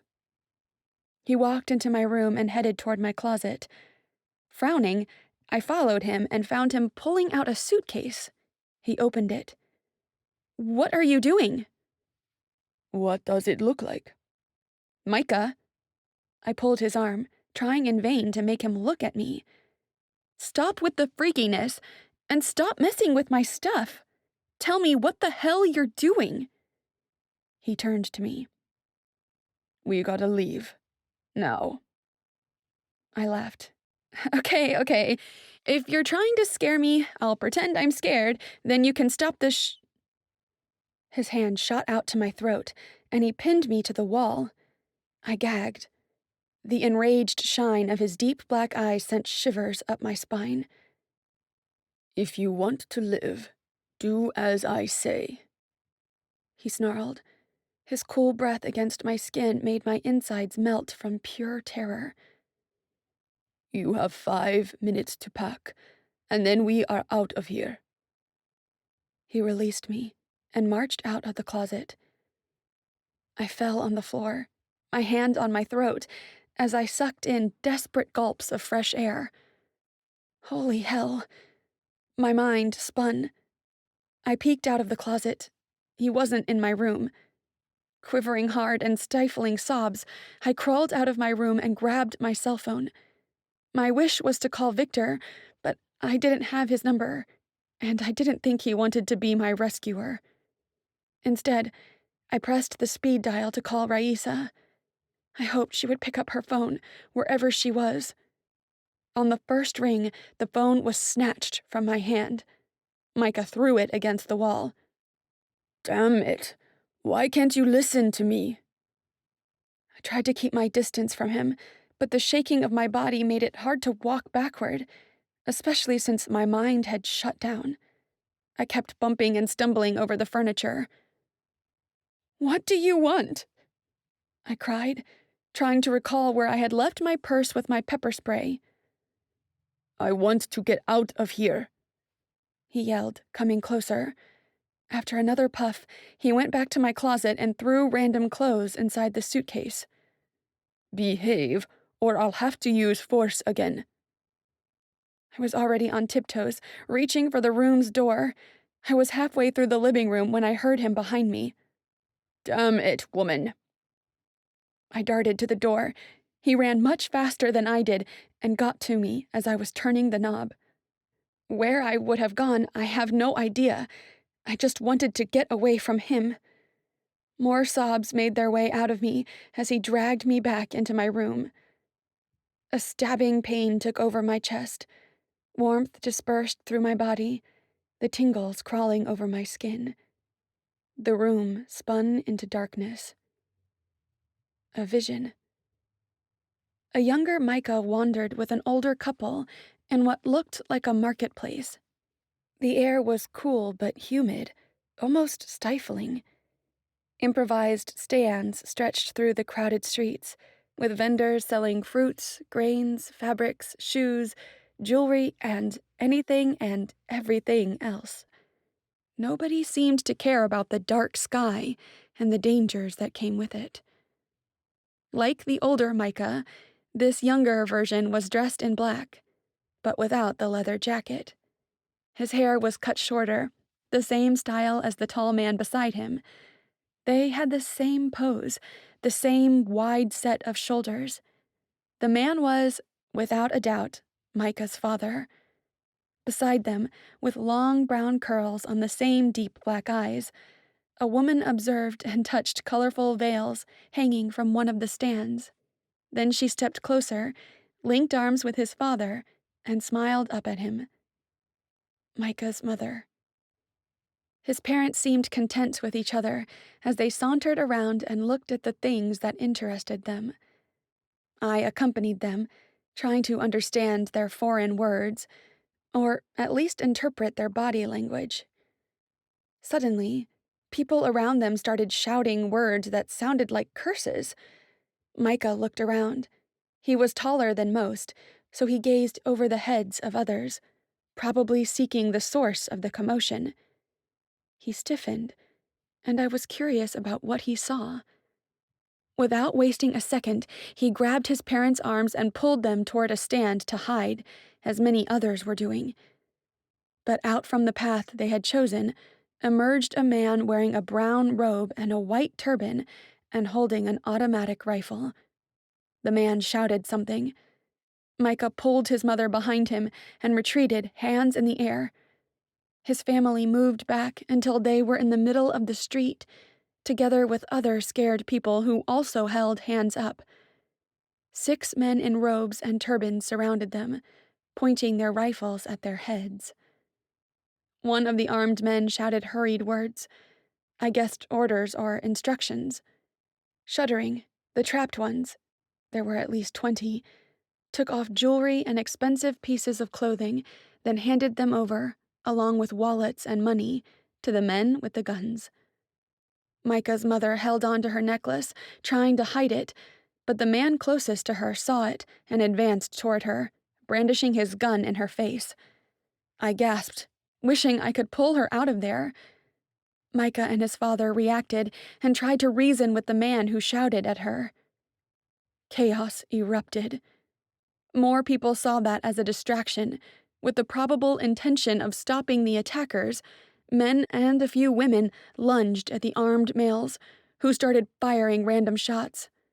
Micah ducked, pulling his mother with him, but she flopped like jelly in his arms, blood spilling from her mouth.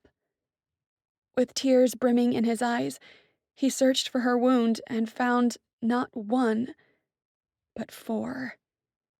He choked out a sob as his father dropped beside him, a bullet in his forehead. The color drained from his skin, and Micah stared at his parents, frozen, until one of the armed men pointed his weapon at his head. Yelling like a dying animal, he lunged at the man who, unprepared, tumbled back, cracking his head on the stone floor. He stilled. Micah took the rifle and stood, the evil shine in his eyes startling me. He turned to the other men and started shooting. He immediately took 3 out with shots. The other 2 charged him, causing him to lose the rifle and fight hand to hand. But there was something going on with Micah. His eyes shone. The rage spread through his features, and he didn't seem in control of himself. He punched and kicked the men until they lay on the ground with the others, bleeding and motionless. The people watching drew back, now scared of him, but he didn't notice. He knelt beside his parents' bodies and, with tenderness, reached under the neckline of his mother's dress, taking the delicate golden necklace she had been trying to hide. With a sob, he fastened the jewelry around his neck. Then the mask of emotion that had covered his face fell, and he began to cry. Nadine! I could hear Micah calling my name. I blinked several times, then my gaze focused.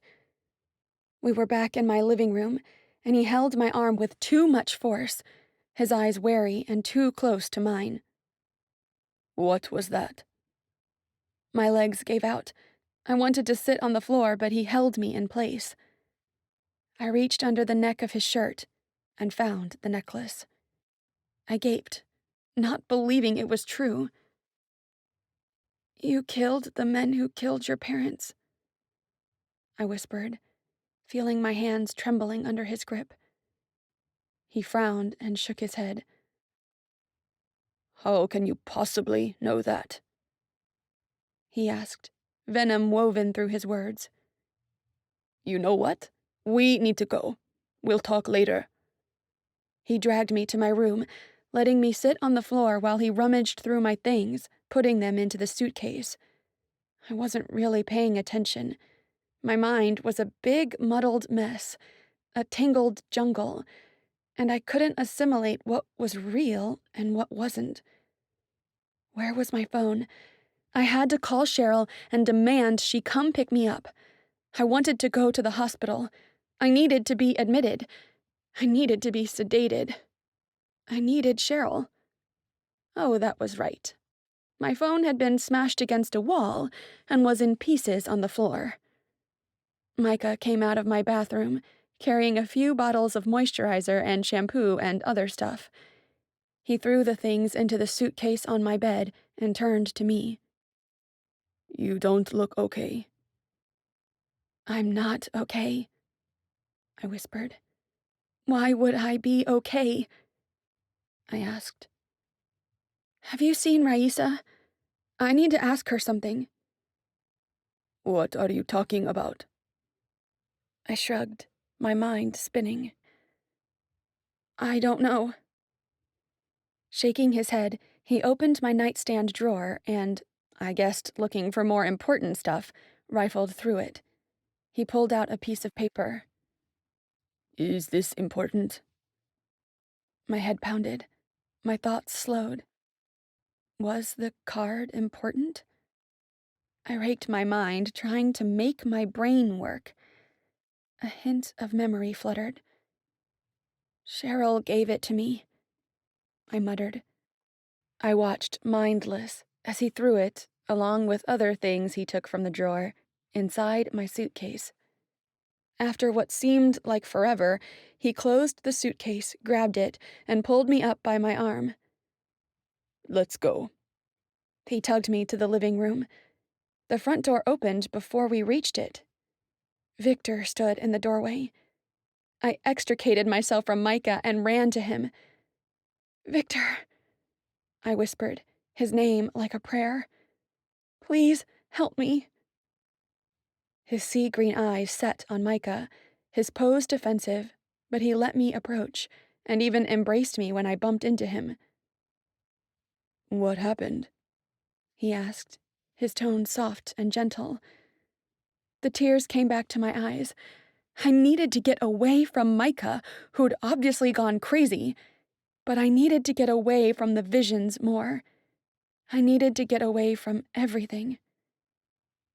"Take me to the hospital, please. I need a psychiatrist. It's urgent." What? He asked, frowning. God damn it! Micah cursed, gritting his teeth. You're worse than her. He pointed to Victor. 2 beacons, now 3, together. "Excuse me?" Victor asked, putting himself between Micah and me. All right, Micah said.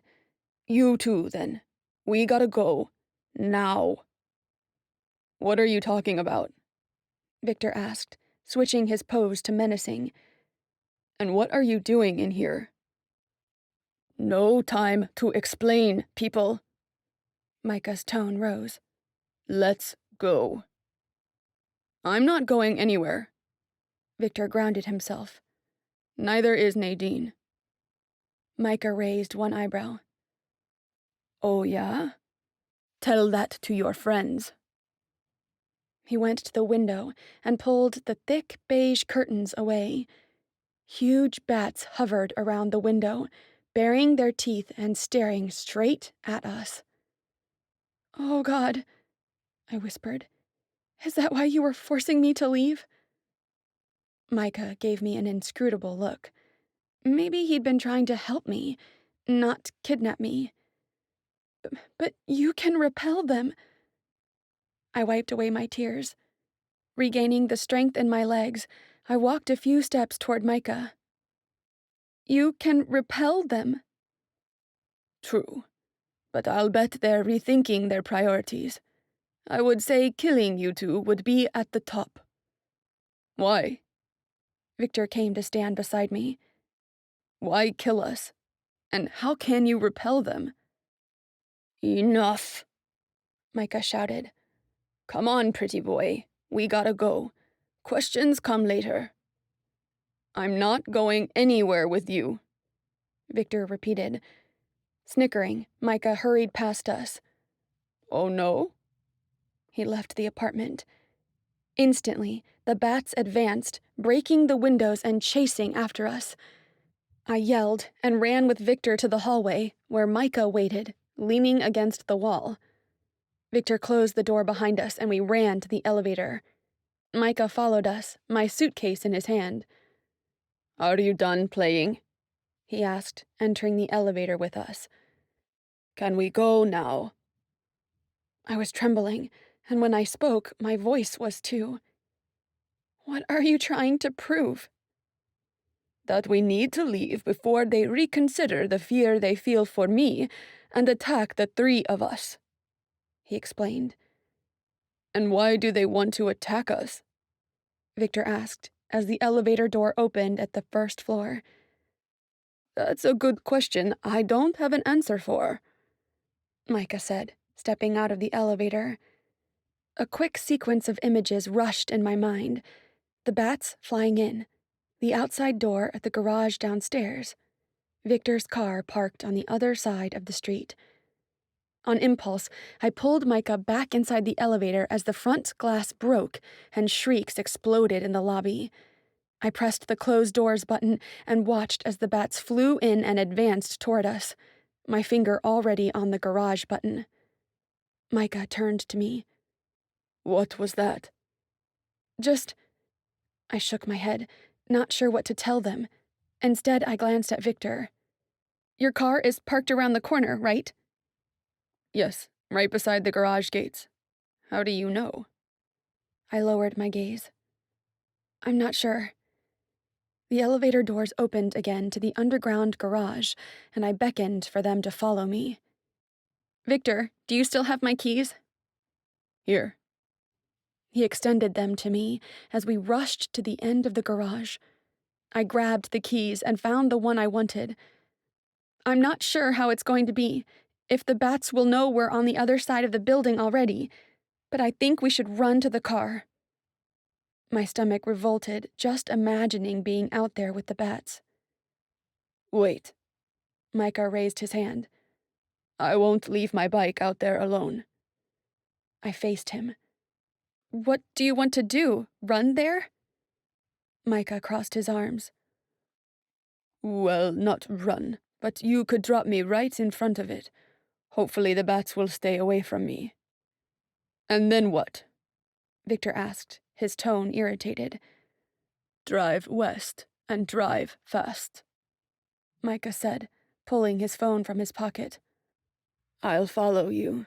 Give me your number so we can contact each other.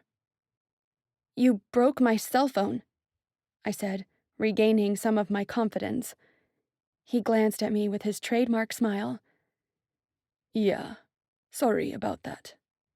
He nodded at Victor. Give me yours. They exchanged numbers. On 3, Micah said as I unlocked the door and we got ready to bolt. Ready? 3. We left the building and ran together to Victor's car. We made it inside just as the winged things rounded the corner. their shrieks gelling my soul. I shuddered. Victor started the car and drove to the front of the building, the bats hovering above us. Micah leaned close to the door. "About 50 miles west of here, there is a big and colorful gas station. Meet me there." "There are dozens of gas stations on the road," I yelled. "Not that many anymore. Besides, it has giant neon signs and many colored lamps." He bowed at me. "No way of missing it." He opened and closed the car door and ran to his bike. A bat closed in on him, and I inhaled sharply. Micah turned to face it, and slowly, it retreated. "How can he do that?"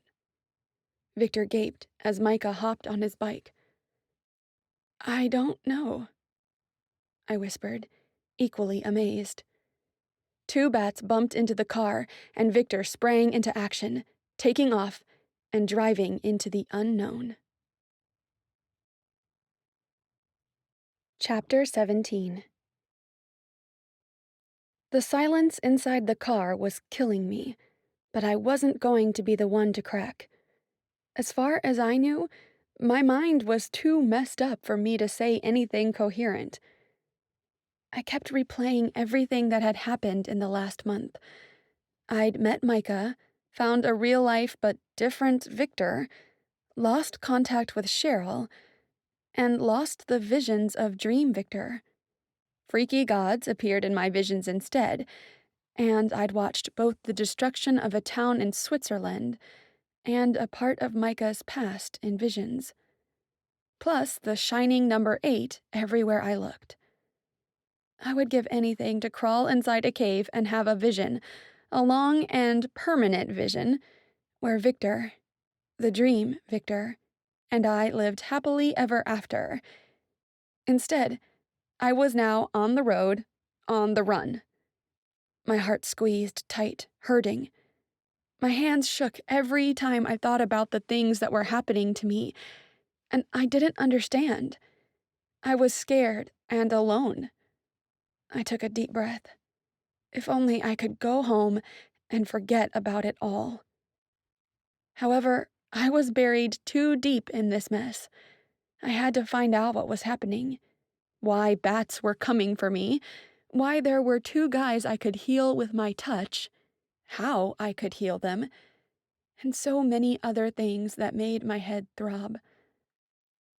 I sent a text message to Raisa and Olivia from Victor's phone, telling them bats had entered our building, they should stay with friends for a while, and be careful upon returning there. And I was going to spend a few days away with Victor. I could already see them imagining I was on a romantic getaway. If only. After 40 minutes of silent driving, he finally spoke. "Do you trust that guy?" He eyed Micah on his bike through the rearview mirror. I sighed, staring out at the dark exterior. Besides the road and what the car's headlights illuminated, not much else was discernible. It was like life was non-existent. Here and there we would pass another car or see some houses or RVs along the road. Victor sat in the driver's seat next to me, but I'd never felt so alone. I don't know who to trust. Can I trust you? "Good point," he said. After a couple of minutes, he tried again. "How did you meet him?" Micah saved me from a bat attack 2 months ago. He appeared and the bats went away. "Just like that?" I turned to him. Just like that. Didn't you see how the bats reacted around him back there? "I did, but I needed to make sure you saw it too." I chuckled, a hollow, sad sound. I know the feeling of doubting yourself, but I don't know what is happening or why. Sometimes I think I'm losing my mind. I should face this and do what I should have done a long time ago. Tears burned my eyes. See a psychiatrist and ask for help. I don't know what is real or what isn't anymore. "Oh, this is real. Trust me." He glanced at me. One side of his mouth curled up. How familiar that half-smile was. I whispered, "You sound like the Victor in my visions. How do I know I'm not hallucinating right now?" He didn't answer me. After a while, he asked, "How is the Victor in your visions?" I couldn't help but smile. "Well?" I shifted my weight, turning to face him directly so I could analyze him. "He's an exact copy of you physically, except the hair. His hair is a little shorter and it's never messy. You dress more casually than he does, too." He kept his eyes on the road, and I kept my eyes on him. It was still hard to believe they weren't one and the same. He's kind, funny, confident, elegant. He loves to dance, and we can talk for hours about anything. Oh, I missed him. And that thought made me realize something. "When did you move to New York?" "About 7 weeks ago." Almost 2 months ago. That was when the first non-Victor vision occurred. You know, since actually having met you, I haven't had visions about the other you, just about other unrelated events. Like what? Like the town in Switzerland that was burned to the ground in seconds. I saw it happening. Did you see how it happened? "Yes," I whispered. What was it? I turned away. "You wouldn't believe me." Try me. But I didn't say anything, because I was gawking at the gas station that was coming into sight ahead of us. "Holy hell," I whispered. "How bizarre." The gas station had colossal green neon signs with the name of the place, Al's Corner, spread along the road, plus several tall posts with stadium-type lights around the perimeter. I bet the place didn't cast a single shadow. The owner must be afraid of the dark. This is the most bizarre thing I've ever seen," Victor muttered, startling me. Once more, he seemed like my Victor by saying what I was thinking. He brought the car to a stop in a large parking lot alongside a diner that was as bright as the rest of the gas station. Micah parked beside us a few seconds later, revving the engine of his bike before letting it die. As he circled his car, Victor cursed and kicked the air. "Look at this." He pointed to the largest and densest scratch on the side of his car, right under a cracked window.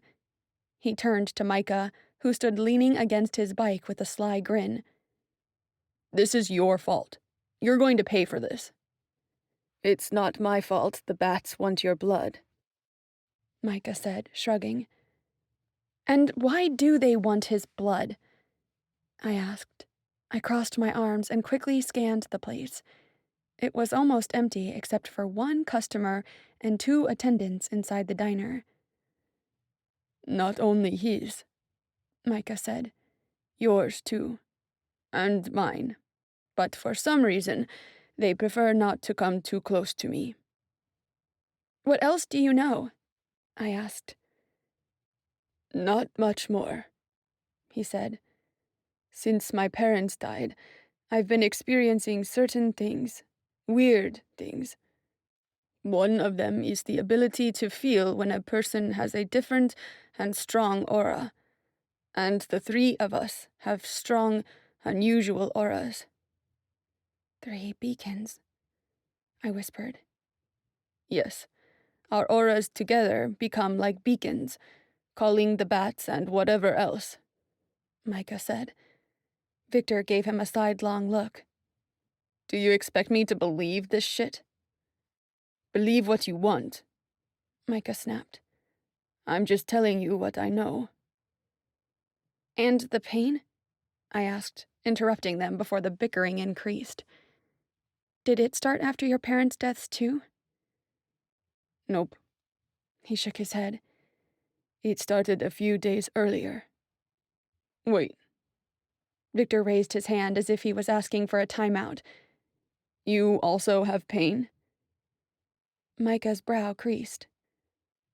What do you mean, also? I answered before Victor could. You two both have pain, and so far I've been able to take it away with my touch. For both of you.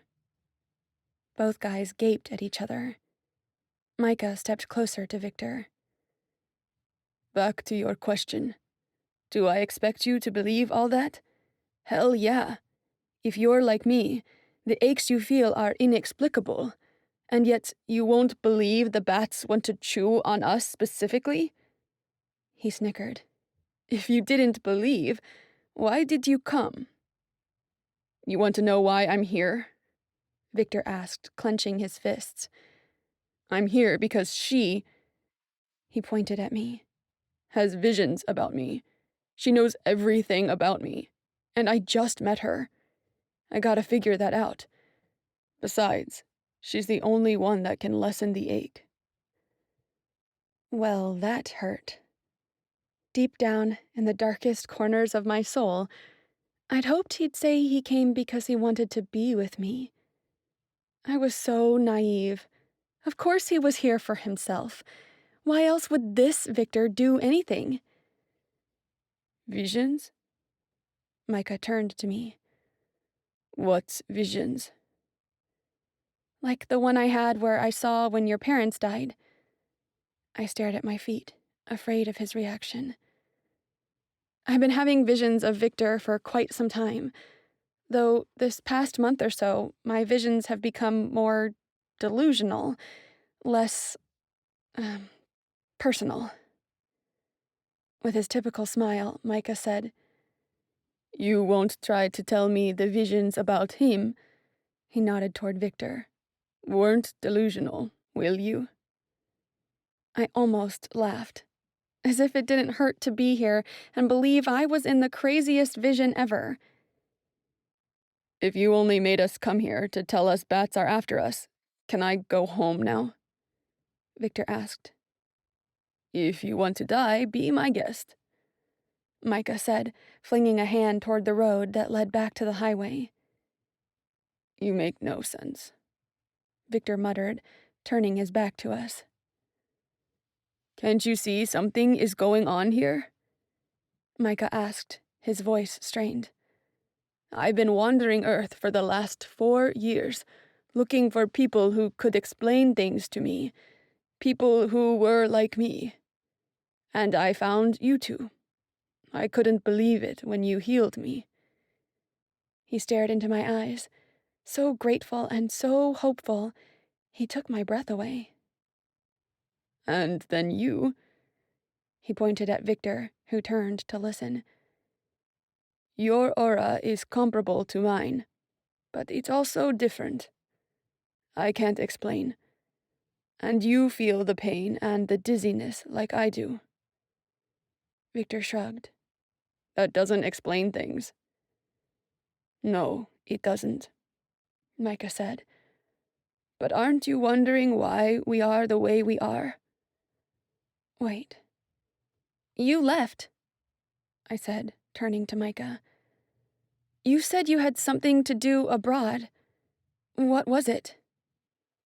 I followed the lead of a strong aura, he confessed, regret and rage filling his features. But it was a trap. Someone wanted me away from here. From you. He stared at me, sending chills up my spine. Away from me? I was attacked, but I managed to escape. Attacked? I advanced toward him, my hands rising to search him to see if he was okay. But I caught myself before getting too near. I cleared my throat. By whom? I don't know. He raised his hands in exasperation. I couldn't get a good look at them. But one thing I do know. Whatever it was, it didn't feel human. What? A hysterical laugh was stifled in Victor's question. You're kidding, right? All right, Nadine. Micah offered his hand. Leave this damn skeptic behind, and let's try to save ourselves. Leave Victor behind? Even if he wasn't exactly my Victor? I looked between them, my mouth open, words absent. We can't just leave him behind. What if I want to be left behind? Victor asked, his eyes raging. But I didn't need to continue. Putting his hands to his temple, he gritted his teeth as the enigmatic pain assaulted him. He started shaking, and his breathing became erratic. He fell on his knees and lowered his head, gripping his chest like he could take the pain away with his hand. But it wasn't his touch that could take the pain away. It was mine. I knelt beside him, my hands on his face. Instantly, warmth from my palm spread through his smooth skin, saving him from losing consciousness. Victor inhaled, and his cheeks flushed. He stared at me, his eyes revealing the frustration that consumed him. You may find a way of surviving the bats and other creatures that might come for you, Micah said. But you won't survive that. He's right, I whispered, trying to put all my charm and hope into my eyes to move him into agreeing. We don't know what's happening, but you need my touch. We should stay together until we find out more about it. Either my charm worked, or the relief from the pain was too attractive. Victor nodded and stood up with me. What now? He asked, eyeing Micah. Now? I don't know. Micah shrugged. We keep moving? I try to send someone else like us? My stomach growled. How about we eat something while we think? I suggested, glancing at my wristwatch. It was almost 3 a.m, and I had barely finished my snack the previous evening. I'm in, he said, offering me his arm. I felt the urge to glance at Victor, but instead linked my arm with Micah's, turning toward the diner. There was a colorful neon sign on the window, advertising snacks and drinks and listing prices. Each letter or number was a different color. There were 2 number 8s among the listed prices, and it was a relief to see they were not glowing or sparkling or anything else weird. That's new, I said, frowning. What? Micah asked, following my gaze and examining the sign. The 8s aren't shining, I said. The 5s were pink, the 1s were blue, and the 8s were lit by white neon light. No more than the other numbers. Micah chuckled. Of course they aren't. The 2 8s are burned out. What? The 8s were shining after all. We took a table near the window. Micah sat by my side, and Victor sat across the table from us. The waitress came soon after, and we ordered a mochaccino and a cinnamon roll for me, a Pepsi and a chocolate donut for Victor, and beer and French fries for Micah. Victor turned to me. What was that about the number 8? I sighed, considering if I should tell them. Well, I was up to my neck in things I didn't understand. Telling them one more bizarre thing couldn't hurt. Since my vision started, every number 8 I see shines. In magazines, painted on walls, in books, on shirts, wherever. It's like they have a white backlight. Do you know what it means? Micah asked. I wish, I muttered. Victor tapped his fingers on the table. Forget glowing numbers. We have to think about what to do. We can't just wander around trying to find whoever can help us. If that's the case, then I would rather go home until Micah senses someone, or something. God, his pessimism and rudeness was starting to irritate me. Are you always this much of a naysayer? I asked, narrowing my eyes at him. Most of the time, I'm worse, he snapped, leaning closer. All right, children, Micah chided. We do have to think about what to do. I'm certain we shouldn't remain in one place for too long, though. Together, our auras are intense flares for anyone who might be after us. Anyone? Besides the bats, who could be after us? Even so, I wanted to know why the bats were after us. Their voices grew dim, and the world around me swirled. I closed my eyes against the rushing dizziness and saw in my mind's eye a large, beige-colored stone room. Multiple white flags popped out on top of stone pillars, lit candles spread throughout the perimeter, and an altar stood at the back, where a poster I couldn't clearly see was on display. Descending the altar stairs, a blond man, about average height and dressed in white robes, appeared before me. From his pocket, he pulled out a card. I looked closer. In his hand, he held the same card Micah had picked up from the drawer in my room. Nadine, I heard Victor call me. are you okay? The vision faded, and I returned back to the diner, panting. I frowned, confused at the worry in his tone. What did you see? Micah asked. I sighed. I know who can help us. Chapter 18. We left Micah's bike with the owner of the gas station, chained to a thick column, much to his chagrin. Then we drove for 3 hours to find a decent motel. I was thankful when we finally found one because I almost died from the intensity of their scents inside the car, unable to decide which one tantalized me more. The bedroom given to us had 2 full beds. I took one, Victor took the other, and Micah was able to get an old mattress from the receptionist to sleep on the floor. 5 hours later, the guys and I were up and inside an old department store, buying clothes and other necessary stuff for them, since they hadn't brought anything. After loading up, we went back to driving and eating our snacks inside Victor's car. We were headed south on I-95 to Jacksonville, Florida. The business card indicated we would find Morgan Holt, whoever he was, there. Our plan was to drive until evening, stop to rest for a few hours, and then keep going in the morning. If everything went as planned, we would arrive there by noon the following day. The outside was scary. Even sort of protected inside the car, knowing bats and everything else was out there made me feel like crawling into a corner and crying. It worsened whenever we passed a destroyed town or had to stop and find an alternative route because of broken roads or bridges.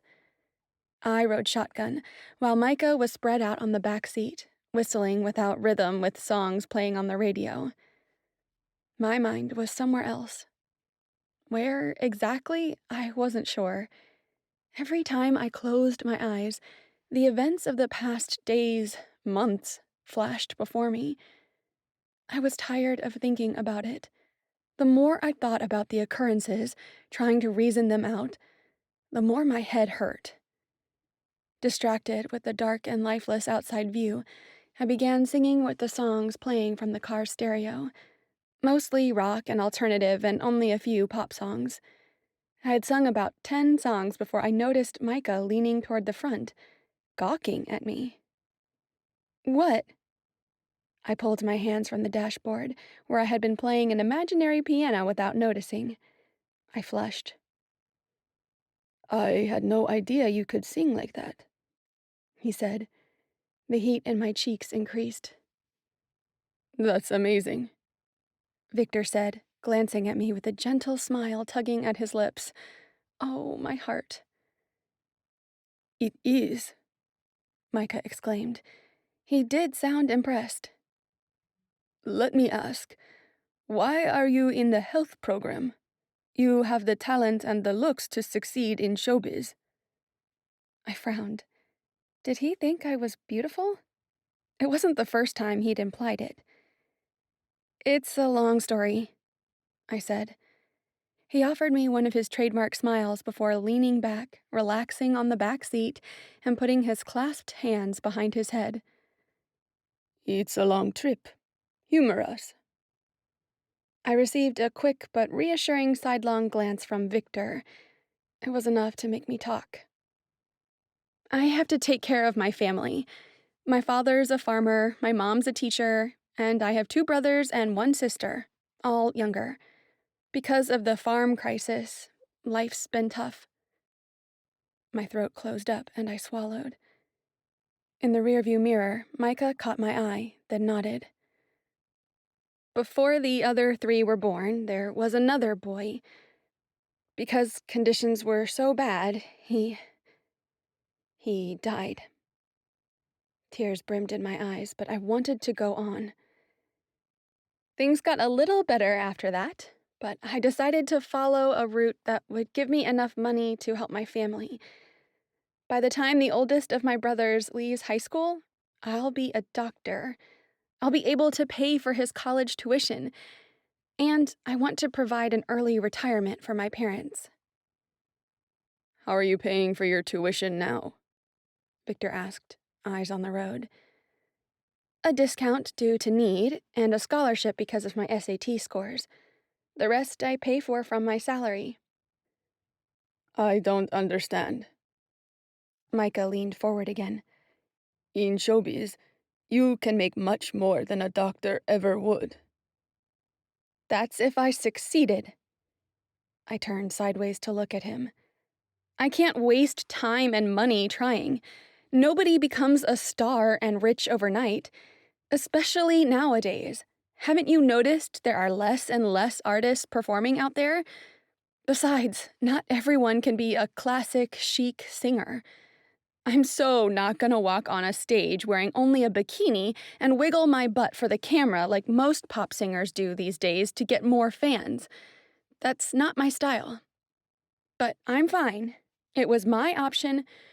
I like medicine, and I like helping others. You say that now. Micah said. When you're older and tired of hearing grandpas complain about bladder control problems and teenagers crying because of acute acne, you'll regret your decision. His vision of my future brought some humor to the situation. I chuckled. Sorry, but I won't change my mind. Micah shrugged. Suit yourself. He lay down in the back seat, eyes closed. Taking advantage of the silence, I glanced at Victor. Are you okay? Yeah, why? He asked, suspicious. Always on the defensive. Just asking. Driving for too many hours might not be pleasant. He smiled, but his eyes were still on the road. If you need to stop to stretch your legs or grab a coffee to keep you awake, we won't mind. I mind, Micah said from the back seat. I turned to him. Shut up, nobody's talking to you. When I glanced back at Victor, he was truly smiling. Okay? I asked, in a helpless, gentle tone. I felt stupid. Okay, he said, losing the smile and focusing on the road. I sank down into the seat, turning up the volume and singing along, pretending everything was right in the world. I was in a dark, chilly, tiny room with stone walls and no windows. My arms ached. I looked up, and, illuminated by a thin strip of moonlight, I saw my wrists wrapped by metal chains. My clothes hung in tatters, and when I moved, my back scratched painfully against a rough wall. What was this? Where was I? Emma walked into the room, her head high, holding her stave. A black cloud followed her. I flinched. Well, that answered my mental questions and put a clamp on my spinning mind. Hello, Nadine, she said, an evil smile over her red lips. How are you? My face went cold. I was interacting in this vision. Oh my God. Approaching me, Emma tisked. It is polite to answer questions addressed to you. Didn't your mother teach you good manners? You don't want me to call my friends, do you? She asked, still smiling. Be a nice girl and tell me everything I want to know. I grimaced. Then, finally finding my voice, I asked, What do you want to know? Ema laughed, like an evil queen in a fairy tale, sending goosebumps over my skin. You know what I want. I've already asked you many, many times. Tell me everything, and I will end your suffering. Will you release me if I tell you? I asked, trying to gain time and find out as much as I could about this vision, while I tried to figure out how to go back to the present. She laughed again. After all you did, dear? No, no. But if you tell me, I promise your death will be quick and clean. Ema came closer until her face was inches from mine, her eyes sparkling with pure vice. On the other hand, if you keep up with this silence game, I promise you, you will regret ever being born. She kissed my cheek. Her lips were icy, and under it my skin crackled, drying out. The withering spread, sending searing pain through my face until it reached my throat, making me gasp and choke. The realization I could die hit me. I tried inhaling the air that would save me, but it was in vain. The parching spread down to my lungs and chest. The world spun, and the room became even darker. Blood trickled from my wrists as I struggled against the cuffs, and my legs went numb. Ema sent a purple bolt from her stave to my chest. The bolt hurt as if it had opened my flesh and crushed my organs. I tried to yell, but couldn't. However, a few seconds later, although it seemed like decades, the power of the bolt spread, and the drying feeling left me. I took a deep breath, not caring that my whole body weight dangled from my bloody wrists. I didn't have any strength left, not even to look at Ema while she laughed. And that is just the beginning, she said, sauntering toward the dungeon door. With her back to me, she added, I'll give you a while longer. Choose wisely. She left. The door closed behind her, leaving me in total darkness. Despite myself, I cried. A harsh jerk of my shoulders pulled me out of the vision. I blinked several times before being able to discern Micah's face close to mine, his deep black eyes holding a hint of worry. Beside him stood Victor, with the same worry spread over his features.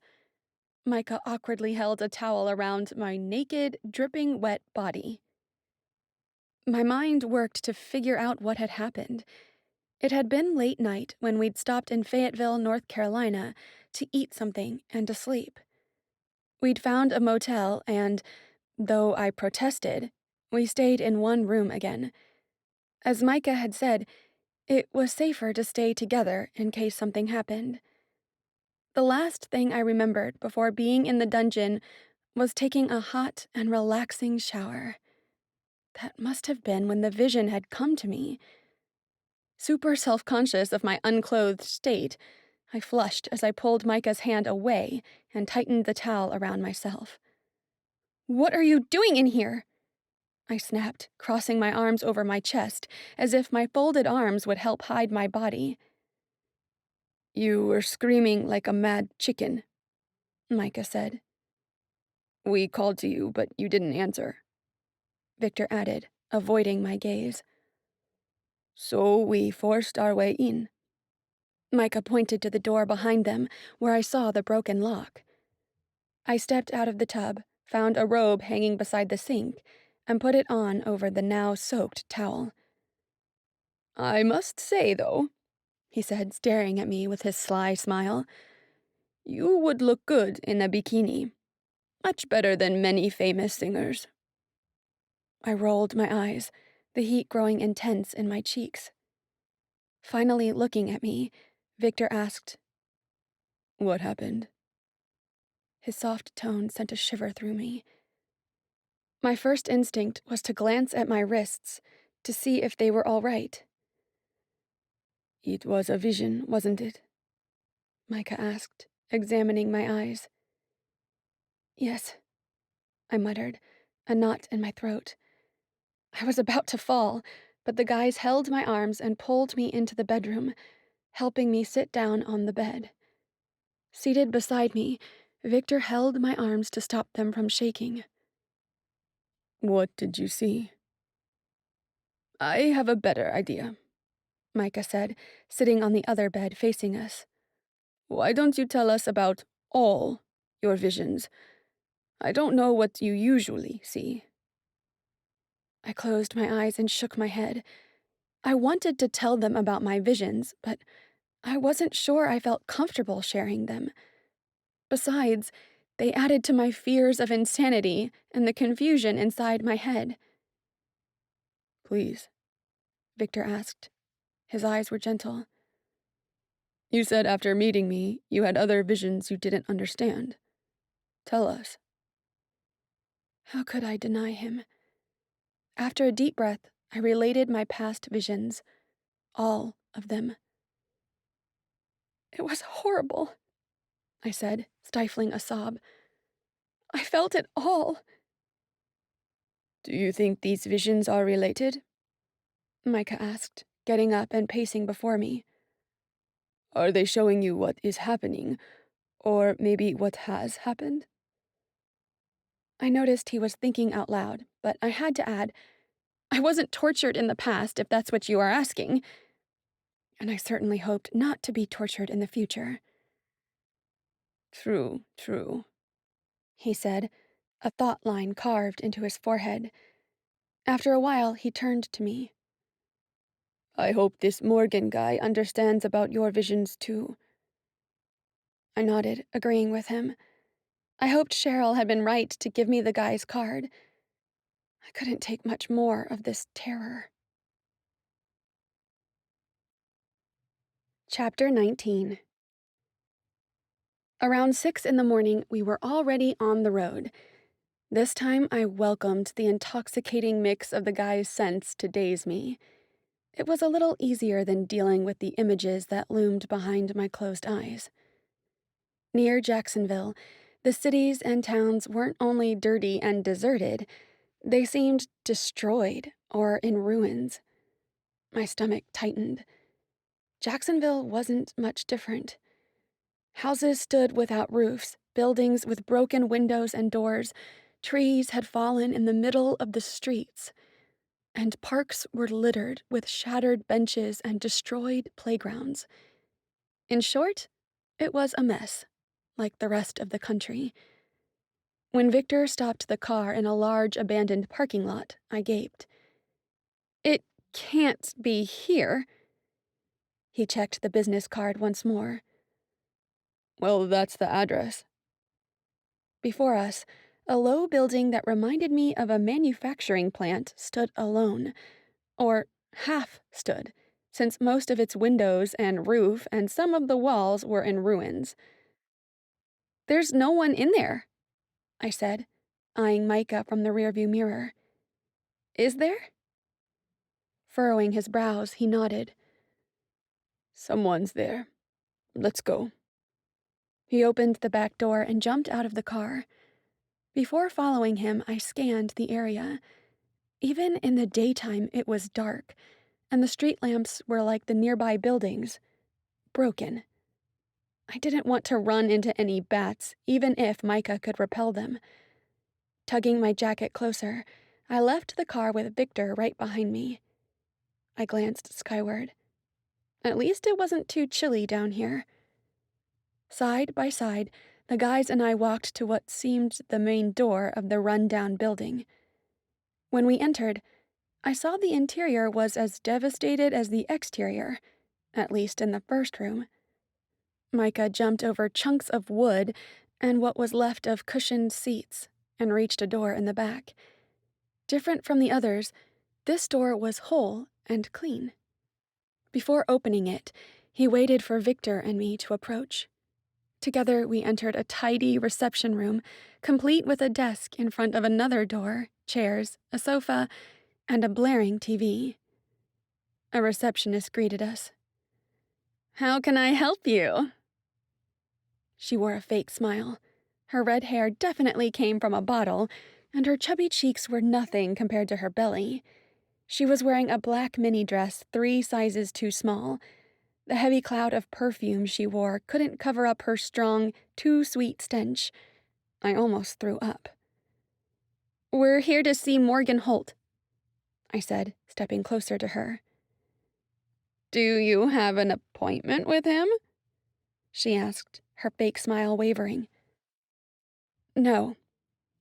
"Then you'll have to come back another day." She grabbed an organizer from her desk. "We can schedule a date now. Tell me what this is about." "Yeah, right." "It's urgent, ma'am. Could you please call him?" "Everyone's problems are urgent," she snapped. Before I could snap back at her, a young black guy came out of the door I wanted to enter. He was dressed in a white robe. "Miriam," he started, but stopped when he saw us. "May I help you?" "I need to see Morgan Holt," I said, turning my back to the receptionist and throwing some charm at the young man. I flipped my hair and batted my lashes, hoping my green eyes would do the trick. All things that I had seen Raisa doing before. She would be proud of me. He smiled at me. "Do you have an appointment?" Oh, here we go again. I stepped closer to him, moving my shoulders as if I were uncertain of what to do. "I don't, but you see, I need to see him. My friends and I came from New York to talk to him." "New York? Really?" he asked, still smiling. "I love New York, though I haven't been there in 5 years." He showed me the door, beckoning for me to come with him. "How is the city?" he asked as we crossed the door's threshold. While we walked, he told me his name was Carl, and he was one of Morgan's assistants, though I still had no idea what they did. About 50 feet down the corridor, there was a large staircase. Carl led us down the stairs to the basement. "You flirt," Micah whispered in my ear when Carl was busy opening another door for us. Sure, I was flirting a little, but I would use every trick I had, or thought I could have, to figure out what was going on with my visions, and with Micah, Victor, and me. I shrugged and waved him off just as Carl turned back to me. We entered a large room with many cushioned chairs along the wall. "Wait here, please," he said, walking toward the white double doors in the back of the room. Frowning, Micah came to stand right beside me, staring at the doors. Before Carl had taken a few steps, the doors opened, and a blond man in white robes came out, staring straight at Micah. "Morgan Holt," I whispered, recognizing the man from my vision. He looked older in real life, about 50-something, with highlighted blonde hair down to his shoulders, and big, round brown eyes. Not too tall, but slim. "By the gods, you 3 are like fireworks," Morgan said, sounding much younger than he seemed. As if in disbelief, he gaped at us. "Who are you?" "Hi, Mr. Holt. Mr. Holt is my father," he said. "I'm just Morgan. And you are?" "Nadine. And this is Victor and Micah." I motioned toward them, then tried again. "Morgan, we need your help." "Why would ones like you need my help?" he asked. There was a musical accent to his speech I could not pinpoint, but his definition of us was what caught my attention. "Ones like us?" I asked. "What are we?" "You tell me." he said, raising his arms in exasperation. I've never felt auras like yours. Yeah, see? I curled my hair around my finger. We don't understand this aura thing. Morgan raised an eyebrow, examining us. I felt like a monkey in a cage getting ready for an experiment. All right, come to my office. He led us to a side door into his tiny and cramped office. He beckoned toward one of the only 2 chairs, indicating I should sit, while he took the second one. Before I sat, I glanced back, making sure the guys were with me. And my breath was knocked out of me. Looking like seductive perfume ad models, Victor and Micah leaned against the wall. Victor stuffed his hands into his jeans pockets, and Micah crossed his arms over his black leather jacket. Good God. Trying to focus, I turned back to face Morgan. Thanks for receiving us. Don't thank me yet. Morgan propped his legs on his desk. I'm just curious about your auras. As are we, I said. You talk as if you can't sense them. I can't, but he can. I pointed to Micah, who nodded to confirm it. I see. Morgan squinted, studying us. And why are you here? We need your help.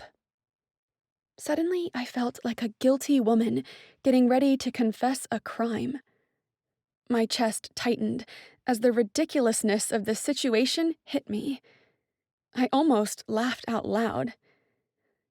Things we don't understand have been happening, and someone said you could help us.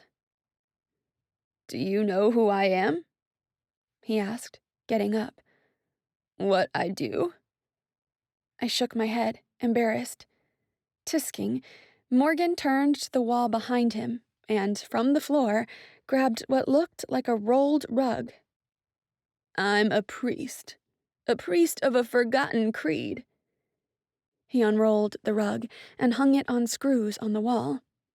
When he retreated, I gasped. I think he was about to explain the drawing, but noticed my reaction and waited. I stood and walked toward it. It was the throne room of the Crystal Palace, showing the thrones lined up and the gods and goddesses elegantly seated on them, holding their staves. Levi was in the middle, Ceres on his right, Mithras on his left, then Ima and Omi and the others I didn't know. Under them, there was a large symbol. I know them. I ran my fingers over the drawing. You do? Morgan asked, his eyes wary. This is Levi, Ceres, Mithras, Ima, and Omi. While saying their names, I pointed to each respective figure. I don't know the others' names. With wide eyes, he said, The others aren't as important. They aren't lesser gods either, but the ones that make the big decisions are the ones you named. How do you know them? I glanced at Victor and Micah, scared of revealing my secret to a stranger. I swallowed and said, I have visions about them. Morgan's big, round eyes became even wider. You do? He sounded excited. Do your visions become real?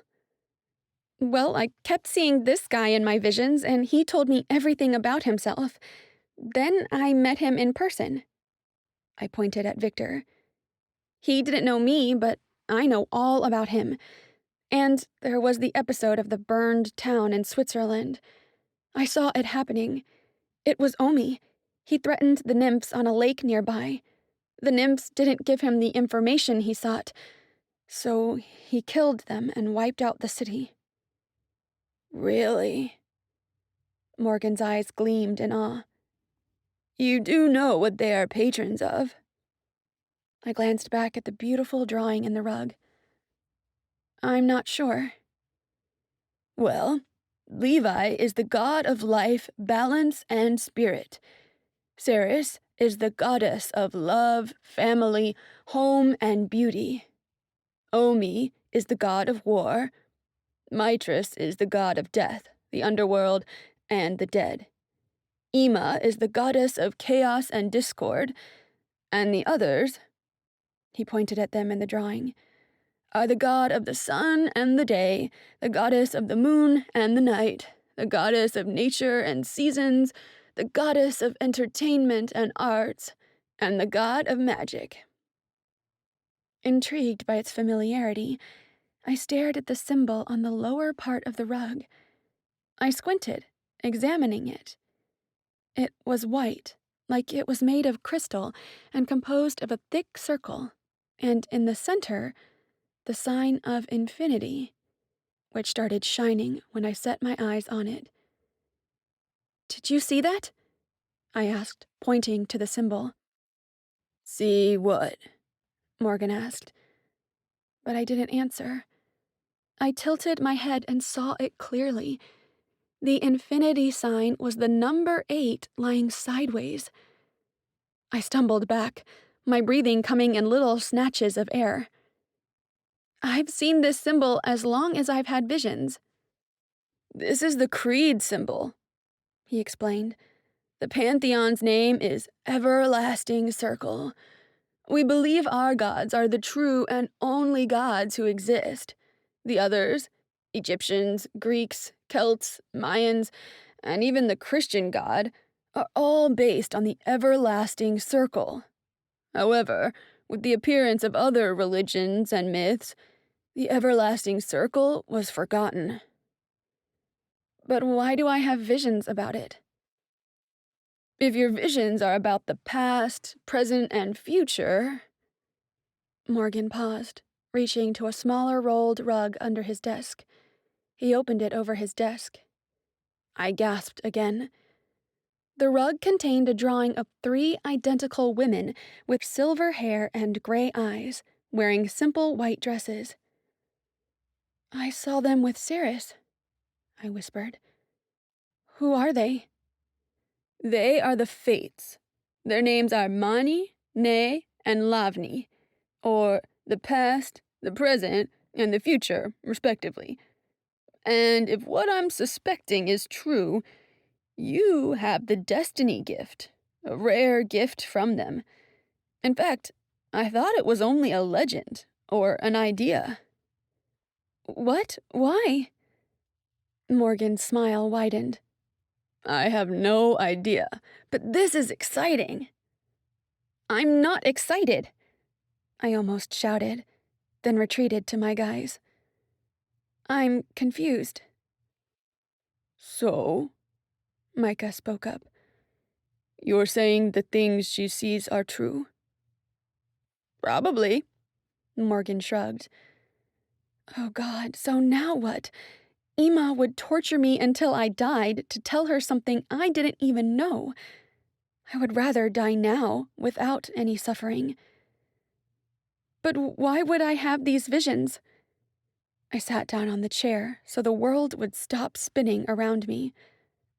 "A warning?" Morgan rolled the smaller rug up again. "Did you know your aura isn't as strong as theirs?" He pointed to Victor and Micah. "What do you mean?" Victor asked, finally speaking since we had arrived. He stood behind my chair. "Your aura," Morgan looked at Victor. "and his," he pointed at Micah, "are inexplicable. I've never heard of auras like yours.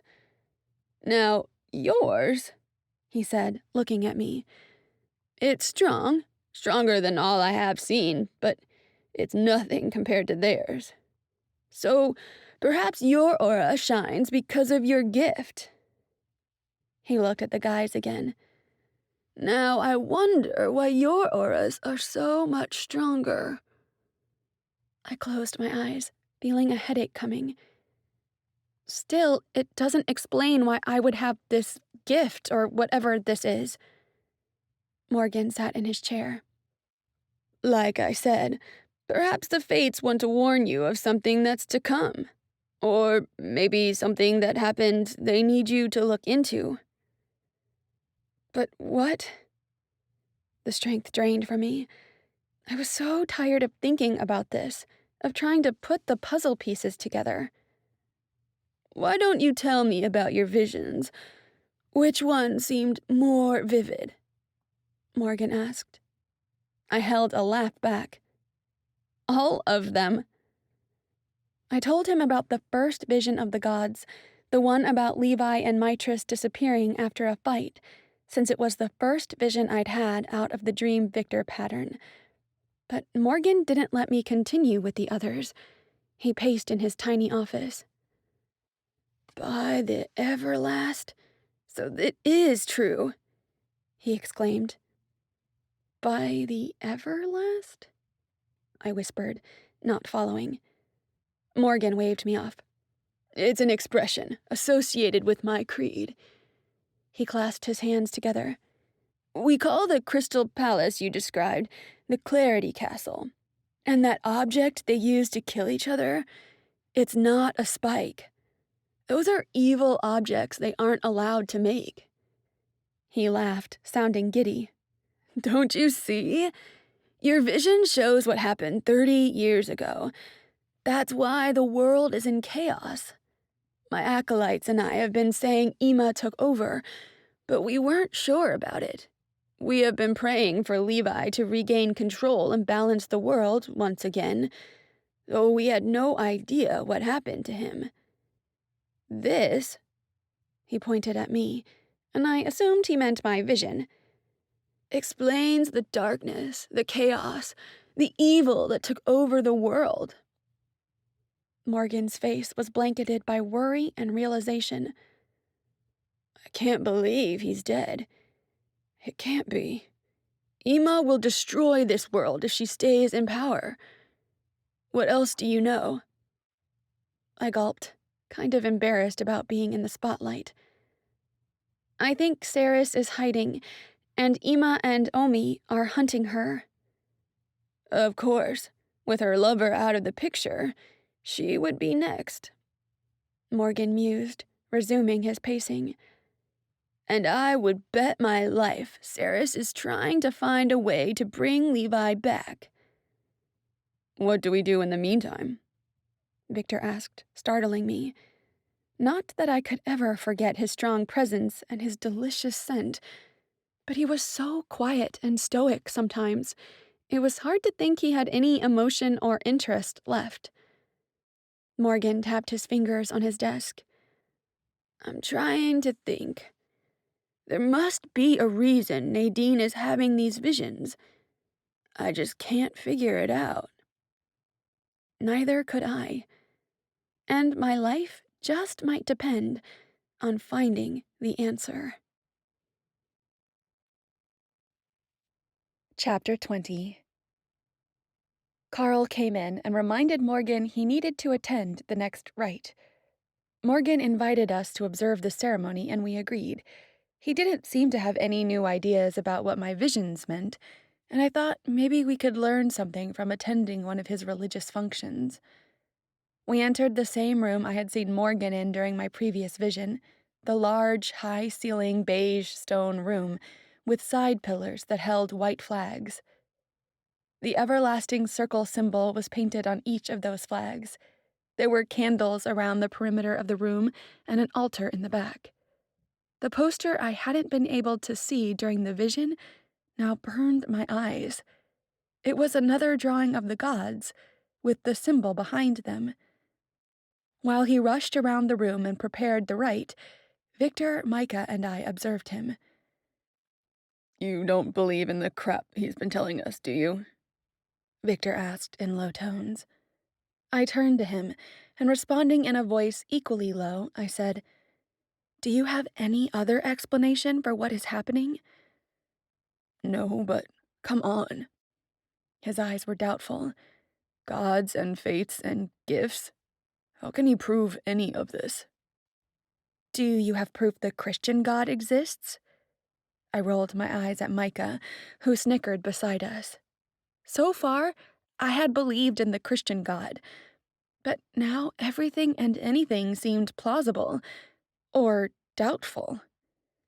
Victor remained quiet. His aura is strong too, Micah said, his gaze following each of Morgan's moves. And he has the gift of sight. Okay, I said. Explain something to me. Everyone has an aura, right? Yes, Micah answered. But these auras are different? He nodded. Yes, there are good auras, weak auras, bad auras, and special auras. Ours are the latter. Special how? I asked. He shrugged. Just special. They feel different, purer, stronger. Like Morgan said, Victor's and mine are much stronger than yours, though. This mess is so insane, Victor muttered. I ignored Micah and stepped closer to Victor, hoping my eyes could express my feelings. I don't know what to believe. I don't know who to trust. But here we are, and trust me, I've been debating whether I'm not in a vision right now. This isn't easy for any of us. Unfortunately, it's all we've got so far. I could see I hadn't convinced him, but how could I convince him of something I wasn't completely convinced of myself? Morgan called our attention and directed us to stand under the altar. The rite started. With white chalk, he drew the everlasting circle symbol on the floor and chanted. The words in the chant asked Levi to come back, to be resurrected, and bring light to the darkness. Whatever else he said or did, I didn't catch. I felt the usual stab, the warmth running inside my body, the prickle over my skin. The darkness took over, and I wasn't there anymore. I was on top of a steep red rock, looking at many other red rocks. It reminded me of the Grand Canyon, though I was sure it wasn't the exact same place. We are near the Grand Canyon. A woman's voice came from behind me. I turned to see who it was, then gasped when I saw the identical fates. They continued, speaking together, and said, "It's called Cathedral Rock. This is where you need to go," one of them said. "Don't scare the girl off, Lavani," another said. It was confusing. Even if they decided to formally introduce themselves, I would never know who was who. She continued, "But you have to hurry, my child. Otherwise, the world won't have a chance," the third one said. Excuse me? My head spun. They approached and pointed toward the horizon. "The world can't survive in the chaos it is in. To have a chance of avoiding the end, you and your friends need to come here," Lavani said. "What is so special about this place?" I asked, looking around. All I saw were red rocks. "Ask Morgan. He knows," one said with a knowing smile. They waved their hands and the horizon changed. The darkness of the sky descended, winged creatures advanced, and lightning struck. "If they catch you before you arrive, it will be the end." I heard the Fates' voices, though they weren't by my side anymore. "The world will be at war with the darkness, and the darkness will win." Images flashed before me on the vast horizon. The Eiffel Tower in Paris and the Christ the Redeemer in Brazil crumbled to the ground. Winged monsters devoured people in parks. Huge waves brought gigantic sea creatures up to die on beaches. Fireballs hurled from the skies burned the ground. Children yelled and ran from schools as earthquakes destroyed everything. All the while, Emma stood on the side, observing and laughing with pleasure. My stomach churned, and I fell on my butt. Micah and Victor knelt by my side. Morgan stood close behind. I scanned the area, realizing I was back from the vision, and we were alone in the beige stone room. "What did you see?" Micah asked, leaning closer, his cool breath washing over my skin. I inhaled deeply, hoping his sweet scent would numb my senses, and I could just stay down and not care about anything else. "Nadine, talk to me." "Nadine?" It was Victor, his voice holding a gentle tone. "Say something." I didn't want to say anything. All I wanted was to close my eyes and forget about gods and fates and visions and auras. But I didn't. I could feel within my soul my vision was true. "What is so special about Cathedral Rock?" I asked Morgan in a clear and loud tone, masking my fear and my frustration. He pressed his hands together. "Cathedral Rock is a gateway to the Clarity Castle. That is, if the stories are true," Morgan said from the back seat of Victor's car. We had left Jacksonville and were now on the road towards Sedona, Arizona, to Cathedral Rock. "Which one of our stories has not been true?" Micah asked, eyeing his backseat partner. Morgan threw his hands up. "Man, I'm on your side. That's why I'm coming with you, isn't it?" He sounded more like an excited young man than a 50-year-old priest. "How long to Sedona?" Micah asked while I stifled a laugh. I just hoped he didn't kill Morgan before we got there. Victor glanced at the dashboard. 30 hours, according to the GPS. Morgan leaned forward. "We need to make a stop in Wichita." "Kansas?" I asked, looking back at them, and saw Morgan nod. "Why?" "I know a priest there. Last week, on the phone, he mentioned he was studying the gateways," he explained. "We might need his guidance." "Again, why?" I asked. "Because the gateway is a place of strong power, and it isn't out there for everyone to see," Morgan said. "It's hidden somewhere among those rocks, and I know nothing about what to look for. My friend does." I turned to our driver, hoping he wouldn't snap again for having to take us even farther. With a sidelong glance, Victor nodded. "All right, boys," I said. "We're going to Kansas." Chapter 21. It was almost midnight when we stopped at a hotel past Birmingham, Alabama. This time we got 2 rooms, and Micah called dibs on sleeping with me. In the hallway, after bidding goodnight to the others, I caught Victor's gaze lingering on me. I saw something there, something I couldn't quite grasp. Was he jealous? No. Worried? That wasn't it either. Inside our room, Micah threw himself at one of the beds, tossing me one of his trademark smiles. "So, darling, will you join me?" He patted the empty space beside him. I rolled my eyes and rummaged through my things. "Why are you in this?"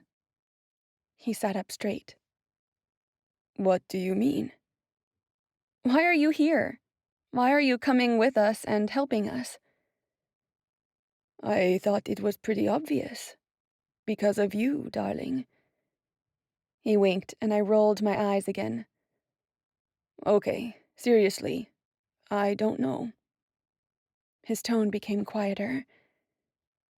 "There are a few moments when I believe that whatever is happening to us has something to do with the darkness surrounding the world." "What do you mean?" "I don't know." He shrugged. "The bats and the feelings make me think the darkness is involved in our problems, I guess. But this world doesn't bother me. I even like the dark. What I don't like are these pains, and the impression I'm missing something, that I'm still missing some part of me. It made sense. Though, how could he not care that the world was drowning in darkness and every living creature was in the path of death? The image of his possessed face as he killed his parents' killer flashed before my eyes. I approached him and, careful with my words and tone, said, "What happened when you killed those men?" At his raised eyebrow, I hurried on. "I mean, in the vision, you looked not yourself." One more question to which I don't know the answer. Like you said, I wasn't myself. The sight of my parents dead beside me was too much. I was out of control. Like when he had attacked me in my closet and almost strangled me. I don't know if he could also read minds, but he looked up at me, regret flickering in his black eyes. I'm sorry about the way I acted at your apartment. I was trying to get you out of there, safe and sound, and you were making it so hard. I don't know what came over me." His eyes were focused on mine, causing my breath to catch. "I'm sorry." I nodded. "It's okay," I whispered before disappearing into the bathroom. Besides dying for a shower, I needed to get away from the temptation of lying with him in that bed. When I went back to the room, the temptation grew.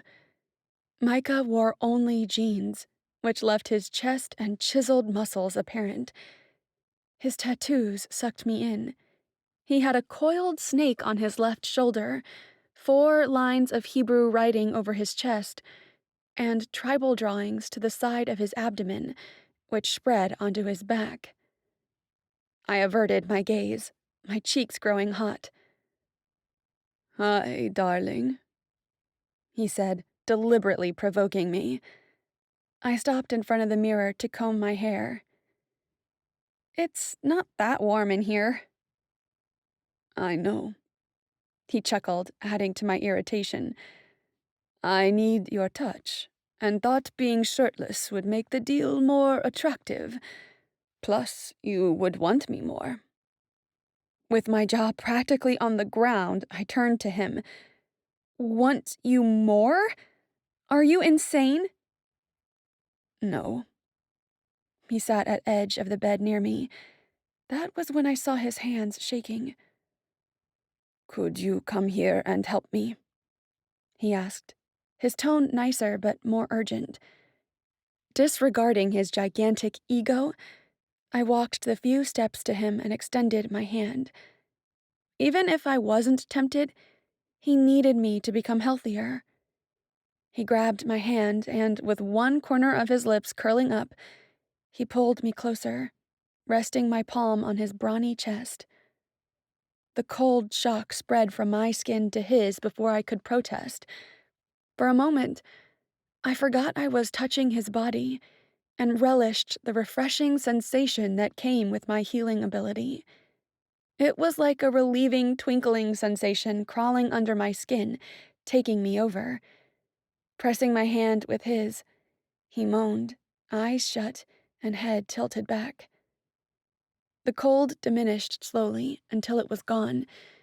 Still holding my hand to his chest, he opened his eyes and looked straight at me, through me. "Are you better?" My voice broke, my breathing uneven.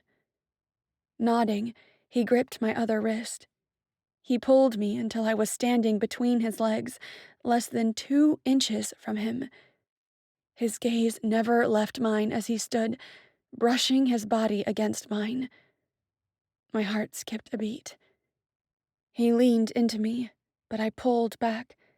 He put his hand behind my neck. "You want this?" he whispered, his breath mixing with his scent, poisoning my mind. No, I said, putting my arms against his chest to push him back. Who was I kidding? He was super hot and into me at this exact moment. Of course I wanted this. But would I still think I wanted this when I saw Victor the next day? Until I met Micah, the Victor in my visions had been the only guy in my life. Micah pulled me to him and leaned down. He wasn't as subtle or gentle or slow as Victor was in my dreams. He was direct and rough and damned sexy. His lips brushed against mine, but a knock on the door made me jump back. He grunted. "Who is it?" "It's me," Victor said.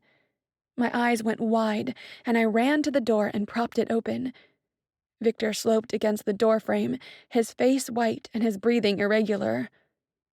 "Oh, God, what is it?" I reached to him, passing my arm around his waist and helping him in. "Pain," he whispered between gritted teeth. I helped him sit on the bed. Micah stood before the window, still shirtless, fuming and pacing, not looking back. "Did I interrupt something?" Victor raised his eyebrows, glancing from Micah to me. "No," I exclaimed, hoping I wasn't blushing. Victor extended his hand to me. "Please, could you help me?" Without answering, I took his hand in mine and almost fell on my knees when the warmth took over me, sending strong feelings to my core. God, he was so weak. In the depths of healing, I heard Micah murmur, "I'm gonna take a walk." Victor ended up taking more of my energy than I realized. After the healing, I plopped down on the bed beside him, sleepy. "Thank you," he whispered, glancing sideways at me. "Does it hurt you?" "No. At least I didn't feel anything. I'm just a little tired." He looked around. "Where's Micah?" "I think he left." I stood up and walked to the window. A minute ago, I had been in Micah's arms, ready to kiss him. A shiver ran up my spine. God, Micah was impossibly hot and dangerously sexy. If only my heart didn't belong to Victor, the Victor from my visions. I glanced at the guy before me, wishing he was the one he would never be. After a few tense moments, he spoke. "Tell me more about your visions." His voice was low and unsure. "About me in your visions." I leaned against the cold glass window. "Why do you want to know?" "I was wondering how different your Victor is from me." He glanced up at me, his sea-green gaze sweeping into my soul. "Was he a good friend? Or more?" "Well, I'm not certain." I wanted to hold his stare, even if it made me dizzy and confused. How could I talk about him to him? We were best friends, companions, buddies, and we also acted like boyfriend and girlfriend most of the time. I mean, we were jealous of each other's past. I burned inside the few times we talked about your former girlfriends. I saw his lips twitching, as if they wanted to curl up in a smile, but it never came. We kissed a little, but we never made out. So, I'm guessing we weren't more, like you asked. "Do you like him?" he asked. When I frowned, he rephrased. "Do you love him?" I averted my gaze and didn't answer. But I guess my silence was the answer. "I'm sorry," he whispered. I glanced back at him. For what? "For not being the one you wanted me to be. It would have been nice to be the one you hoped for. It would be nice to have a friend again, to have someone to care about."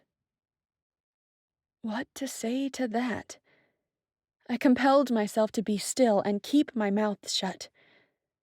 Unfortunately, unlike Micah and my dream Victor, he didn't seem one bit into me. I wouldn't be the one falling on my knees and begging for his love. With his stoic and reserved personality, I would look like a clown, or worse, desperate. All I needed was to run to him and cry on his lap. That would be fantastic. I glanced at the alarm clock beside him. "It's getting late," I said, willing my voice to sound firm and strong. "Yeah, right." He stood and walked to the door, where he paused and looked back at me. He had to make my pulse race even more? How unfair. "Good night." "Good night." Once he was gone, I threw myself on one of the beds, hugged the pillow, and forced myself to think about ponies and cute puppies so I wouldn't cry. God, these 3 men, 2 real and 1 fictitious, were going to kill me. Chapter 22. The air inside Victor's car was heavy and tense when we got on the road again the next day. A few times, Morgan tried to initiate a light conversation, but none of us gave him much attention. We only stopped twice for gas and to stock up on food we could eat in the car, since our plan was to arrive in Wichita later that evening. We'd meet Brock, the other priest, sleep a little, and head to Cathedral Rock the next morning. During each stop, I thought I was going to have a heart attack. We saw sinister figures. Everyone looked scared and wary, surrounded by poverty and destruction. Each gas station and store was protected with gates and metal doors. It was a pain to get in, and almost as hard to get out. The clouds grew darker and thicker as we approached the city. Morgan had contacted his friend Brock and arranged to meet him in the pub of a local motel. As we drove up, I noticed that despite the rest of the city being dark as night and dirty as a trash bin, the motel was quite nice and well illuminated, and had the security system, cameras and alarms on each corner. We parked and got out, stretching our legs. At the reception desk, a girl in a pink mini dress, who looked more like a hooker than a receptionist, batted her lashes at Micah as she gave him keys for 2 rooms. I didn't know I had such rage within me. Only Victor and Micah had ever awakened such feelings in me. With unwelcome jealousy surging through me, I hoped my long nails scratched Micah's hand as I took one of the keys. "This is my room. If you 3 don't want to share one, then ask for another one." I walked away, assuming the guys would follow. If I'd heard the receptionist correctly, their room was on the 2nd floor, while mine was on the 1st. Very far away. I needed space. "What did you do to her?" I heard Victor ask Micah, but if Micah answered, I didn't hear it. "We meet in 1 hour at the pub," Morgan yelled at my back. I waved them off and hurried to my room. Enough of the guys. I wanted to be alone. A series of images flashed before my eyes. The girl dying right in front of me, burned by the acid rain. The attack from the bats on the street. My experiment on the chemistry lab spilling and burning through the table. An old woman dying and leaving her grandson alone. Sarah screaming while a hooded man chased her. The bats invading my apartment. The gods throwing black thorns at each other. Ima torturing me. "Nadine." I sat up in bed and sucked in a sharp breath. A book fell from my legs to the floor. What? A knock echoed on the closed door. "Nadine, are you there?" Victor called. Shaking the numbness from my mind, I turned the lamp on the nightstand beside me on, jumped off the bed, and rushed to the door. I threw it open and found Victor standing outside, all dressed up in neat jeans and a button-up shirt. He frowned at me. You were sleeping? Was it that obvious? I ran a hand over my hair, trying to comb it with my fingers. I must have fallen asleep while I was reading. I glanced to my wristwatch. Holy shit, I'm late. Yeah, that's why I'm here. To check on you. Of course. Why else would Victor come see me? I stepped back. I'll need a few minutes to get ready. He advanced into the room with me and closed the door. Okay.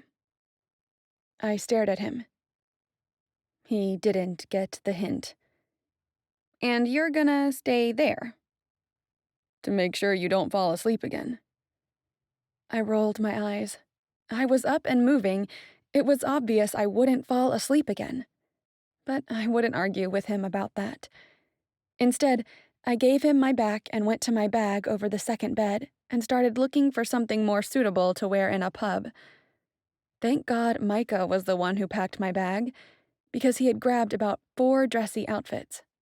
I pulled out a dark teal halter dress with a short hemline and wrap-up silver stilettos. Hell no, Victor said from behind me.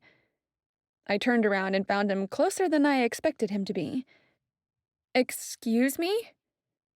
I just came from the pub, and let me tell you, the public in there, which is 90% male, doesn't look too respectful. You're not wearing that to go there. I gaped at him. I couldn't believe his audacity. Who did he think he was telling me what I could or couldn't wear? Now I was determined to pamper myself up, just to irritate him. You don't get a say in it. He snatched the dress from my hand. I exhaled out loud. What the hell? Give me my dress. He leaned closer, his blue-green eyes too close, his lips too close. Not a chance. Anger filled my core, and with closed fists I pushed him. What the hell, Victor? Why are you acting like that? Like I have common sense? I snorted. Common sense? No, not even close. That's more like... I shut my mouth. He narrowed his eyes at me. Like what? Say it. No. I retreated a step. Stubborn, Victor reached out to me and grabbed my wrist. No. Now say it. Nope. He growled. Nadine. Let me go. I jerked my arm, but his hold was firm. Victor, let me go. His eyes gained a different gleam, one I was sure wasn't real. Then he took a large step toward. I backed up until my legs hit the bed and I had nowhere to go. Victor loomed over me. I won't, he said in a low voice. I don't want to. He wrapped his arms around my waist, pulled me against him, and covered my mouth with his. God, I had dreamed of this moment so many times. Yet this Victor wasn't my Victor. Was he? In truth, right at this moment, I didn't care. Despite the anger I felt a second ago, all I wanted now was to kiss him back. And I did. His mouth was sweeter than I could have hoped for, his tender lips eagerly moving against mine, his tongue exploring my mouth as if it were a new, rich land to be discovered. One of his hands traveled up my spine until his fingers knotted my hair. The other hand went down, cupping my hips. Oh, and I was over him, too, my hands already under his shirt, exploring his lean, hard muscles. He pulled my hair back, making me tilt my chin up. Startled by how avid he was, I moaned. In my dreams, I had believed he would be gentle and calm, very different from this Victor. And I loved every second of this one. By the way, he breathed in my ear. You're so beautiful. With his tongue, he traced a line down my neck to my collarbone. He bit it, scorching my skin, using his hands to press me against him. I felt intoxicated by his scent, by his touch, his breath. I unbuttoned the top part of his shirt, pulled it over his head, and threw it on the floor. Then he tugged on my sweater. I closed my eyes and prepared myself for this moment. I had been naked in front of a guy only once before, and he had been too drunk to really care. This time was going to be different. With my eyes still closed, I raised my arms so Victor could pull my sweater off. A stab hurt my chest, and tingles spread over my skin. When I opened my eyes, I wasn't in the room with Victor anymore. I was at the pub, watching over Morgan, Micah, and Brock. What the hell? What was I doing here? A ghost-type vision now? Was this a sick joke? Please, I wanted to get out of here, to get back to my room, back to Victor's arms. But I couldn't leave. An intense feeling in my gut made me approach and observe them. I pushed Victor and his sizzling touch out of my mind. The trio discussed something, their serious conversation interrupted by a chuckle or two. However, there was something strange going on. Whenever Micah or Morgan weren't looking, Brock glanced to a corner in the back of the pub. I frowned, and because I had a feeling I was supposed to find out whatever it was, I went to the back of the pub, behind the stage. I found a corridor with dressing rooms, restrooms, and storage doors. I followed the corridor to the end, to a door that led outside. I opened the door and froze. For a moment, I couldn't register what I saw, but I knew. Demons. Dozens, maybe.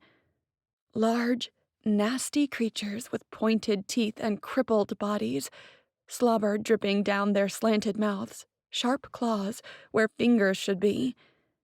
Bats hovered over them, silhouetted by the dark skies. My stomach hit the floor, and nausea made me lean against the doorframe. What were they doing here? One of them, clasping a sharp spear, entered the back door and ran down the corridor. He met 3 humans who halted and opened their mouths to scream. Before they could emit a sound, the demon held his spear high and stabbed their hearts, deft and fast. Their bodies crumpled to the floor, and he stomped over them without losing his focus. I screamed. Thankfully, I was a ghost here. The demon stopped at the pub's door at the end of the corridor and spied from it. Brock glanced at him. Relief showed in his features. Then he nodded toward Morgan and Micah. The blood drained out of me. "Hurry," a disembodied voice whispered.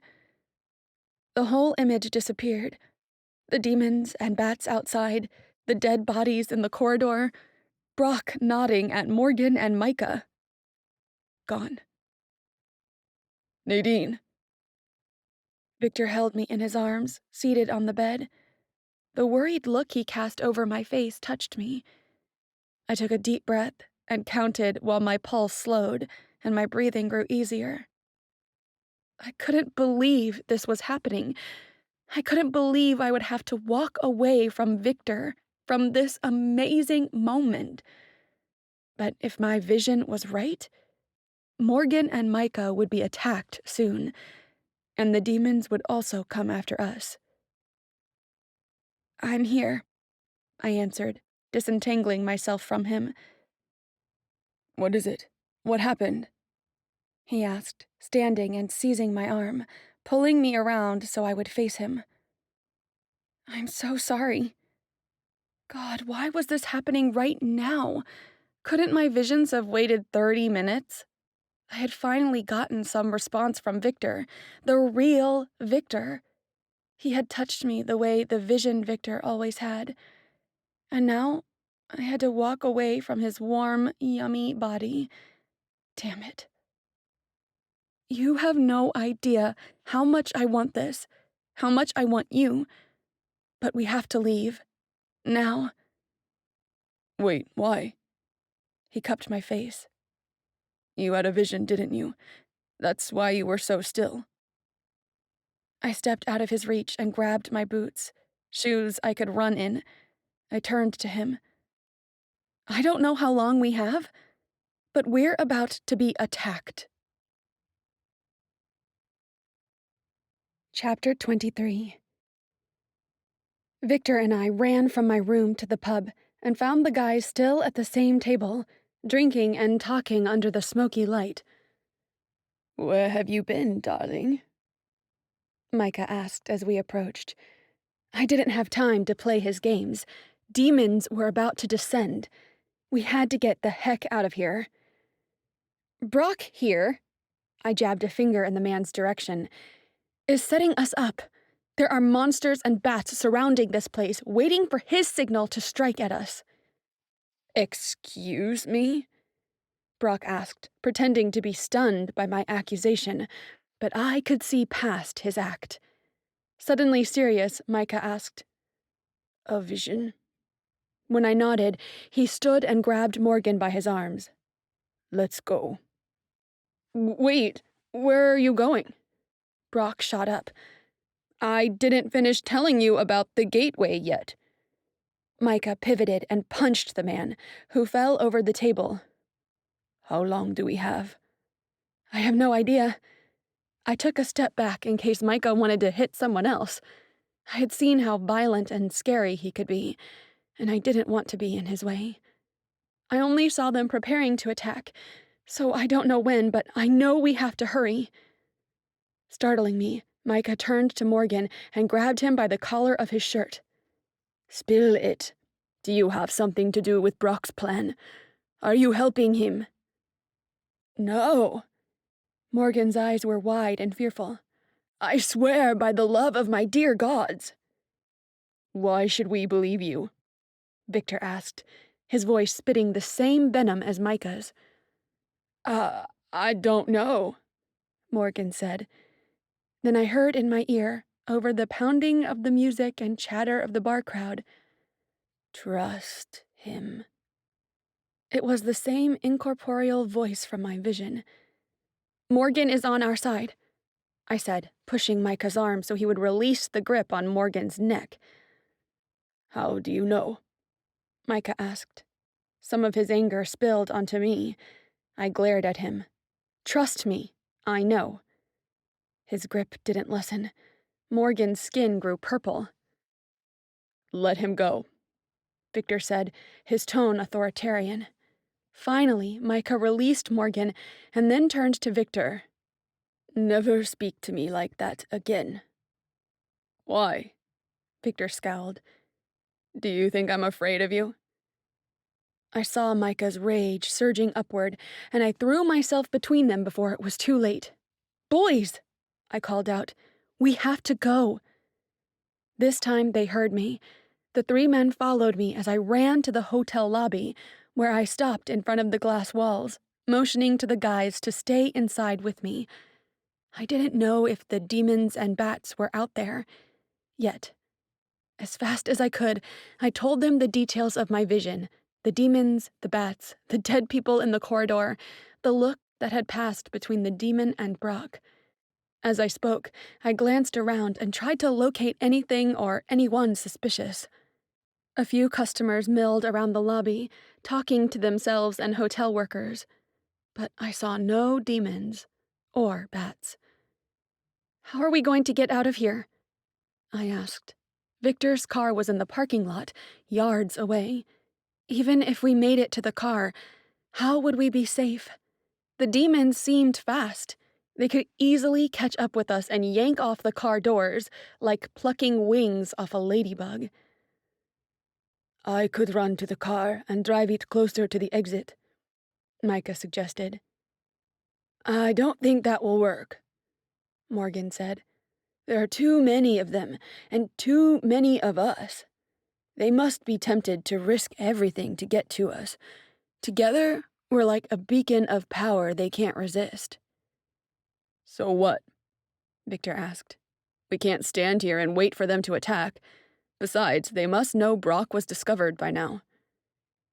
He shifted, drawing nearer to me. Warmth radiated from his body. I blinked, wishing his arms were still around me, with his perfect body touching mine, his sweet kisses intoxicating me, his inebriating scent. I cleared my mind, then refocused. Control of the situation was slipping from our hands. "I have an idea," Morgan said. "My aura is much weaker. I'll go outside and check it out. Perhaps they're still in the back, like Nadine saw in her vision, and we can run away before they see us." "I don't like it," I said. "It's all we have," Micah said. As if we were voting, we turned to Victor. He shrugged. "I'm impartial, though I'd rather find a solution where none of us takes risks." "I agree." I glanced up at him. He returned my quick look with a warm shine in his eyes. I wondered what would happen between us when we were done with this adventure, if we survived. "We don't have time to brainstorm," Morgan argued. Then he took off. I watched wide-eyed as he passed through the hotel's main door, then looked up and down the street. He seemed to see nothing alarming, but I found myself twirling my hair with both hands. Beside me, Victor squeezed my wrist, causing me to stop my nervous habit and my heart to beat even faster. Through the glass walls, I saw Morgan give a shrug. He came back inside with an easy smile. "Nothing out there. Are you sure about your vision?" His words felt like a punch in my stomach. I didn't like when people doubted me. I ended up doubting myself, too. I don't know."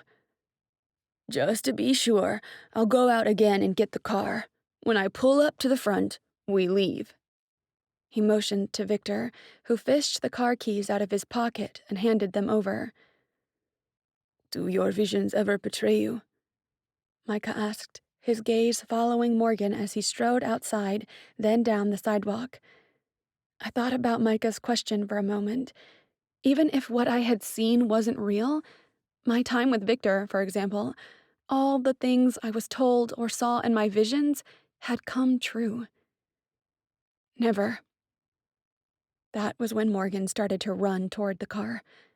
I squinted and stepped closer to the door, trying to see what had triggered him to run, but stopped when I saw bats descending. "We need to help him!" I yelled, ready to sprint outside. Micah's hand on my shoulder prevented me. "Want to get yourself killed?" "We can't let him get hurt." At that moment, a bat landed on Morgan's back. He fell onto the pavement. He tried to crawl away, but another bat landed beside him. "I'll go," Victor said. I recoiled, watching as Morgan tried to protect his face from slashing claws. "Don't be stupid," Micah snarled. "I'm the best one for this. I hope I can still repel them." I didn't like the idea of any of us going out there, but I also didn't like the idea of leaving Morgan alone to serve as bat food. So I didn't stop Micah when he ran outside. But Morgan did. "Don't!" he shouted, wrestling one of the bats that was trying to bite his neck. "It's you they want. Go!" We didn't have time to process. The bat's attention turned to us just as the demons I'd seen in my vision rounded the corner of the hotel. They hurtled toward us and growled like gorillas, saliva streaming out of their gaping mouths and baring sharp teeth. Yellow eyes burned with pure death and desire. I froze. Victor and Micah pulled me back, though I had no idea where we could run to, especially since Brock was coming toward us, holding a gun pointed at my face. The guys stiffened, and my knees quivered, threatening to buckle. Brock shoved his way through the lobby, pushing the doorman to the ground. A woman saw him and screamed, shifting the attention to us. "Turn around and step outside," Brock ordered. "Or what?" Micah asked, clenching his fists. "The demons won't like it, but I'll kill the girl." Brock pulled the gun's safety off. Behind me, I felt Victor move, and then a lamp flew past me, smacking Brock in the temple. His gun wobbled, and Micah jumped at Brock and punched him again. Hard. When Brock seemed too weak to stand alone, Micah let go. Victor grabbed me. "What now?" His arms around my shoulders tried to steady me as I shook uncontrollably. My head spun. I heard women scream and men yell, but Victor and Micah didn't seem to care that the customers and staff were freaking out around us. Scenes flashed in my mind. The front desk, 2 guns under a table, a back door, a covered alley. We find another way out. In 4 steps, I reached the front desk. I jumped over it and, from inside, opened the side employees-only door for Victor and Micah. A hotel employee ducked and tried to hide. "Shut the front door," Victor ordered. The employee nodded and pressed a button that canceled the automatic opening of the front door. I doubted the barrier would hold the demons for long, but the closure would give us a few precious seconds. From under the table, I took the guns and passed them to the guys. Micah didn't hesitate, while Victor took one with wide eyes. Scratching sounds came from the main door. "How can we get out of here?" Victor asked. "Here," I said, opening a door that led farther in. I turned to the employee cowling in the corner. "Where does the alley in the back lead to?" "A department store, then a residential building." His voice cracked. As we closed the door behind us and ran down a long corridor, a strident bell warned us the front door had been breached. The demons were now inside the hotel, hunting. Micah opened a door labeled Exit and stuck out his head. "Not that one," I said. He quickly closed the door again. Something bumped into it. Hard. I winced. We continued down the hall until we found another exit. Confident but holding my breath, I opened the door and stepped into a narrow, dark alley. It had a low zinc roof to protect passers-by from rain, but in this case, the roof protected us from being devoured. "What was that?" Micah asked as we ran down the slippery alley. "You knowing what to do?" "Visions." "Really?" He showed me a half-smile. "Interesting." I nodded, though I wasn't sure interesting was the right word. Soon the hotel was behind us, and the wall of the alley gave way to a steel fence. "This must be the residential building," Victor said, spying through the fence. I only saw a garage filled with cars. "Any more tips from here?" "Not yet," I muttered. A loud bump sounded on the zinc roof. We ducked, and the guys pointed their guns skyward. "Let's go," Micah whispered. Victor and Micah grabbed me and shoved me over the fence, while the sound of demons and bats pounding against the zinc roof grew closer. Victor was the last to cross the steel fence. He climbed over just in time to escape a claw swiping through the roof. Micah dashed to the cars. He tried opening several doors but had no luck. Again, images filled my mind. A blue Range Rover, a guy walking out the back door of the building, keys in hand. I gulped, not happy with what we had to do. "Come on," I called to the guys. After a few steps toward the building, I gestured to the SUV parked a couple of spots ahead. "That car." I pointed to the door as it was opening.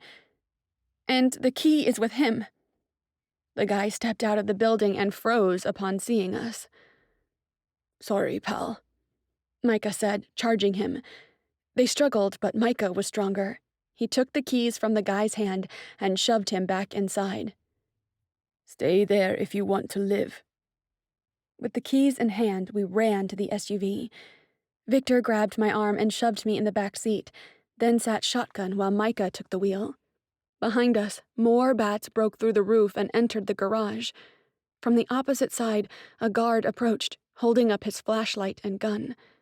Micah smiled and started the SUV. From one side, claws and teeth came at us, and from the other, a man with a gun pointed at our heads, and Micah was smiling? "Hold on," he shouted, stepping on the gas.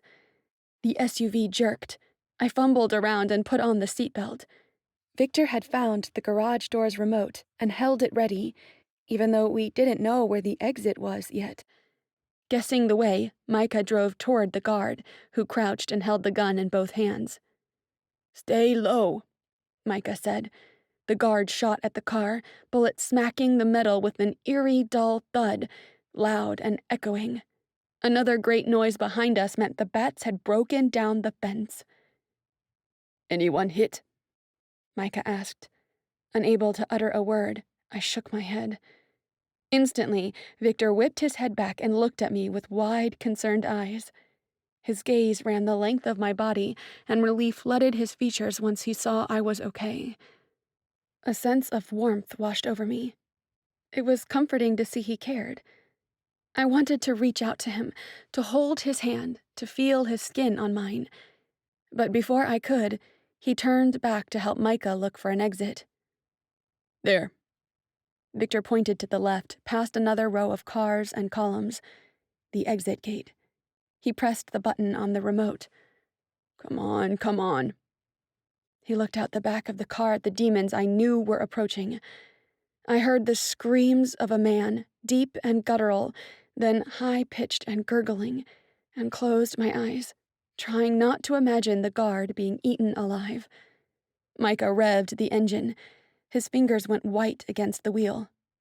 "Come on," he yelled, as if he could order the gate to speed up. I saw him looking through the rearview mirror. His eyes widened. A second later, a bump shook the car. "Hell," he cursed, accelerating. The top of the SUV scratched against the bottom of the gate as it rose up enough for us to slip under. I was glued to the back seat. Victor leaned out of the window and pointed his gun to the back. Following his shots, shrieks filled the air, but they soon grew fainter as we sped down the street. The creature had been hit. No others followed. We were getting away. For now. Chapter 24. We remained silent for a while as Micah continued to drive into the night. The surroundings were nothing but a black blur, but I didn't hear any shrieks or ruffling of wings. He watched via the mirrors. "Did we lose them?" "I think so," Victor answered as he looked around, observing the exterior. He stopped when he faced me. "Are you okay?" I held on to the back of the seat, fighting against the urge to crawl on his lap and have him hold me while telling me everything would be all right. Instead, not trusting my voice, I nodded. If I tried to speak, I would scream or cry. God, I wanted to press pause. I needed a break, time to breathe, to rest, to think about all that had just happened. "Morgan?" I asked, my voice barely a whisper. The guys didn't say anything. Victor sat back in his seat and stared at the black horizon. Poor Morgan. He had done nothing more than be on our side and help us in any way he could. And now he was dead. "What now?" Victor broke the silence and my unsettled thoughts. "We can't continue with our plan to go to Cathedral Rock. Brock knew where we were going. If he was with those creatures, they know now too." "Do you have a better idea?" Micah asked, an edge to his voice. "Yeah, it's called remaining alive." They bickered between them even as I heard the voice say, "Go to Cathedral Rock." "We gotta keep with our plan," I said. I earned a shocked and upset look from Victor. It hurt, but all I could do was sigh. I could see that whatever had happened in my room back at the hotel had already been forgotten by him. Are you certain? He asked, not looking at me. "I am," I said. And how are we going to do this? "I don't know." Micah cleared his throat, as if noticing the tension in the air. We have to get there first. His usual smile shone against the rearview mirror as the car accelerated. It should take us about 15 hours to get to Sedona, but with his heavy foot, we might make it in half that time. I leaned forward and looked at the speedometer. Almost 130 miles per hour. He would get us killed without the help of any demon. We stopped twice to get gas and food and use the restroom. The second time we stopped, it was 4 in the morning. We were due to arrive at our destination in 2 or 3 more hours. When I came back to the Rover holding a mochaccino, Victor leaned against the SUV and asked, "How are you doing?" "Good," I answered. The heat from his gaze spread and confirmed my cheeks were growing pink. Inside, even with everything that was happening, I yearned for his touch, for his kiss. Avoiding his eyes, I opened the back door of the SUV, putting it between us. He leaned over the door. We should talk about what happened in the hotel. My chest ached, afraid of rejection. No, I didn't want to hear him. Not yet. What if he said it had been a mistake and he wasn't into me? What if he said it had been a spur-of-the-moment thing? I glanced around.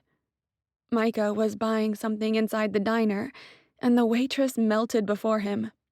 Poor girl. I knew how she felt. I shook my head and returned my gaze to my mochaccino. "No, it's okay.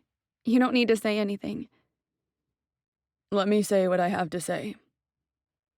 I brought my eyes to meet his, hoping my expression looked as courageous as I wanted to feel. "I'm not ready to hear it." I saw Micah leaving the diner. My salvation. "Forget it." I slid into the car and closed the door.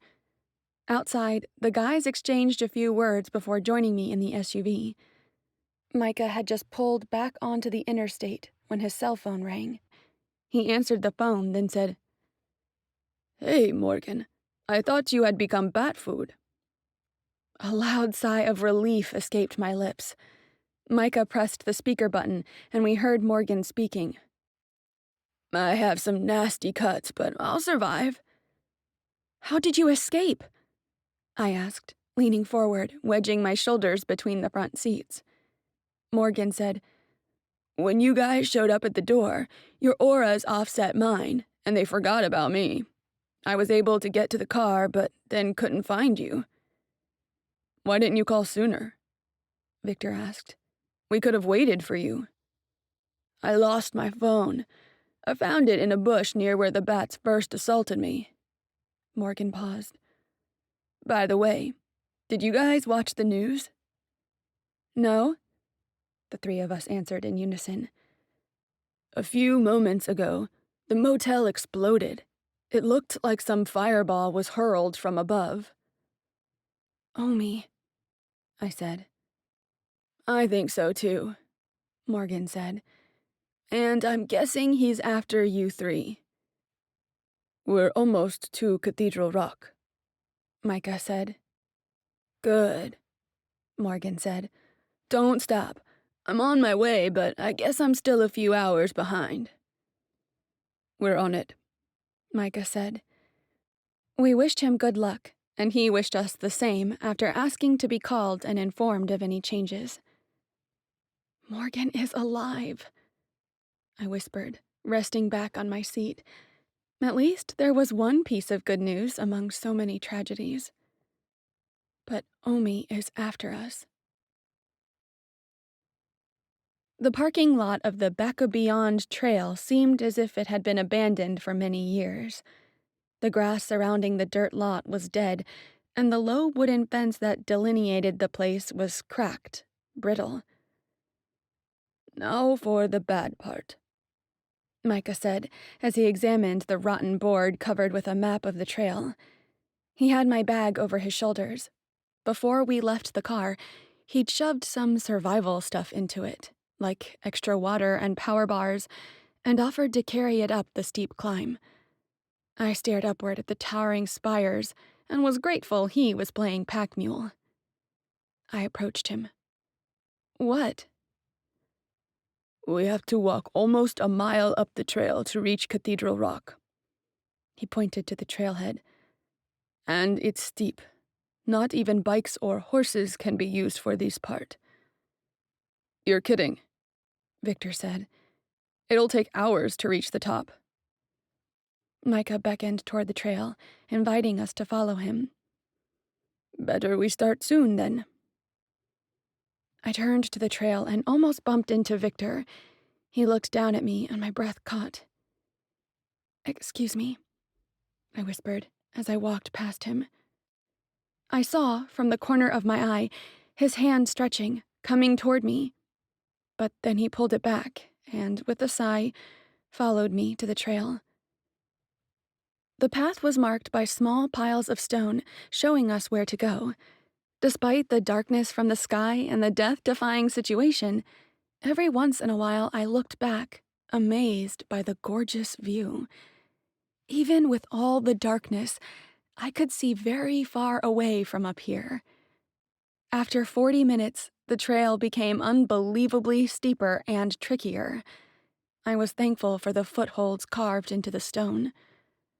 I wasn't a good hiker. My palms sweated, my breathing and my pulse sped up, and occasionally dizziness and nausea overwhelmed me. It wasn't easy to keep up with the guys, and being so near Victor didn't help me. He kept looking over at me, which caused my heart to skip some precious beats. Once, when I caught him shooting me a sidelong look, I missed a foothold and slid a few feet down the rocks on my knees. He caught me and held my arm, saving my slippery mishap from becoming a bloody accident. Under Micah's observation, Victor hauled me up and, feeling my scraped knee, I bumped into him. "Are you okay?" he asked. His hand snaked around my waist, steadying me, but I was determined to ignore his touch. "Yes." I glanced down my leg. "Just my knee, but I think it's nothing." "Let me see."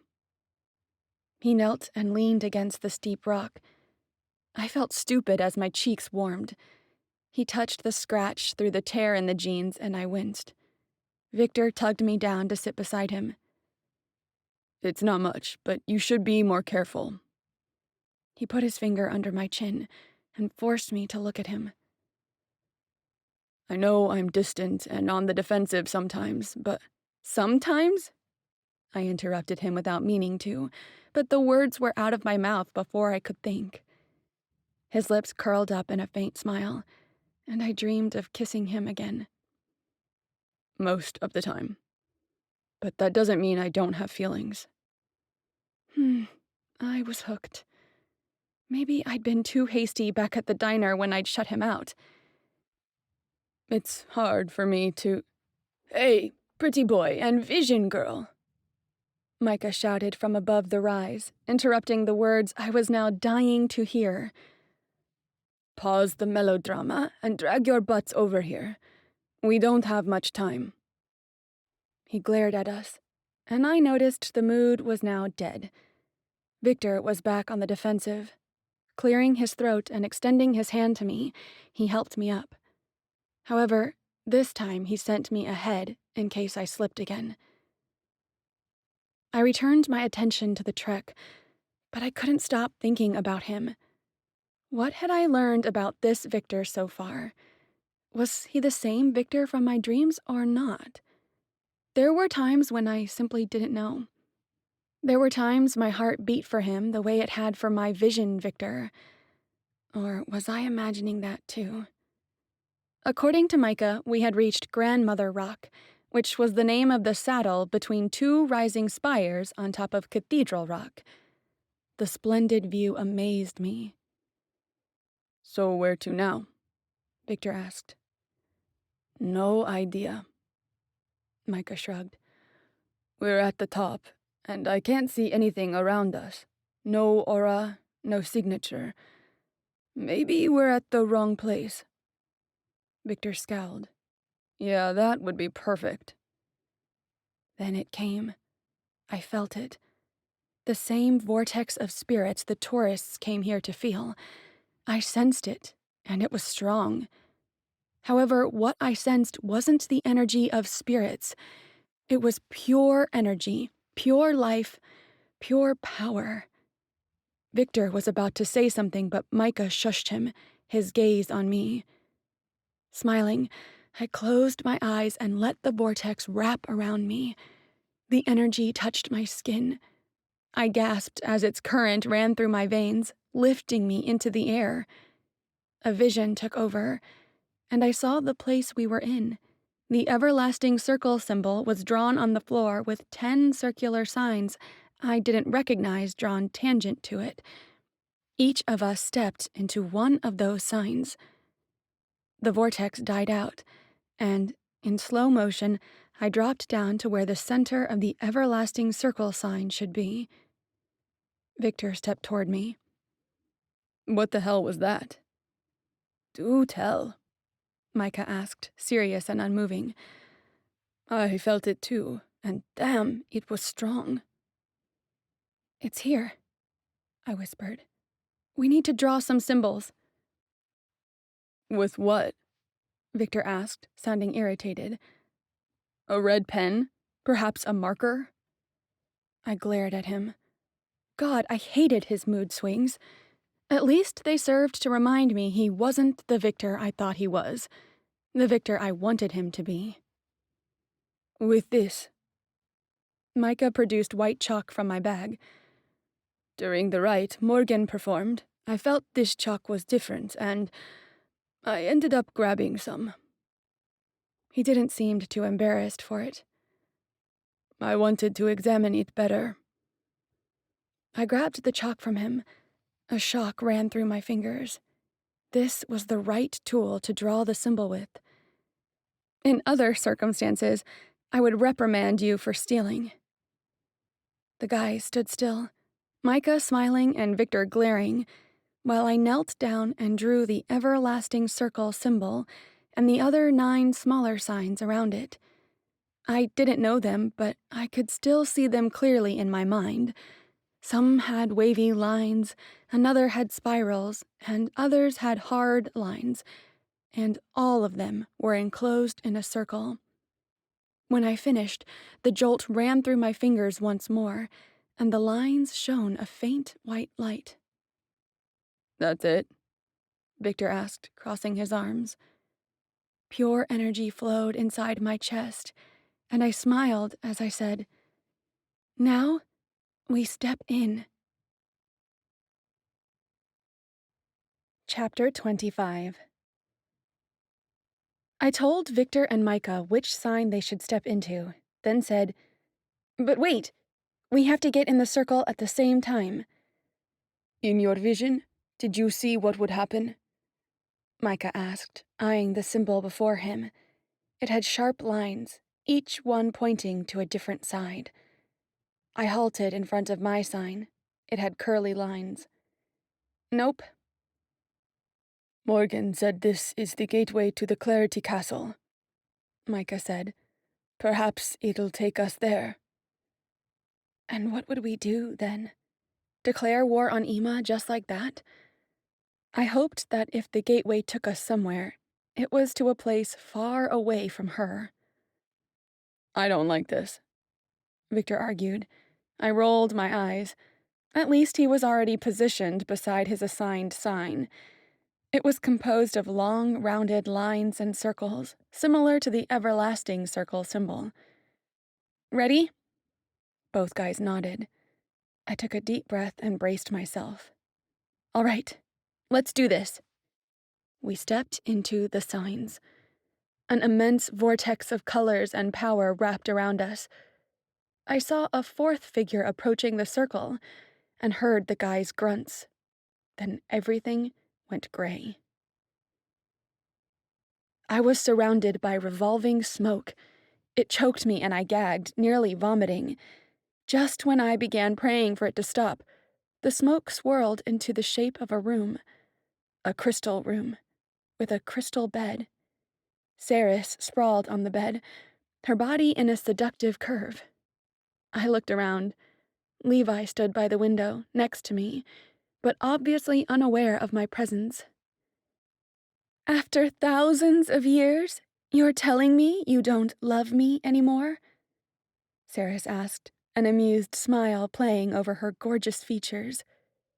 Levi shifted. His jaws went tight before he said, "You've changed.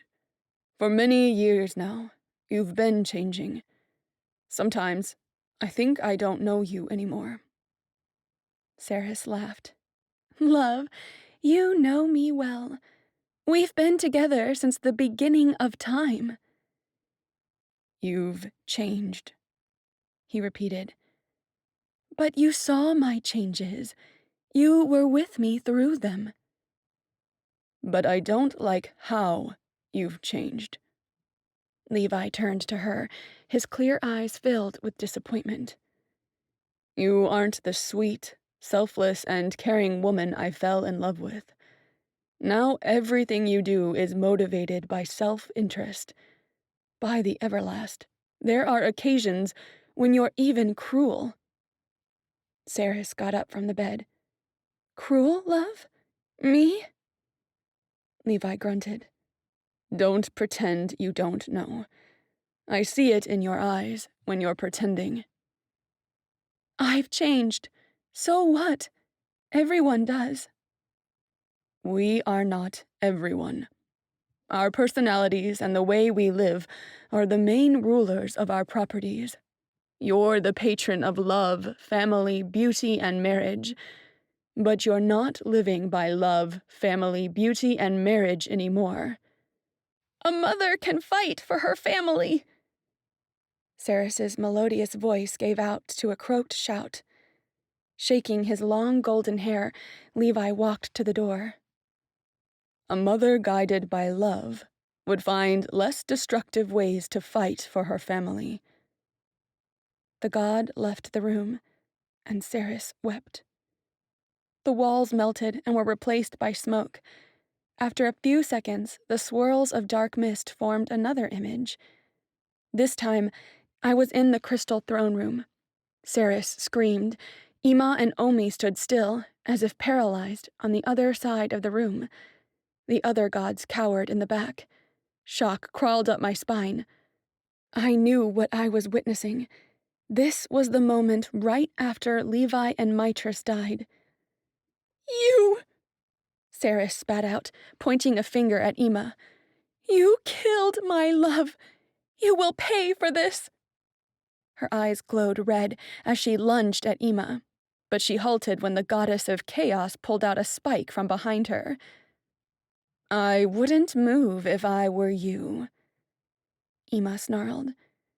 "Or you suffer the same fate as your lover." Saris's eyes went from red to blue to dull gray. "By the Everlast, you planned this so they would kill themselves." Ima's hysterical laugh raised the hair on my arms and the back of my neck. "Yes, dear Saris, I did. And you might say this was a good plan, wasn't it?" Saris wobbled, as if she were about to fall or faint. She reached behind her, but there was nothing to keep her up. Tears streamed down her face. "The Black Thorn! Are you insane?" Ima tisked. "No, my friend. I'm just greedy, and I'll go to any lengths to get what I want."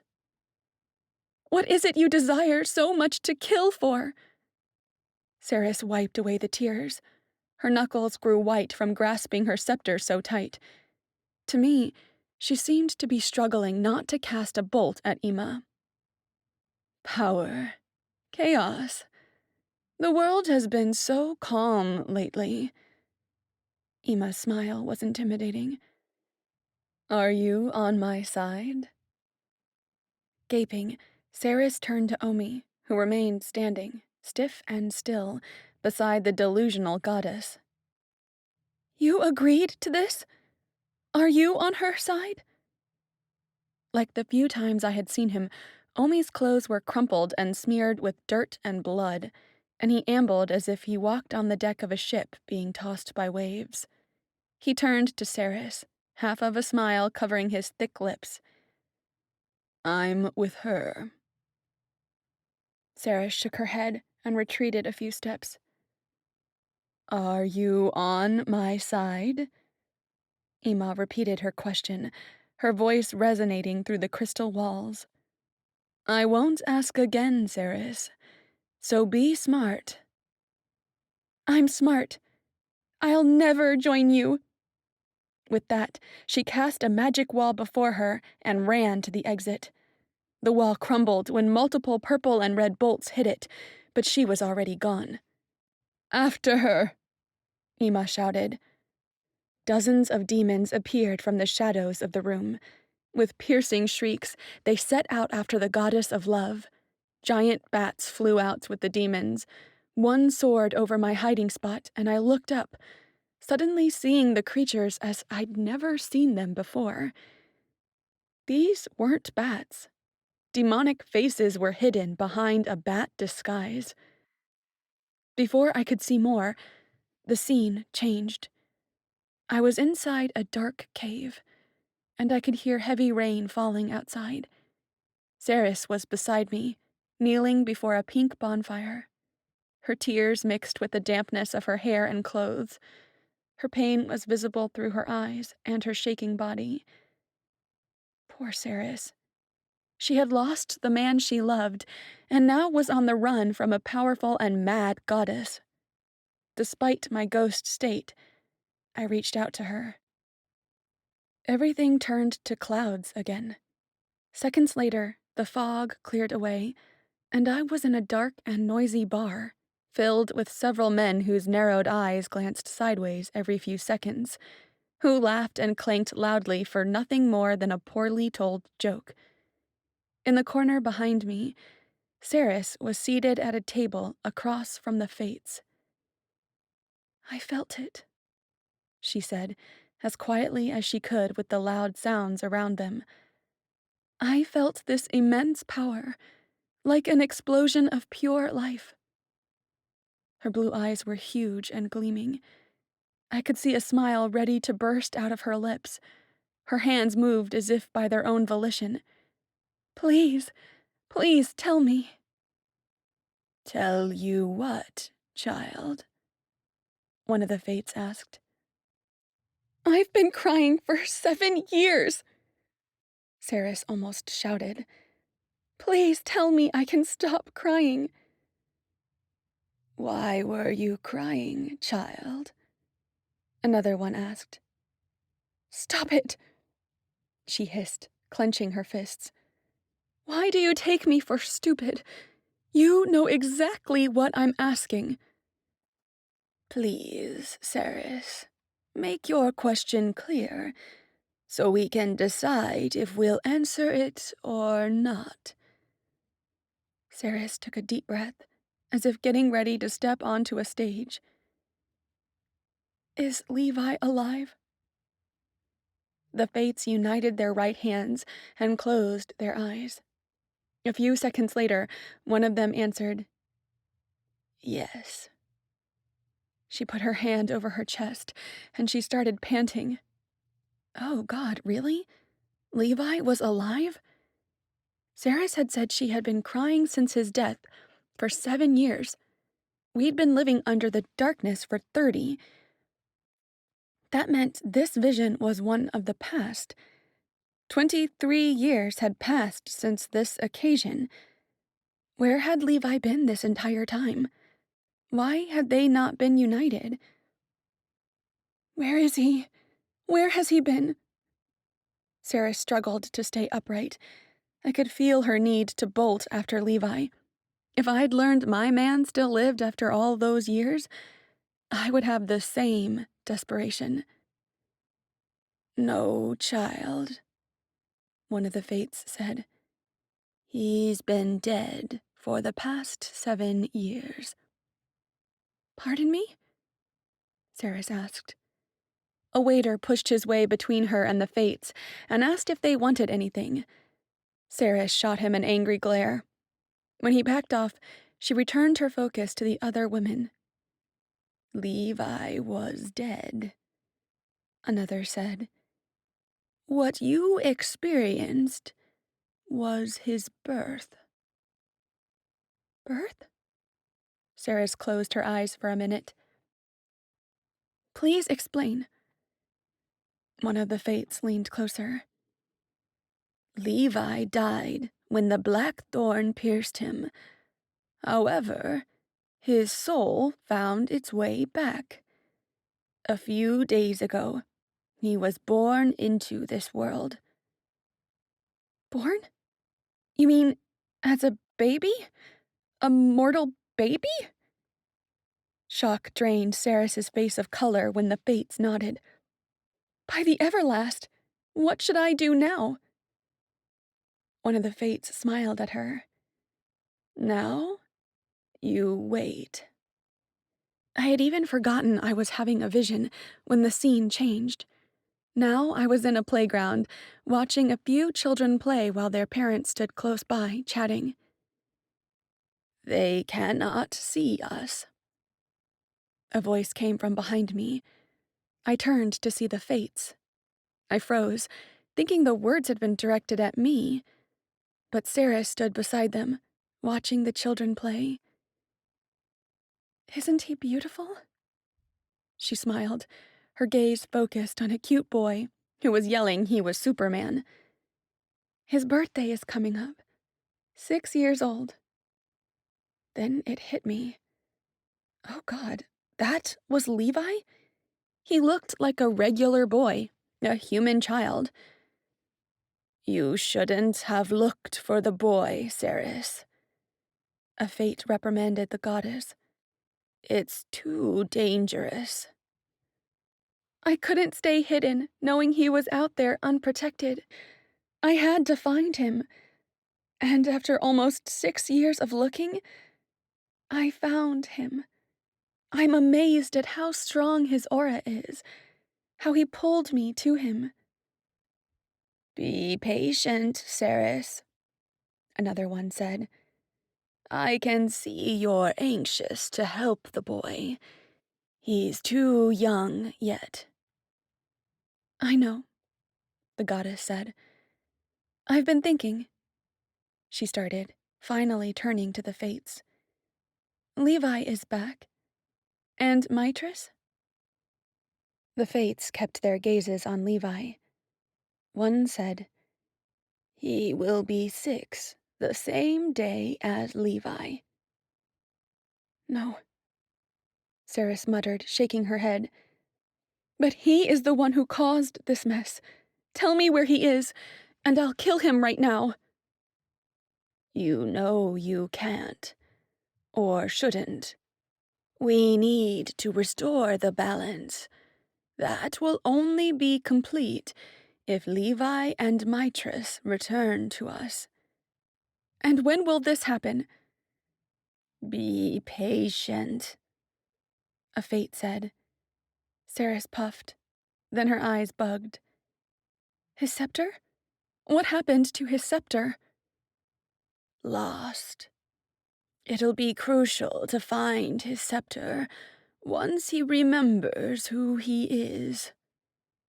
"You see, child," another fate said, "his body is human, while his spirit is of a god. His body won't hold for too long, and only the scepter will transform him into a full god again."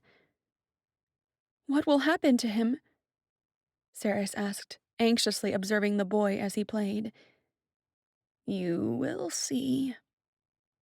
Something told me I knew what would happen to him, but before I could think it through, the smoke wrapped around me. When it dispersed, I found myself on a sidewalk in a town. I stood in front of a furniture store beside Saris. It seemed nobody could see her again, since people scuttled past her, and me, without glancing or bumping into either of us. I followed her attentive eyes. Inside the store, a couple and an old man spoke with a salesman. Then Saris glanced to our side toward a tall man. She approached him and whispered something in his ear. His eyes bugged, becoming glazed, as if he'd been hypnotized. He marched to the furniture retailer. Saris turned her back to the store. Once more following her gaze, I saw a young boy inside an electronics store across the street. He reached for the door, about to leave, but Saris wiggled her fingers, and the store's door slammed shut. The boy pushed against the door, but it didn't move. He called someone to help him. Some adult tried to open the door, but it stayed locked. Behind us, 3 gunshots popped loudly. My heart lodged in my throat, and I jumped. I turned to find out what had happened, but the setting altered once more. As expected, I was again beside Saris. This time we stood in an alley, observing a group of young men leaving a swanky club. With his back to us, a tall guy talked animatedly to a guy with dark hair. The dark-haired guy walked around a car and invited the tall one for a ride.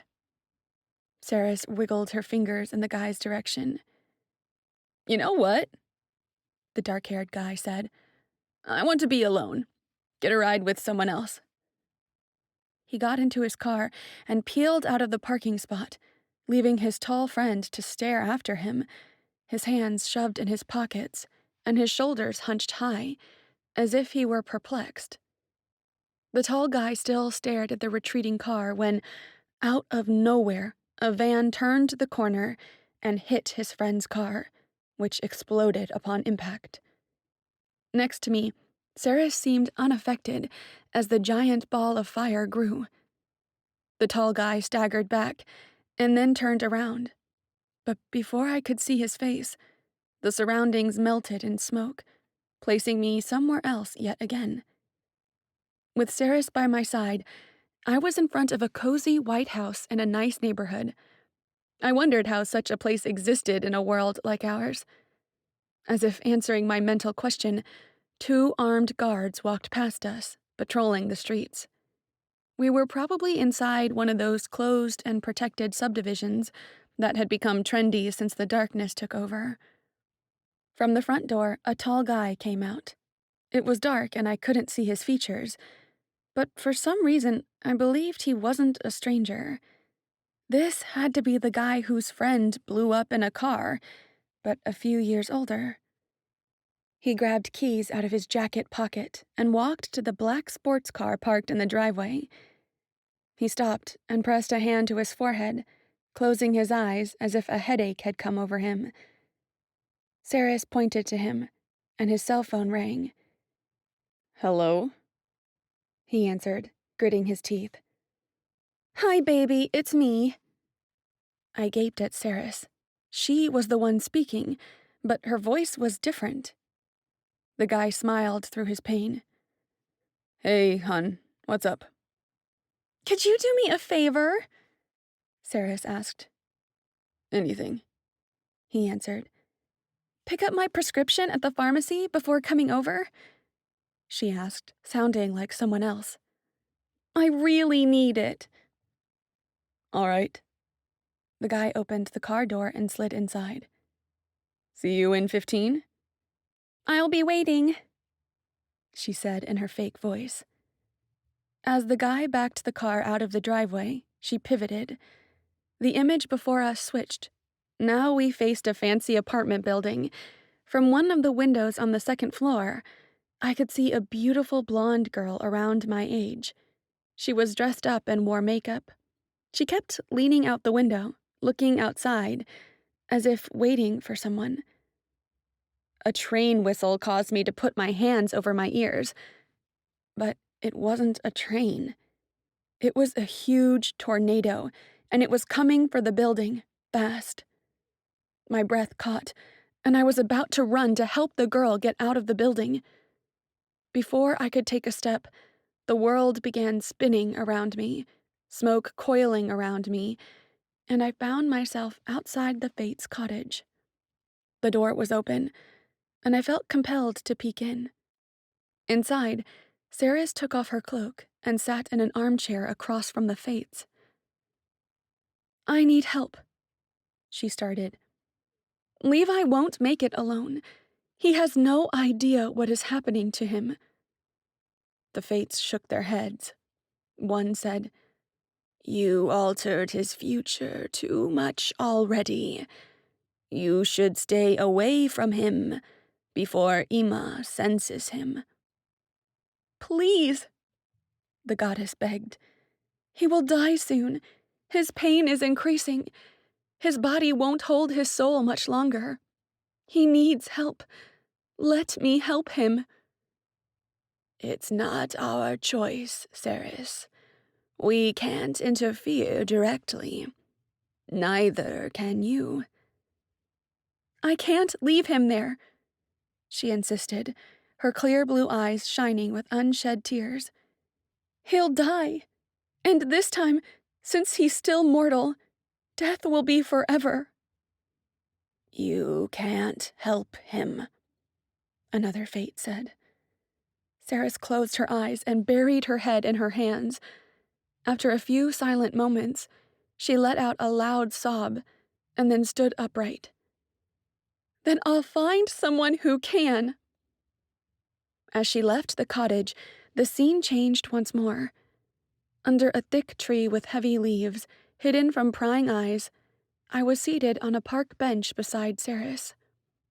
The Fates came out of a hiking trail and entered a small, veiled clearing, approaching Ceres. "I found who can help me," the goddess exclaimed, barely containing her enthusiasm. "She's beautiful and kind. He won't resist her, I'm sure." "Why do you insist on jeopardizing his safety?" a Fate asked. "Levi's not safe alone." Ceres raised her melodious voice. "He suffers. He needs my help. I cannot bear watching him wilt away." "And what is your plan?" another Fate asked. "As if you didn't know," Ceres said, as a Fate shrugged. "I want to make a deal with you." "Go on," a Fate said. "I found the girl Levi will have feelings for. Now I have to make her useful. I ask you to give her your most precious gift." "And what do we get with this?" She smiled. "Her soul will be mine. It's inevitable. Love for her family rules her life, which makes me her goddess. She will fall in love with Levi and will do anything to protect him. Once Levi remembers who he is and doesn't need her guidance anymore, I'll give her soul to you." "Just like that?" "Just like that," she said. Her eyes were eager and expectant. The Fates joined their right hands and closed their eyes. For a few seconds they remained still. Seconds later, in unison, they said, "We agree." Ceres jumped up and laughed in relief.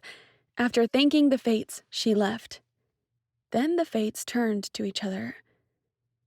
"Ceres has no idea." "No, she doesn't. She thinks the girl is ordinary." "Will we tell her?" "No." "Why spoil the fun?" Before I could make sense of it, the scene changed. My head spun, and I wasn't sure if what I saw were visions, things that happened in the past. I couldn't tell if it was my mind playing tricks on me, or if I was truly living these moments.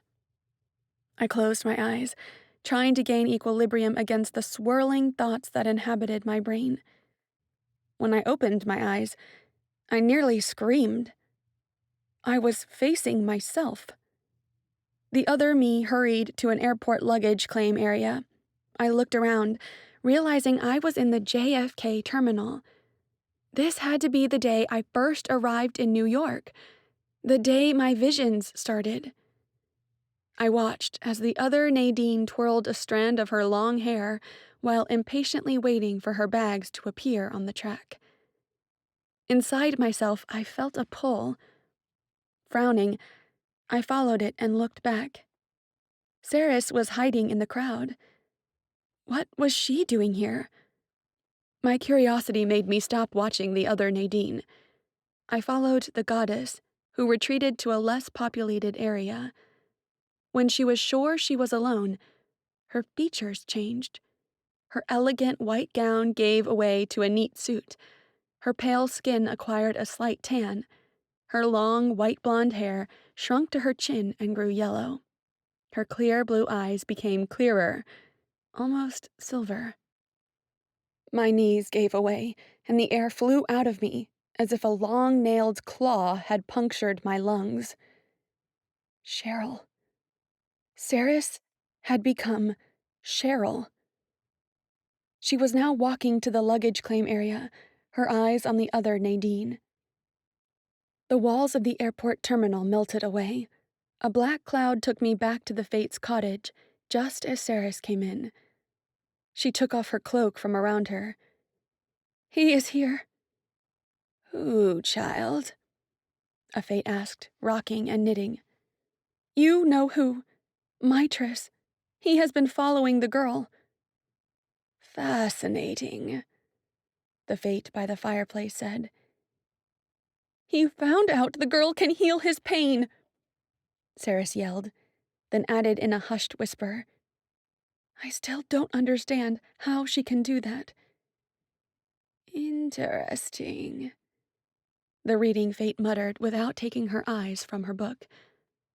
"Actually," Saris said, then halted and stared at the fireplace. "What is interesting is that he knows something is going on. What's more, he can sense auras. I know it. Thank the Everlast, mine is always concealed.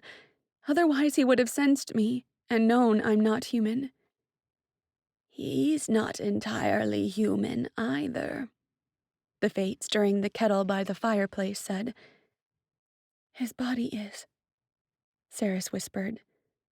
"Which means he could be killed." "Saris," the one knitting called out. "We already discussed that. Don't kill him.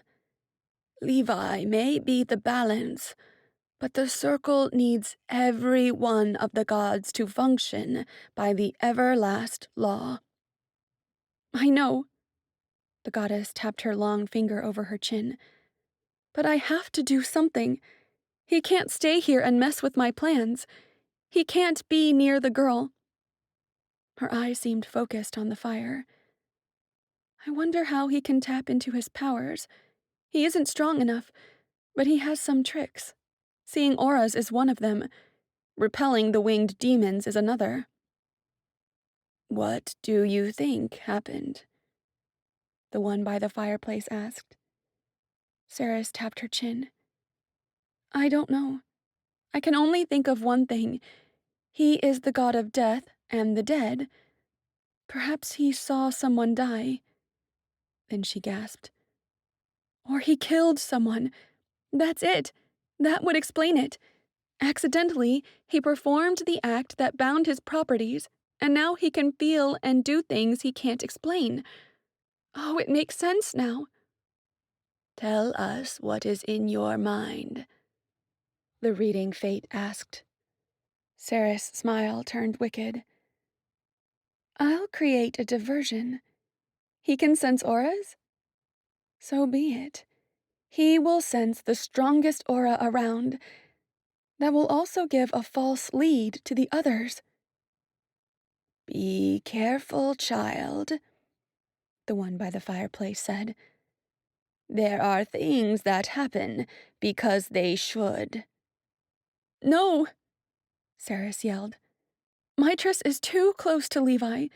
He killed Levi once. He could do it again. Trust the Everlast energy, child, the knitting fate said. I do trust it, but that doesn't mean it couldn't use some help every now and then. The scene changed. I found myself inside Morgan's office in Jacksonville. He was standing up and looking rather hypnotized. Beside me was Ceres, disguised as Cheryl. Looking deeply into his eyes, she said, "One of the gateways to the Clarity Castle is Cathedral Rock in Arizona, a place of pure power. A couple will come to ask about it, and you will help them get there. You will do whatever you have to. You will sacrifice anything, even your life, to aid them. Do you understand?" Looking like a zombie, Morgan nodded. Shadows rose from the ground and revolved around me, taking me to yet another place. The goddess and I stood beside an incredibly blue lake inside a rocky cave. The ceiling was low and full of sharp points, though the overall extent of the cave seemed large. I couldn't see an exit, and that made me nervous. The smell of wet plants was strong, but it died out as soon as Ceres ignited a log, creating a bonfire beside the lake's bed. That was when a whimper made me turn. I saw a young girl seated against the cave's wall. Her mouth was gagged, and her wrists and ankles were tied by a shiny pink thread. The girl was terrified. Every time Ceres moved, she recoiled and whimpered. Ceres approached her and whispered, "I'm so sorry." She put her hand over the girl's chest. For a few seconds, the girl squirmed with wide eyes, trying to get out of Ceres's reach. But soon she stopped and seemed petrified. Ceres's hand glowed. Slowly, the girl's chest opened. Bile filled my throat and I gagged. My knees buckled and I sagged against the wall, wanting this vision to end. But it wouldn't end. The girl's chest opened fully, and her heart appeared from inside the gap. The bloody mass floated forward, guided by Ceres's power. The heart kept coming until it rested over Ceres's palm. The girl's lifeless body slid sideways. Ceres took the girl's heart to a steel plate that hovered over the pink fire. Then she repeated the procedure over the girl's arm, grabbing one of the bones of the lower part. She placed the bone with the heart over the plate. Ceres focused on the heart and bone, and in her eyes was a heinous shine. What was happening to her? Oh God, I wasn't witnessing this. No, it could not be true. Wasn't Ceres the goddess of love and family? Where was her heart now? Ceres grabbed the bone and pushed it through the heart until it looked like a nasty and gruesome chicken leg, the bone inside the meat. She deposited it over the plate, and then, using magic, she guided the plate over the lake. With a wave of her hands, the plate sank into the lake, taking the bone and the heart with it. An intense dark light shone from where the plate had disappeared, blinding me for a second. Ceres chanted some incomprehensible words, holding her scepter tight. It didn't take long for something to rise from the water. A black thorn. Smoke ascended from the shadows of the cave and covered me. I screamed as a piercing headache shredded the inside of my skull. It felt as if my brain were being stabbed by thousands of needles. Through the black wall, some spots of light surfaced and grew, clearing my sight and bringing me back to Grandmother Rock. I was kneeling inside my sign circle atop the rock. The wind whipped up and a cold fog brushed against my skin. Ceres had her hands over my forehead. I kept screaming at the pain. It was as if she were extracting my soul with her long nails. I felt it in my toes, Rising to my knees, my thighs, my abdomen, I put my hand over my chest when it passed over me there, as if I could hold it in. My eyes wide open, I observed the goddess drink from me. Then the pain passed through my throat and my forehead, finally leaving me as it was absorbed by Ceres's skin. I fell. I gasped as the pain went away. I gaped at Ceres's elegant retreating form, wondering why I wasn't dead. I thought she had been sucking my soul and killing me. There. She halted in the center of the circle drawn on the ground, her white gown ruffled in the wind. I gave you the gift. I also took it away. Chapter 26. Wait a minute. Back up. I wasn't ready for this. In fact, I couldn't even stand up. My body shook so hard, beating and hurting against the cold rock of the mountain. No. I had imagined it all, right? It had been bizarre dreams and not visions, right? Because, oh my God, Ceres couldn't be Cheryl. If she was, what did that mean? Besides, Ceres's voice broke through my woozy state, you saw too much. On my knees, still unable to stand, I blinked several times. My gaze flicked to Victor and Micah. Both still stood on the sign I'd assigned them. They stared at me, their lips tight, their eyes grave, their poses regal. I squinted. There was something different about them. It was like they shone, like their wisdom and strength now glimmered through them, like they knew. I stared at Victor and whispered, Levi.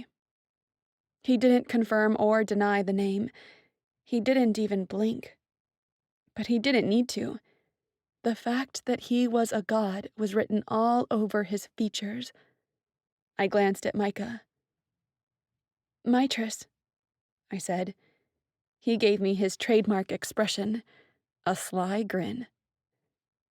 Thank you, Nadine, Sarah started, getting my attention back.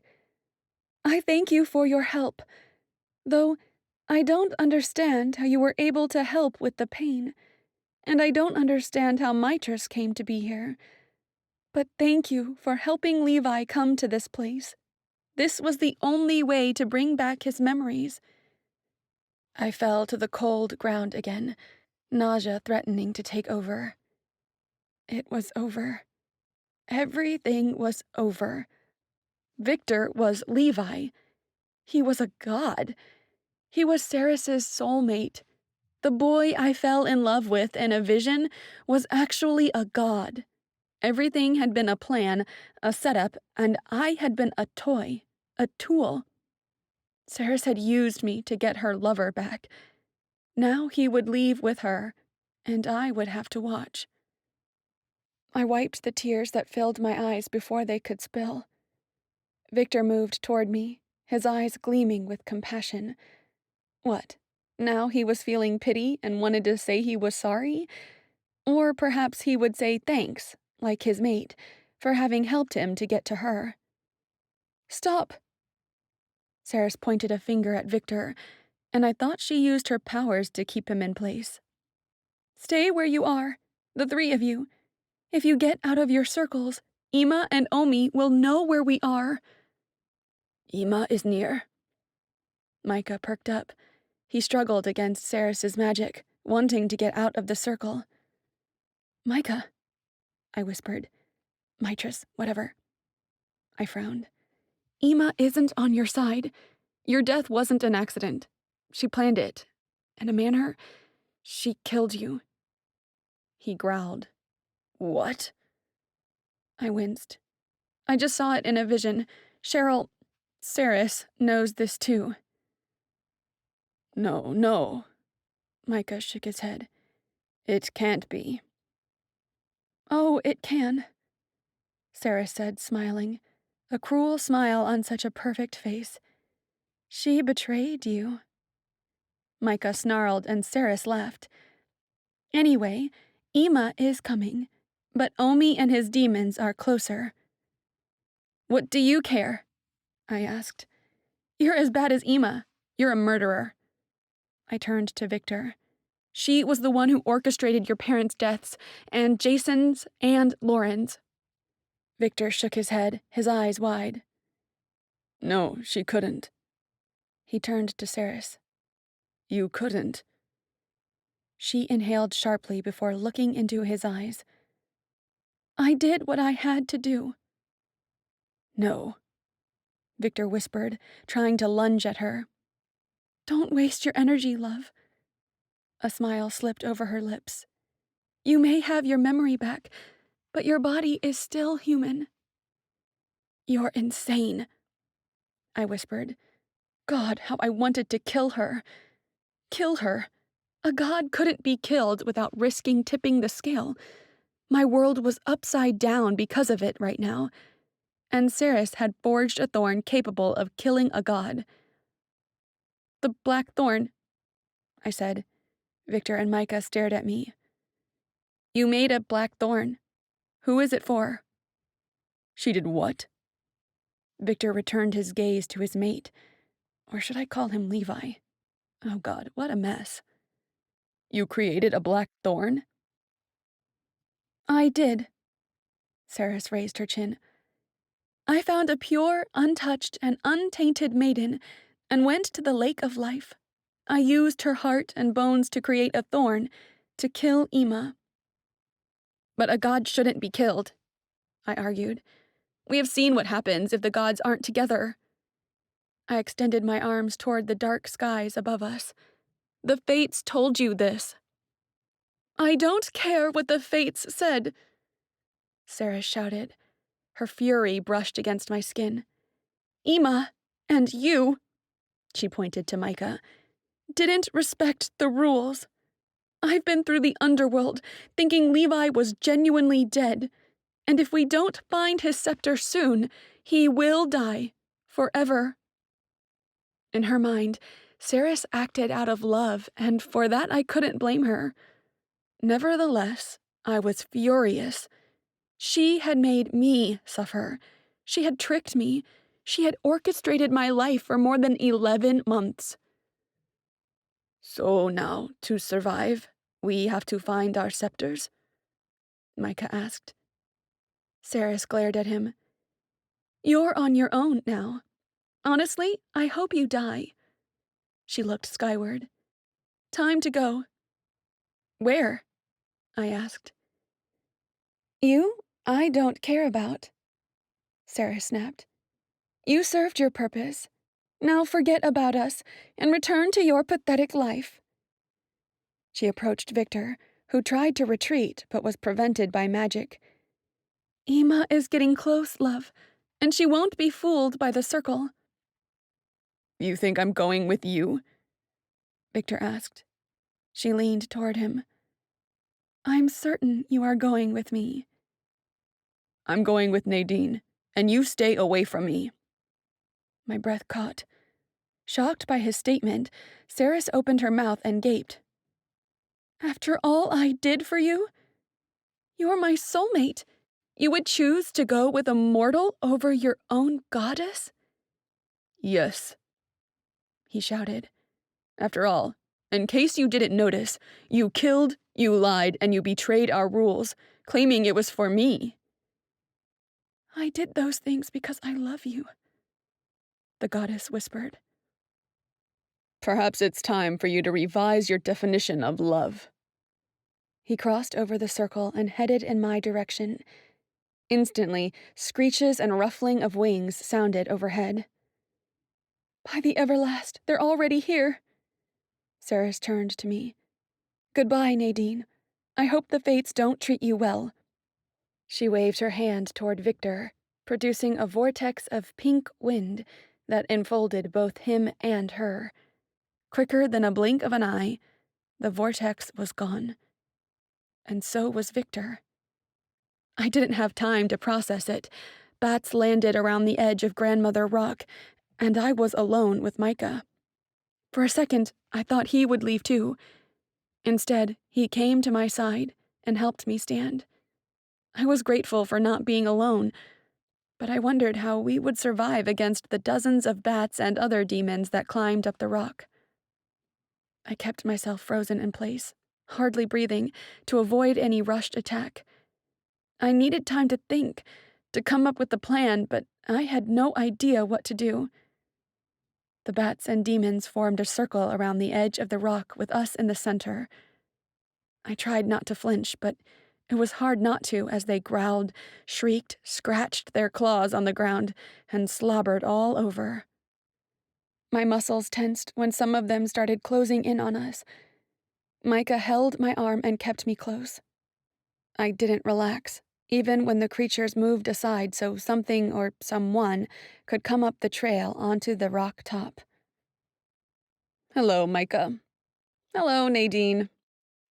Brock approached us, an artful sneer on his face in between his reddened cheeks. My mouth went dry. You! Yes, me. Am I late? I thought all of your friends would be here too. Where is the third one? As if we would answer him. All right, let's change the question. What are you three? Micah snorted. Power Rangers. Ever heard of them? Amusing. Brock paced before us, his tone not amused. You see, if you don't answer me, I'll have no other option than to take you both to Lord Omi. His eyes showed interest in that threat. Perhaps he was into torturing. He turned to me and I shivered. Will you be a good girl and answer my questions? Never, I snapped.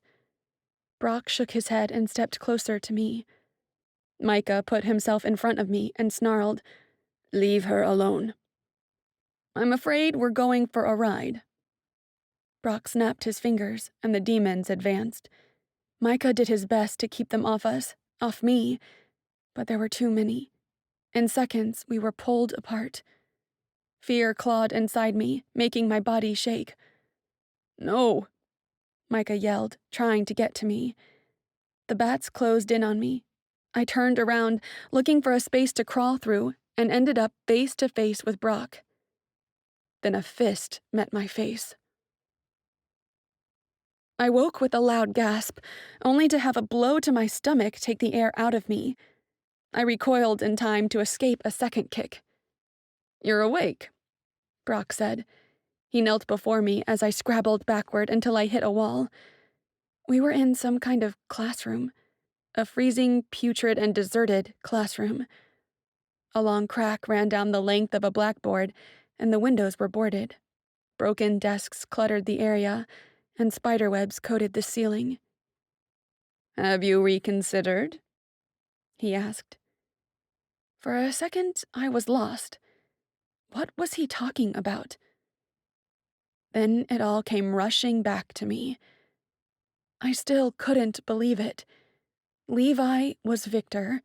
Mitris was Micah. Saris was Cheryl. And I had been a toy in their hands. I felt sick and put my hand over my stomach in an attempt to soothe the turmoil. It still hurt from the kick, and it was quite painful to breathe deeply. Brock touched my leg. I slapped it off. Stay away. A feisty one. His gaze ran the length of my body. I bet you're delicious. Go to hell. He laughed. My dear Nadine, we already live in hell. Then why do you want to help Ima and Omi make hell even worse? Because I won't be living in it, he answered. I'll receive gold, women, a title, and a new home near the Clarity Castle if I deliver them any information that may justify the recent powerful episodes. So did the gods know about Victor and Micah and their true identity? I might be outside the situation now, but I wouldn't be the one to crack and tell who the guys really were, especially after Micah had stayed with me and tried to defend me from the demons. I wanted to ask where he was, but I didn't want to show Brock I cared. I was sure he wouldn't answer me anyway. "You're wasting your time," I said. "We'll see about that." Without taking his eyes from me, Brock walked to the door and opened it. 2 giant demons, larger than gorillas and smelling worse than skunks, entered the classroom and approached me. I swallowed the bile that built up in my mouth and cringed. "No," I whispered. I pressed myself against the wall, wishing I could blend into the wood and plaster against my back.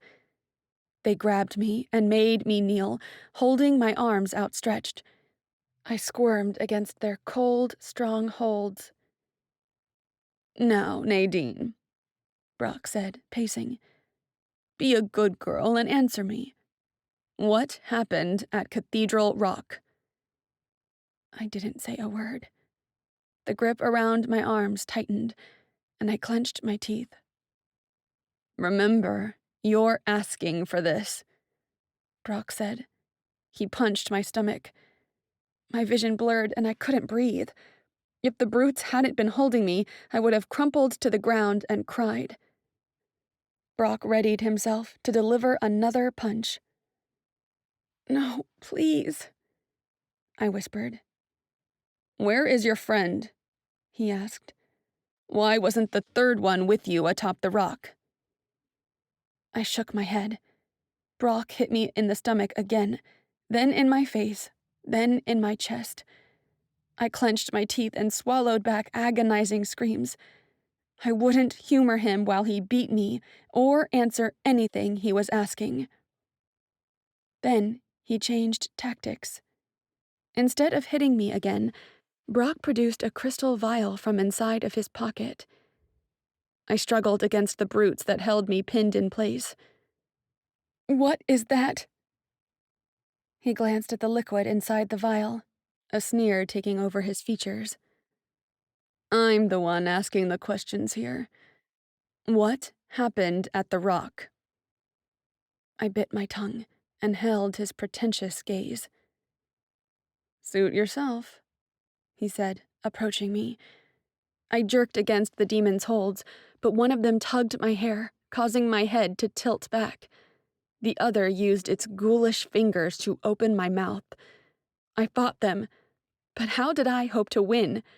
I was a domestic cat being squashed by 2 rhinos. Brock let a few drops of the vial's liquid drip inside my mouth, which slid down my throat. Its taste was sugary and almost pleasant. "Let her be," Brock ordered. They pushed me to the floor. "I'll give you some time to think."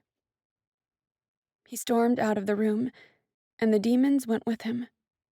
I was left alone in the dark classroom. It was my chance to try and get away. Instead, I remained on the ground, weak and hurt and exhausted. I hugged my knees and let the tears fall. Where was Micah when I needed him to come and save me? That was when it began. The drops he'd given me burned and slowly made their way into my chest, then my stomach, and then it was everywhere.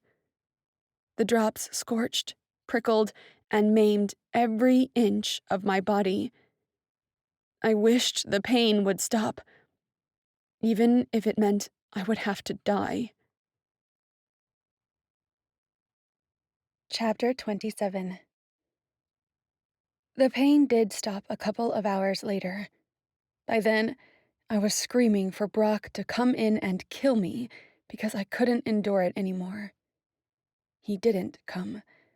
Instead, he sent a demon inside to pummel me. It punched my stomach. When the burning inside me was gone, I couldn't move. I could barely breathe. Each time there were noises outside my door, I squirmed, afraid Brock would come in and give me more of that liquid. I didn't want this. I didn't want any of this. My life didn't matter. The last year of my life had been a lie. Why would I want to live it? Missing my family, I'd attached myself to someone not even real. My vision, Victor, then had been nothing but an instrument in the plans of an evil goddess of love. And Ceres thought she was better than Ima. Oh boy, was she wrong. The ache in my soul outweighed the ache of my body. To know Victor, or Levi, or whoever he was with her now, making up for the time they had spent apart, ripped me to pieces in a way Brock's torture couldn't even come close to matching. I felt incredibly jealous, even though I wasn't sure what else to feel. If it all had been a lie, weren't my feelings for Victor a lie too? I couldn't discern it right now, and I didn't want to discern it, ever. Why should I care about my life? It wasn't even mine anymore. I'd given up. The door opened, startling me. The demons pushed someone inside. The person stumbled and fell to his knees. I gasped when I recognized Morgan. "Nadine," he groaned, crawling over to me. "By the Everlast, what have they done to you?" Being careful, he hoisted my head up and rested it on his legs. "Where is it hurting?" "Everywhere," I croaked. "This is bad." Morgan assessed my body, looking for visible wounds. Other than bruises from the punches and the scraped knee from the rock climbing, he found nothing. "Tell me how I can help." "I just want to sleep," I said, but in my mind, I instead wished to die. Morgan pulled me up to sit, propping me against a desk. "Did you get to Cathedral Rock?" "Yes." I sighed and told him everything that had happened since last speaking to him. The circle I drew on the rock top, the visions, the revelations about Ceres and Victor and Micah, the end of my gift, the argument, and the way the goddess fled. "By the Everlast," Morgan's eyes shone. "I have been beside Levi and Mitris these past few days." Yeah, I could see his point and understand his happiness. After all, the gods he worshipped so much were alive and had talked to him. More importantly, he had helped them. But now we were here, trapped with Brock and the demons, missing Micah, and left to die. "How did you get here?" I asked. "They found me a few miles north of Sedona." He looked around the classroom. "We need to find a way to get out of here." "The only way out is death, and I'm longing for it." "What? You don't mean that." I slid to the ground again. I had no strength to keep myself up. "I give up." "No, you can't. Everyone wants to live. Everyone has a reason to live." "My life has been a lie." I wanted to shout, but my weariness prevented my voice from being more than a whisper. "Victor, Micah, Cheryl, my feelings, the scholarship at NYU, the job at Langone, all a lie, and I was used." "And if it was? You'll give up living because your heart was broken? Because things weren't what you anticipated? Come on, I expected more of you. I believed you were a fighter." How could he belittle the things that had happened to me? Oh, and there was Micah. He had used me too. Had he known who he was and flirted with me just to be healed and led to Cathedral Rock? Honestly, I wasn't sure I wanted to know. A few silent minutes passed, during which I avoided looking at Morgan. "Can I ask something?" he said all of a sudden. I shrugged. "I heard you have a great voice. Could you sing, please? The silence is kinda scary." I stared at him. He was a man in his 50s who wasn't afraid of admitting he was scared. A man who had risked his life for me. A man who would do anything for his dear creed. For him, I agreed. I sang a light romantic ballad. Of course, the lyrics were about lost love. On the first high note, I shivered. The music filled my hurting body, expanding my veins with hope, clarifying my thoughts. And I remembered the joy of singing, the good it brought to me, the strength it gave me, the will to do more, to be more. I remembered my family, Aunt Raisa, and Olivia. My family and friends needed me. I couldn't just die and leave them behind, alone to fend for themselves. I had promised myself I would work hard and support my family, provide them with a better future. I had to keep moving, keep living, forget about Victor, and dig into my original plan, to study and become a doctor and provide for my family. What's more, I didn't know if Omi or Ima knew who I was yet, but I knew if they figured out who I was, they could certainly harm my family to get to me, to learn the truth about the guys from me. I couldn't allow anyone to harm them. I wouldn't. I had to protect them. I had to get out of here. I would get out of here. I would live. At times, the visions had showed me what to do and saved me. This time, I wouldn't have them, and I would have to make do. By the end of the song, my face was wet with fresh, warm tears. I sat up with my back against a desk and looked into Morgan's eyes. "How did you know?" He smiled. "That singing would bring you back? I didn't. I just prayed it would." I sighed. My body still hurt from the punches and the damned liquid, but my head was clearer. I wanted to feel better, to beat the weariness out of my body, and to find a way out. I eyed the classroom, trying to find anything I had missed before. A back door, another unsealed window, a phone. Any plans? None yet. All I know is we're far away from Cathedral Rock and an abandoned school close to an interstate. Outside, there are demons everywhere, but I only saw 2 inside, the ones guarding our door. Did you happen to see Micah when you were being brought here? I wish, he said, shaking his head. My guess is Brock is keeping him somewhere else, some place special with more protection. He's a god, after all. Yes, a god. It still was hard to believe. We need to think, I said. You know, even if we come up with a plan, it won't be easy. We can't give up yet. Morgan started to smile, but Brock burst into the room. The dear friends are reconnecting. How joyful. Nadine, I can see you're looking better. Ready to answer my questions? Or do you want more of my elixir? Does it come in strawberry flavor? His eyes registered the affront. Insolent girl. He raised his hand. I flinched, anticipating the blow, but it didn't come. He seemed to reconsider and asked again. Last chance. What happened at Cathedral Rock, and where is your friend, the one who was with you at the bar?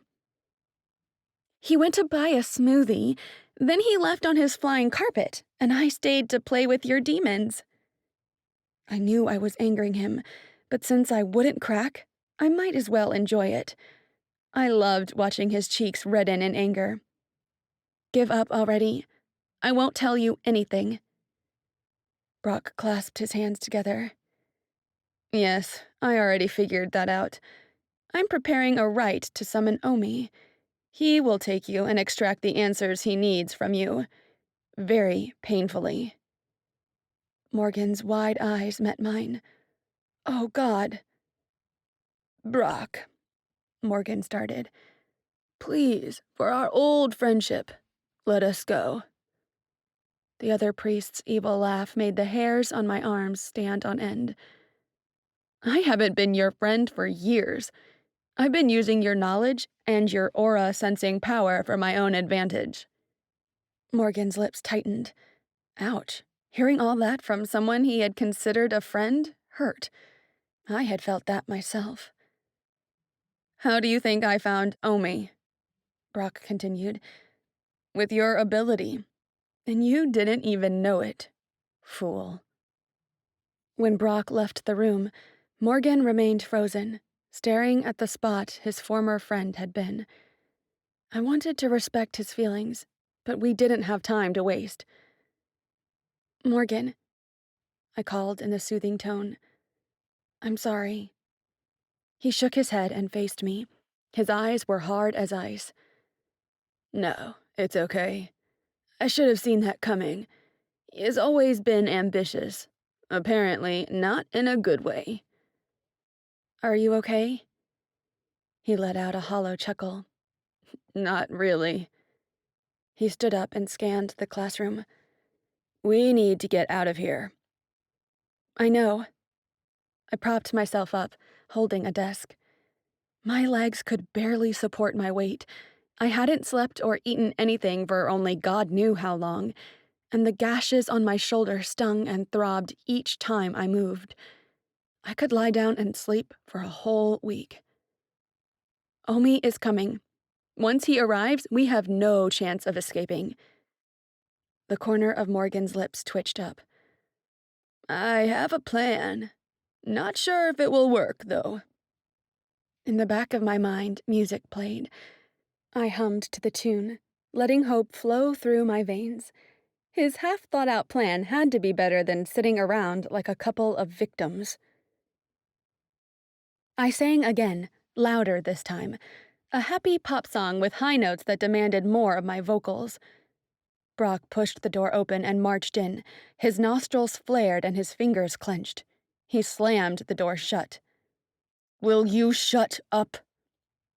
"Why?" I asked, sitting on one of the few unbroken desks, trying to mask my motives with a scared expression. "The demons don't like it?" "Your singing is ruining my concentration." He leaned closer. "Shut up before I knock you out again." "I'm not afraid of you," I whispered, hoping to charge his ire. He readied his hand to strike. "Brock!" Morgan called in time. The evil priest turned, but Morgan slammed him in the head with a piece of broken desk. He fell on the floor beside me, unconscious. Morgan hunched over his former friend, searching his pockets for useful tools and weapons. I fought against my irregular breathing. Becoming nervous or scared wouldn't help our quest. "What now?" "Now we wing it," he said.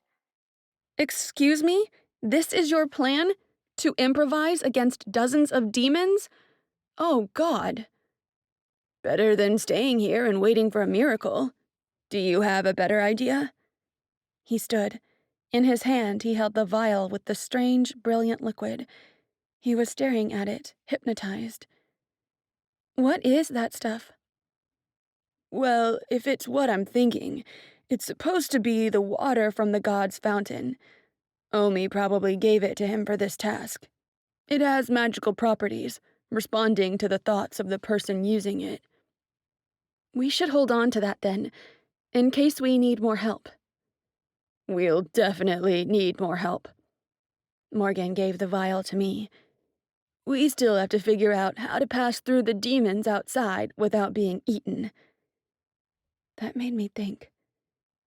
By the way, why aren't there more demons inside guarding us? Demons can't stand being in confined spaces for long. Morgan continued to rifle through Brock's pockets. "I believe they trusted Brock would be able to contain us. Besides, demons aren't very bright, you know." "Let's hope they're super dumb for the next few hours."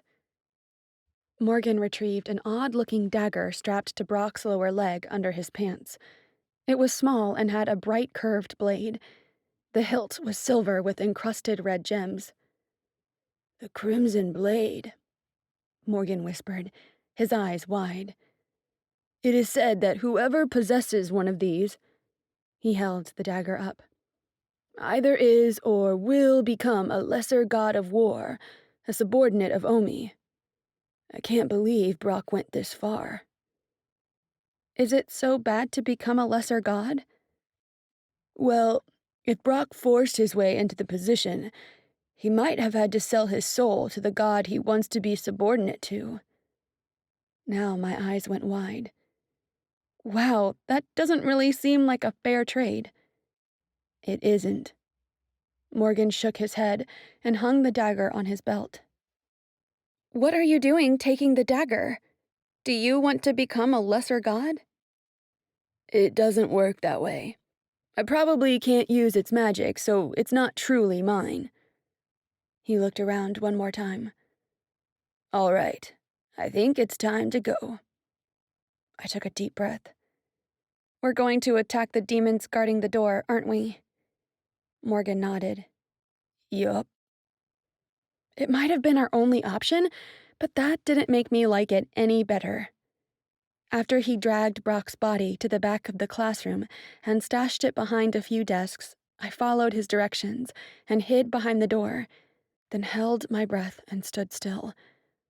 He bumped the leg from the broken chair against a desk, making a loud noise. It took a few minutes, but the demons eventually marched in, slobber hanging from their sharp teeth, and their long, dirty nails sprouting from their claws dragging on the floor. With shaking hands, I closed the door as the brutes advanced toward Morgan. They didn't look for Brock.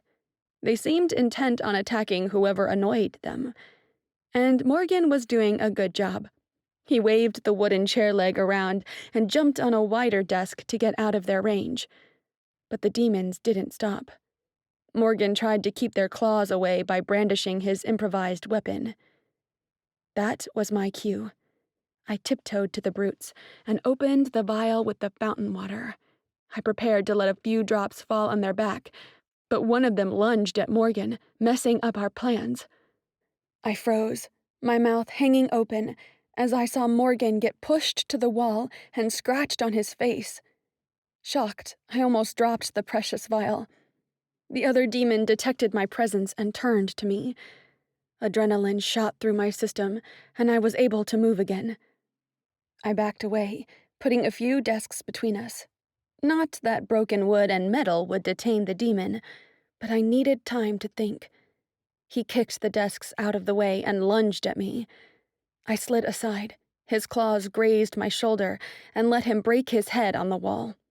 A second later, he was after me again, his head intact, but the wall in pieces. Pain sliced across my shoulder. I swallowed hard and glanced at Morgan, who was wrestling the other demon, trying to stab him with the crimson blade. My second long distraction was enough for the demon to slap me and send me flying.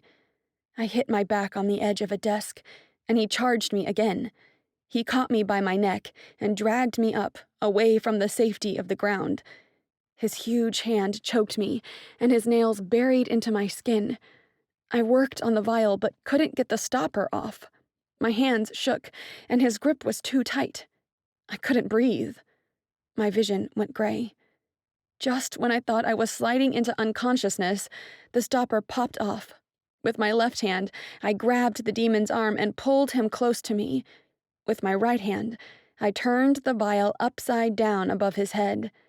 The liquid dripped out, touching his skin. Instantly, he dropped me and yelled, putting his claws over his face. A burnt smell reached my nose before I saw the fire spreading over his body. He backed up, yelling and jerking, trying to find a way to put out the fire crackling his skin. That caught the attention of the other demon, distracting him. With a roar, Morgan pierced the demon's chest with the crimson blade. Its body collapsed, and thick black blood spread over the floor, forming a large, gooey pool. Crumpled in a corner, the demon I had set on fire stopped jerking. His melted skin was covered by blisters as the fire died out. I gagged. 2 down, Morgan stood.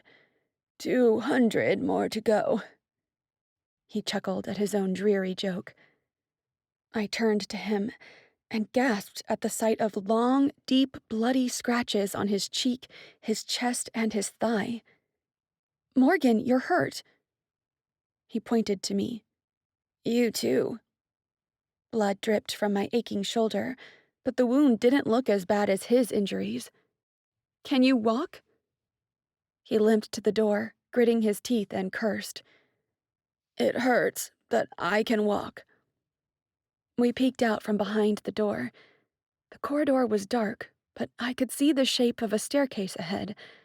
A sign on the wall informed us we were on the second floor.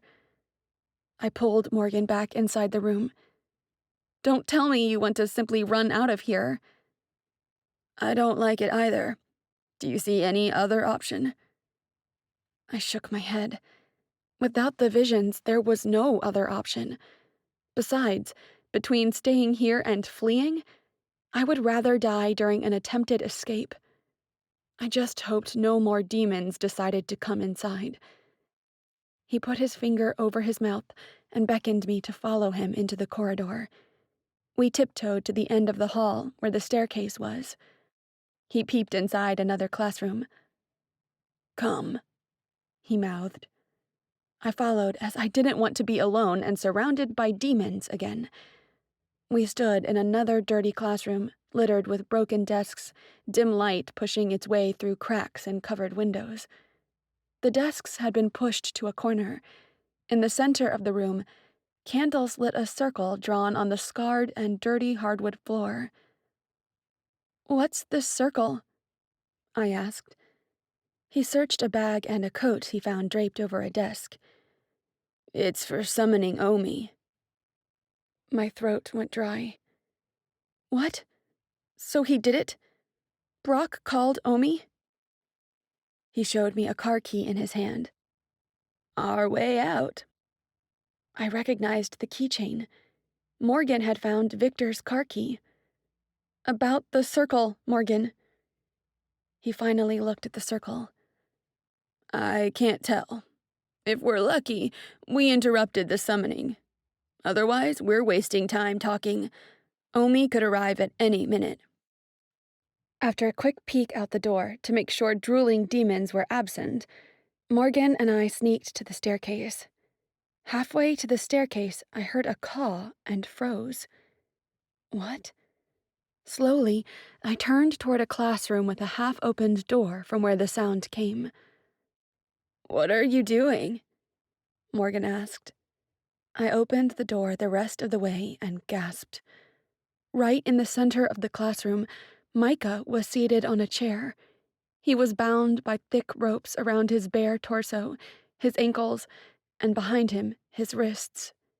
His head hung low, and he had several bleeding wounds spread across his body. And the raven, the one with the scar over an eye, sat on his shoulder. Morgan shoved me aside and ran to him. By the Everlast, we'll get you out of here, my lord. Micah grunted in response. My heart squeezed. Among us, he had always been the strongest, the one who stood the tallest, the proudest. In truth, he was a god, theoretically an evil one. And now here he was, tied and hurt, small and weak. Morgan tried to shoo the bird. Don't, Micah said. His name is Rock. He's mine. Oh my. Swallowing my anger, I approached them and knelt beside Micah. This wasn't the time to be mad at him for sending the bird after me, or for being the immoral god of death. I'm sorry, he croaked, tilting his head to me. He looked terrible, with pale skin and dark circles under his eyes. For not being able to protect you. Don't worry about it. Gently, I cupped his face and held his head up. A cold jolt passed between us, and he inhaled deeply. Glad I was still able to heal him from his internal pains, I continued. There were too many. Startling me, the raven took off and hovered in circles above us. From his waist, Morgan pulled the crimson blade out and cut the ropes. Micah started slipping to the ground, but Morgan and I held him. We put his arms around our shoulders and lifted him. Even weak, Micah stood and took most of his weight with him. Morgan nodded toward the door. We have to keep going. Midway down the last flight of stairs, something jumped out at us. Morgan fell forward and rolled down the rest of the steps, Brock on his back. With Micah hanging from my shoulder, I sprinted down to the wrestling men.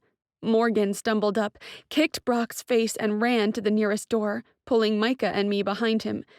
He shoved the door open. All we saw were demons, dozens of them, and they had seen us. The taste of bile built up in the back of my throat. My heart pumped so hard my ribs hurt. Leave me here and go, Micah whispered. As if I would leave you behind, my lord, Morgan said. Brock caught up with us. Lord, you say? Damn it. Now he would deduce Micah was one of the gods. The raven dove toward Brock, and, broken and hurt, Morgan punched the other priest in the face, then threw me the car keys. Go, he yelled. I stared at the keys in my hands, frozen. Run, Nadine. Go. Take him out of here. I wanted to help him. I wanted to knock Brock down and carry Morgan to the car with me, even though Micah already weighed a ton alone. I wanted to be able to rewind. I wanted to go back in time with a note that said, "Don't trust Cheryl," and start the last year over. If I could do that, I wouldn't be watching a friend being punched to death while demons hunted and salivated for us. But I couldn't rewind, and I couldn't forget. I had to flee. I had to live. I had to take Micah out of here and deliver him to safety. My family needed me to live. I needed to live. But I couldn't leave Morgan. Nadine, they want you both, not me. I'll be fine. Go. Morgan was right. If I stayed, I'd die, and Micah would be recaptured. If I ran, Micah and I just might live. But Morgan was going with us. In my pocket, I found the vial. I slipped Micah's arm from my shoulder and helped him lean against a wall. While both priests wrestled, I let some drops from the vials drip over Brock's back. In my mind, I saw Brock frozen as an ice sculpture for a long, long time. What the? Morgan retreated a step from Brock's still hands and nodded a thanks at me. Micah stumbled forward, took the dagger from Morgan, and, without any ceremonies, stabbed Brock's heart. The priest's eyes widened, and 2 seconds later, the ice melted, and he fell on the floor. My hand over my mouth, I gasped, "You killed him!" Micah stumbled again, clearly dizzy, and Morgan caught hold of him. He fixed his black eyes on mine.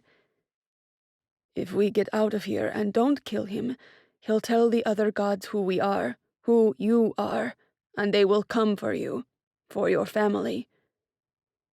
A shiver rolled down my spine. He was right. Still, I didn't like killing. Blood oozed from the body, and I swallowed the bile building in my throat and the shock. We need to move, Morgan said. Nodding, I walked to them and put Micah's arm over my shoulders again.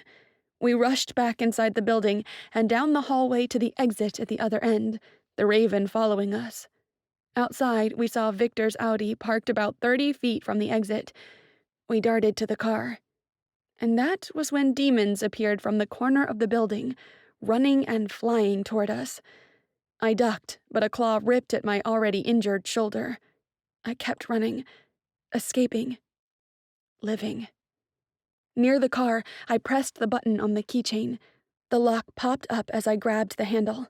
We slid Micah onto the back seat, and the raven flew in. Then I jumped inside as Morgan entered through the passenger door. With wobbly hands, I locked the doors and turned the car on.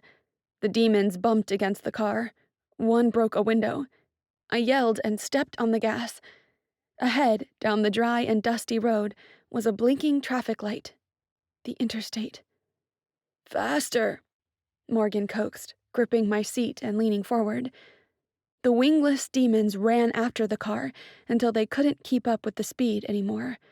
But the flying ones continued their pursuit. A bat scratched the car from front to back. "Victor will kill me," I muttered, then shook my head. What would Victor care? He was a powerful god. He'd never need a car again. God, I was so stupid. I pushed thoughts of Victor away. When I reached the interstate, I let out a short, puffed breath. I had no idea which interstate this was or which direction to go, but I hit the brakes and yanked the wheel to the right. The car fishtailed before the tires caught the pavement. I hit the gas, hoping the road would take me away from the demons, to safety. I slammed my foot down and drove as fast as the car allowed. Now only a few bats flew with us. I kept an eye on them, turning the wheel and zigzagging away from their claws. But they kept coming. A mass of bats zoomed down on us, flanking the car on both sides. I couldn't get us out of their reach. "Morgan, I have an idea." I gave him the vial with the miracle liquid. "Splash that on us, on the car too, and let's imagine we're driving on another road, far from here." A few bats landed on the car and started scratching the metal, probably looking for a way to peel it open. He eyed the liquid. "Okay, let's try." "Know any safe road?" "How about I-95 near Jacksonville?" "Sounds good." Morgan opened the vial, tipped it sideways so his hand was full with the liquid, and sprayed it around. A few drops caressed my skin as my mind shifted to a safe, calm road in Florida. Under my hands, the wheel of the car became soft, as if it were weightless. I closed my eyes for a brief moment, hoping we would arrive at our imagined destination rather than drive off the road and into the bat's claws. When I opened my eyes, expecting to see an empty and safe road, I saw them. 3 figures stood right in the middle of I-95, accordingly to the bent sign along the interstate. I stepped on the brakes with all I had.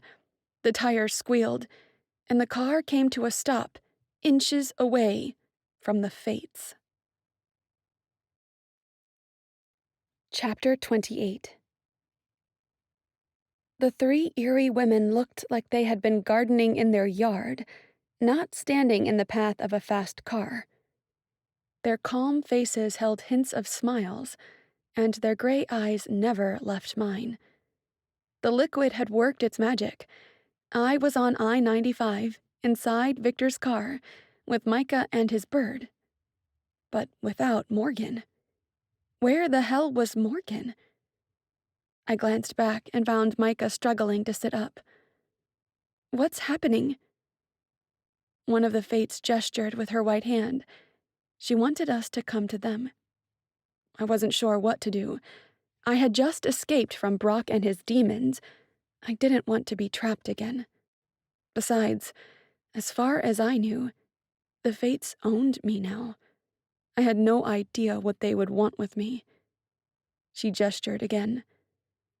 Micah held onto my seat and looked ahead. "What do they want now?" I gulped down my fear and exited the car. With the little strength I had, I helped Micah, putting his heavy arm around my shoulders.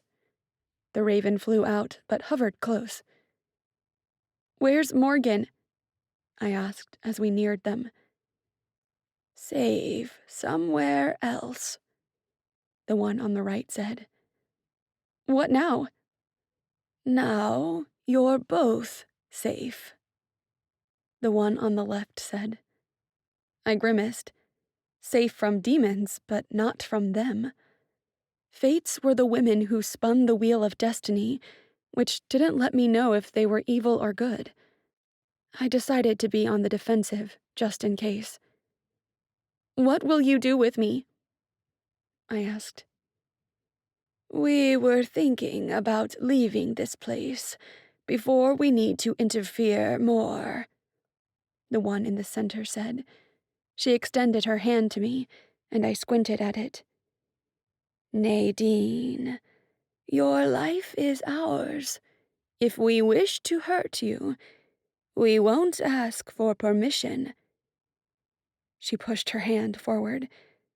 As I reached to take it, Micah held my arm. What are your plans for her?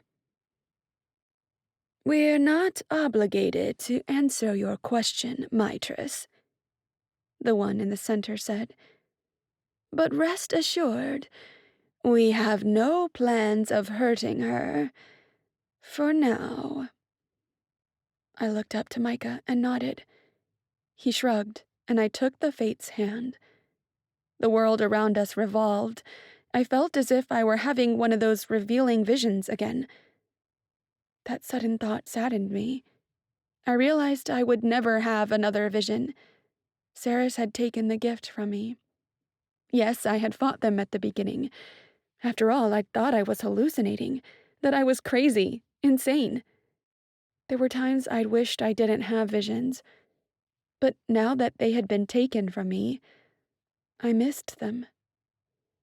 The scenery settled. We stood on a tiny island with white sand and rocky shores that fought against angry black waves that crashed and bellowed. The wind whipped my hair, and I turned my face. A simple cottage that looked a lot like the one the Fates had in the woods stood before us. I gawked at the view. It was so peaceful, so comforting. Where are we? On a Croatian island, one of the Fates answered. I watched as the raven flew away. Why did you bring us here? To rest, the one closest to me said, smiling shyly. You two will stay here for a week or two. What? Why? I asked. And my family? Raisa and Olivia will wonder where I am. I need to go back. And my job at Langone? It's supposed to start tomorrow. Wait. I forced my mind to slow down. I was sure the job at Langone had been arranged by Ceres. I didn't want anything to do with it. You deserve it, Nadine, the same one said. The others stood behind her and didn't seem to pay attention to our conversation. You deserve the job at Langone. Ceres found out about the position and told you. You got it on your own. If you had failed to get it, she would have intervened, but it wasn't necessary. Well, that was a relief. I needed that job. I needed it to get into med school and to move forward with my life. Then I need to go back. The wheel of destiny has spun, she continued. Your job at Langone will start in 10 days. Raisa and Olivia have been told you are on vacation, and your other friends and family are safe. Was this some kind of punishment? What did I do to deserve this? I thought I had accomplished all Ceres wanted of me. Yes, you did.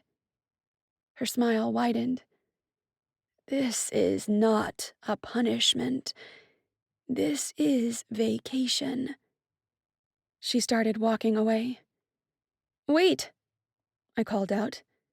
Since arriving, I'd wanted to ask them more about Victor, where he was, and what would happen now, but had held on to my curiosity. The Fate faced me. Yes? Instead, I asked, what about Morgan? Morgan's destiny is set. She turned away. Rest, child. Her words were carried out by the wind. We'll be back soon. The Fates walked toward the darkness at the back of the island until they disappeared. Even hurt and bleeding, Micah looked down at me, a grin on his pale face. Alone at last. The wind blew strong and cold, and I shivered. I kept my gaze glued to the spot where I had last seen the Fates until Micah shuddered against me. "Let's get you inside." I helped him turn around, and we slowly inched to the cottage.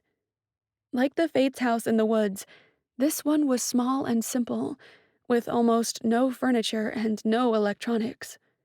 In the living room, the fireplace was lit. It would have been nice to stand there and warm up, but I had to drop Micah somewhere first. Past a narrow doorway, we found a short corridor with 4 doors, 2 closed and 2 opened. I pointed toward the door closest to us. "This one." Slowly we made it inside the bedroom, and I helped him lay on the bed. He was pale, and some of his wounds had stopped bleeding, but now he was covered in dried blood and dirt. I took a few towels from the common bathroom off the corridor, wetted some, then went back to the bedroom and sat beside him. "I feel loved," he joked with eyes closed, but smiling. I dabbed the wet towel over his wounds, trying to focus on them and not on the muscles underneath them. Shut up. For some reason, it hadn't dawned on me that he was a god yet.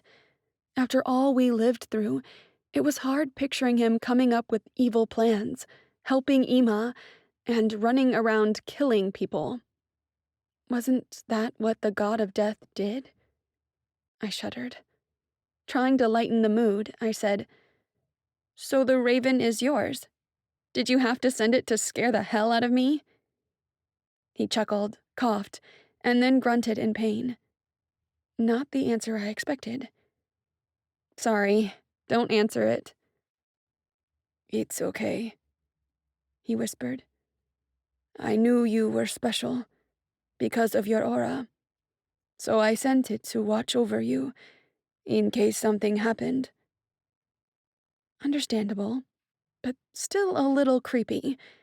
If I had known it was his bird, maybe I would have been flattered, not scared all of those times. "Did you know you were special?" I asked before I could think, and I felt heat on my cheeks when the corner of his lip tugged up. "I meant, did you know you were, I couldn't bring myself to say it aloud. I swallowed and tried again with a different word. "Did you know you were Mitress?" He pursed his lips. "No. I mean, I knew something wasn't right. I knew I was different, but I had no idea this shit went this far," he tisked. "It all makes sense now. After I killed those men in Israel, I accessed some part of my past, of my true soul, and some of my power seeped in. That's why I could repel bats, why I liked the dark, and how I could see auras." "Yes, it makes sense," I repeated, trying to absorb all the info. There were a million more questions I wanted to ask him, but I had no idea how to phrase them. When I passed the towel over the cut on his eyebrow, he held my hand and opened his eyes to look at me. "Thank you." He turned my palm over and kissed my wrist. A shiver started where his lips touched my skin and ran up my arms. My heart lurched. Quickly, I pulled my arm away. "You're too weak. You need to eat something." "I don't think I can eat anything right now." He closed his eyes again and inhaled deeply. "I just want to sleep." Trying to make no sound to disturb him, I tiptoed out of the bedroom and closed the door. In the bathroom, I found a first aid kit. I picked it up and sat on the beat-up love seat in the living room, with intentions to clean my wounds, take some Tylenol, and then find something to eat. However, my eyelids felt too heavy. I gave in and closed my eyes for a second, relaxing my back on the love seat and willing the sleep away. I woke up on a squeaky twin bed. Confused, I looked around. The simple bedroom was inundated by the dim lights coming from the almost closed door behind me, and I saw a bag beside the bed with what looked like some of my clothes inside. My shoulder was bandaged, and most of my cuts were cleaned. The memories of the previous day assaulted me, but I refused to be brought down by all that had happened. I just had to get through whatever test the fates had prepared for me, and then go back to my life. I would not think of Victor or Saris. I would not. I slid out of bed and peeked out the door. Across the corridor, the bed was made in the other bedroom, which meant Micah was up. I glanced down at myself and my torn clothes. Better to take a quick shower and change before showing up like a beggar before a god. Holy shit. I said it as if it were normal, but it wasn't. My mind still couldn't wrap around the fact that Micah was a god. The god of death, actually. Wasn't he supposed to be evil? Didn't he plot with Ima to destroy the world? Okay, one step at a time. First, a shower. As I thought, I felt much better in a clean pair of jeans and a long-sleeved gray tee and my black boots. I walked into the living room, holding my breath, expecting to see Micah somewhere. I frowned at the empty area and entered the kitchen next. There, seated around a wooden kitchen table, were the Fates. I froze at the door as one of them gazed at me and smiled. "Hello, child," she said. I swallowed but couldn't find my voice or anything appropriate to say. "You're probably hungry." She pointed to the counter behind her, covered with bread, fruits, cheese, juices, and several other goodies. "Help yourself." Slowly, I walked in, grabbed a plate, and picked some of the goodies. "Where's Micah?" I asked as I leaned against the counter. "Mitress is walking outside," the same one answered. The other two seemed to be meditating, or simply not in this conversation. "He needs time alone to think." Didn't we all need time alone to think? I put my plate on the counter and took a deep breath, gathering courage. "What is going to happen next?" The Fate smiled. "You'll stay here and rest. Soon you'll go back to New York, to your classes, and to your new job." "That's not what I meant." "I know, but I can't answer your question." She lost the smile. "My sisters and I can't share our knowledge. The only thing I can tell you is that Levi and Mitress will go on quests to find their scepters so they can become full gods again. But that you already knew." I nodded. "Yeah." "You don't need to worry," she said, standing. She walked to the coffee machine on the other side of the kitchen and took a steaming mug from it. With a new smile, she handed it to me. "It's not mochaccino, but it's coffee nevertheless." Still a little wary, I took the mug from her. "What don't I need to worry about?" She looked into my eyes deeply, intensely. "About you. About us. We won't harm you." "I wish it was easy to believe," I whispered. She patted my good shoulder. "You will." She turned and sat back between her sisters. "Now go. Mitress is outside, and he wants to talk to you." That startled me, and I almost dropped the mug on the floor. I sipped from it, left it on the counter, and rushed out. I opened the front door, and the chilly wind whipped my hair around my face. I held on to it and looked around. It was easy to spot him, standing tall on a rocky parcel about 40 or 50 feet from the cottage. Micah kicked the rocks around with his hands tucked inside his dark jeans pockets and his shoulders stuffed under a black shirt. I smiled, noticing he wasn't wearing black pants for the first time since I met him. But as I took the first step toward him, I erased the smile from my face and frowned.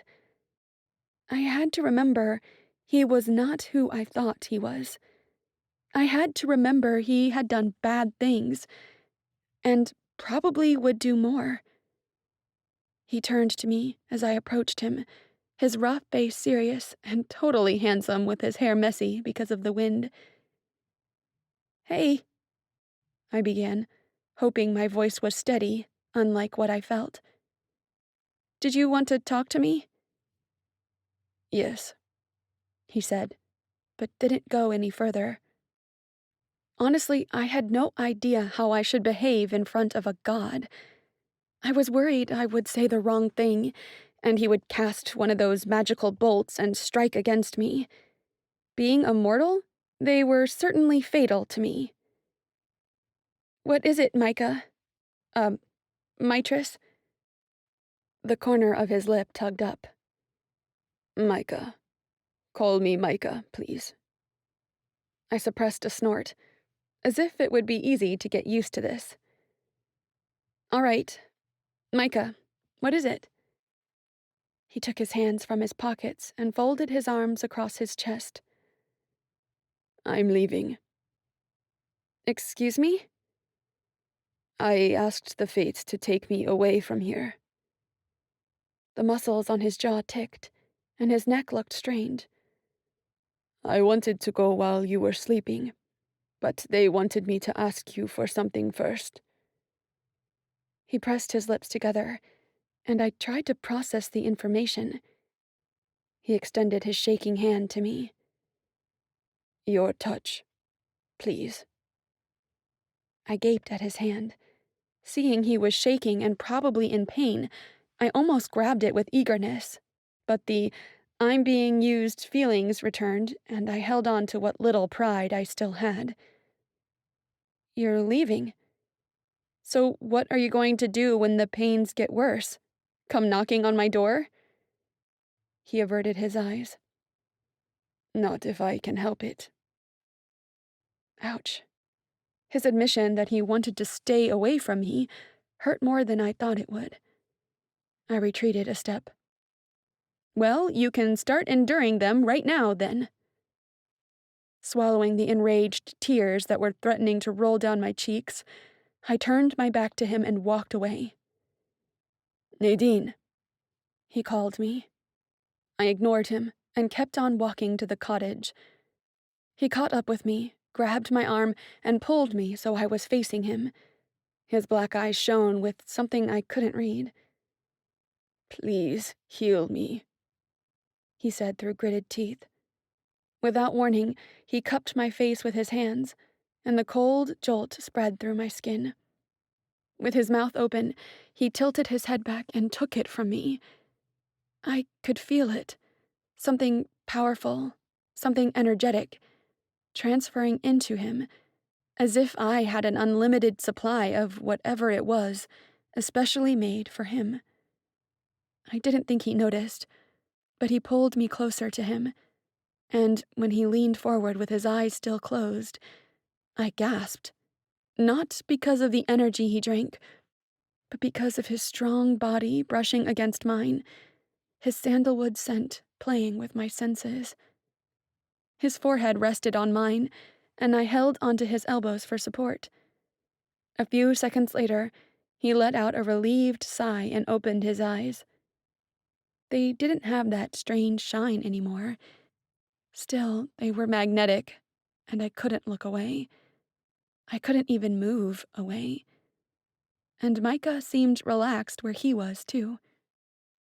His eyes still on mine, he slid his hands down my neck, and my breath caught.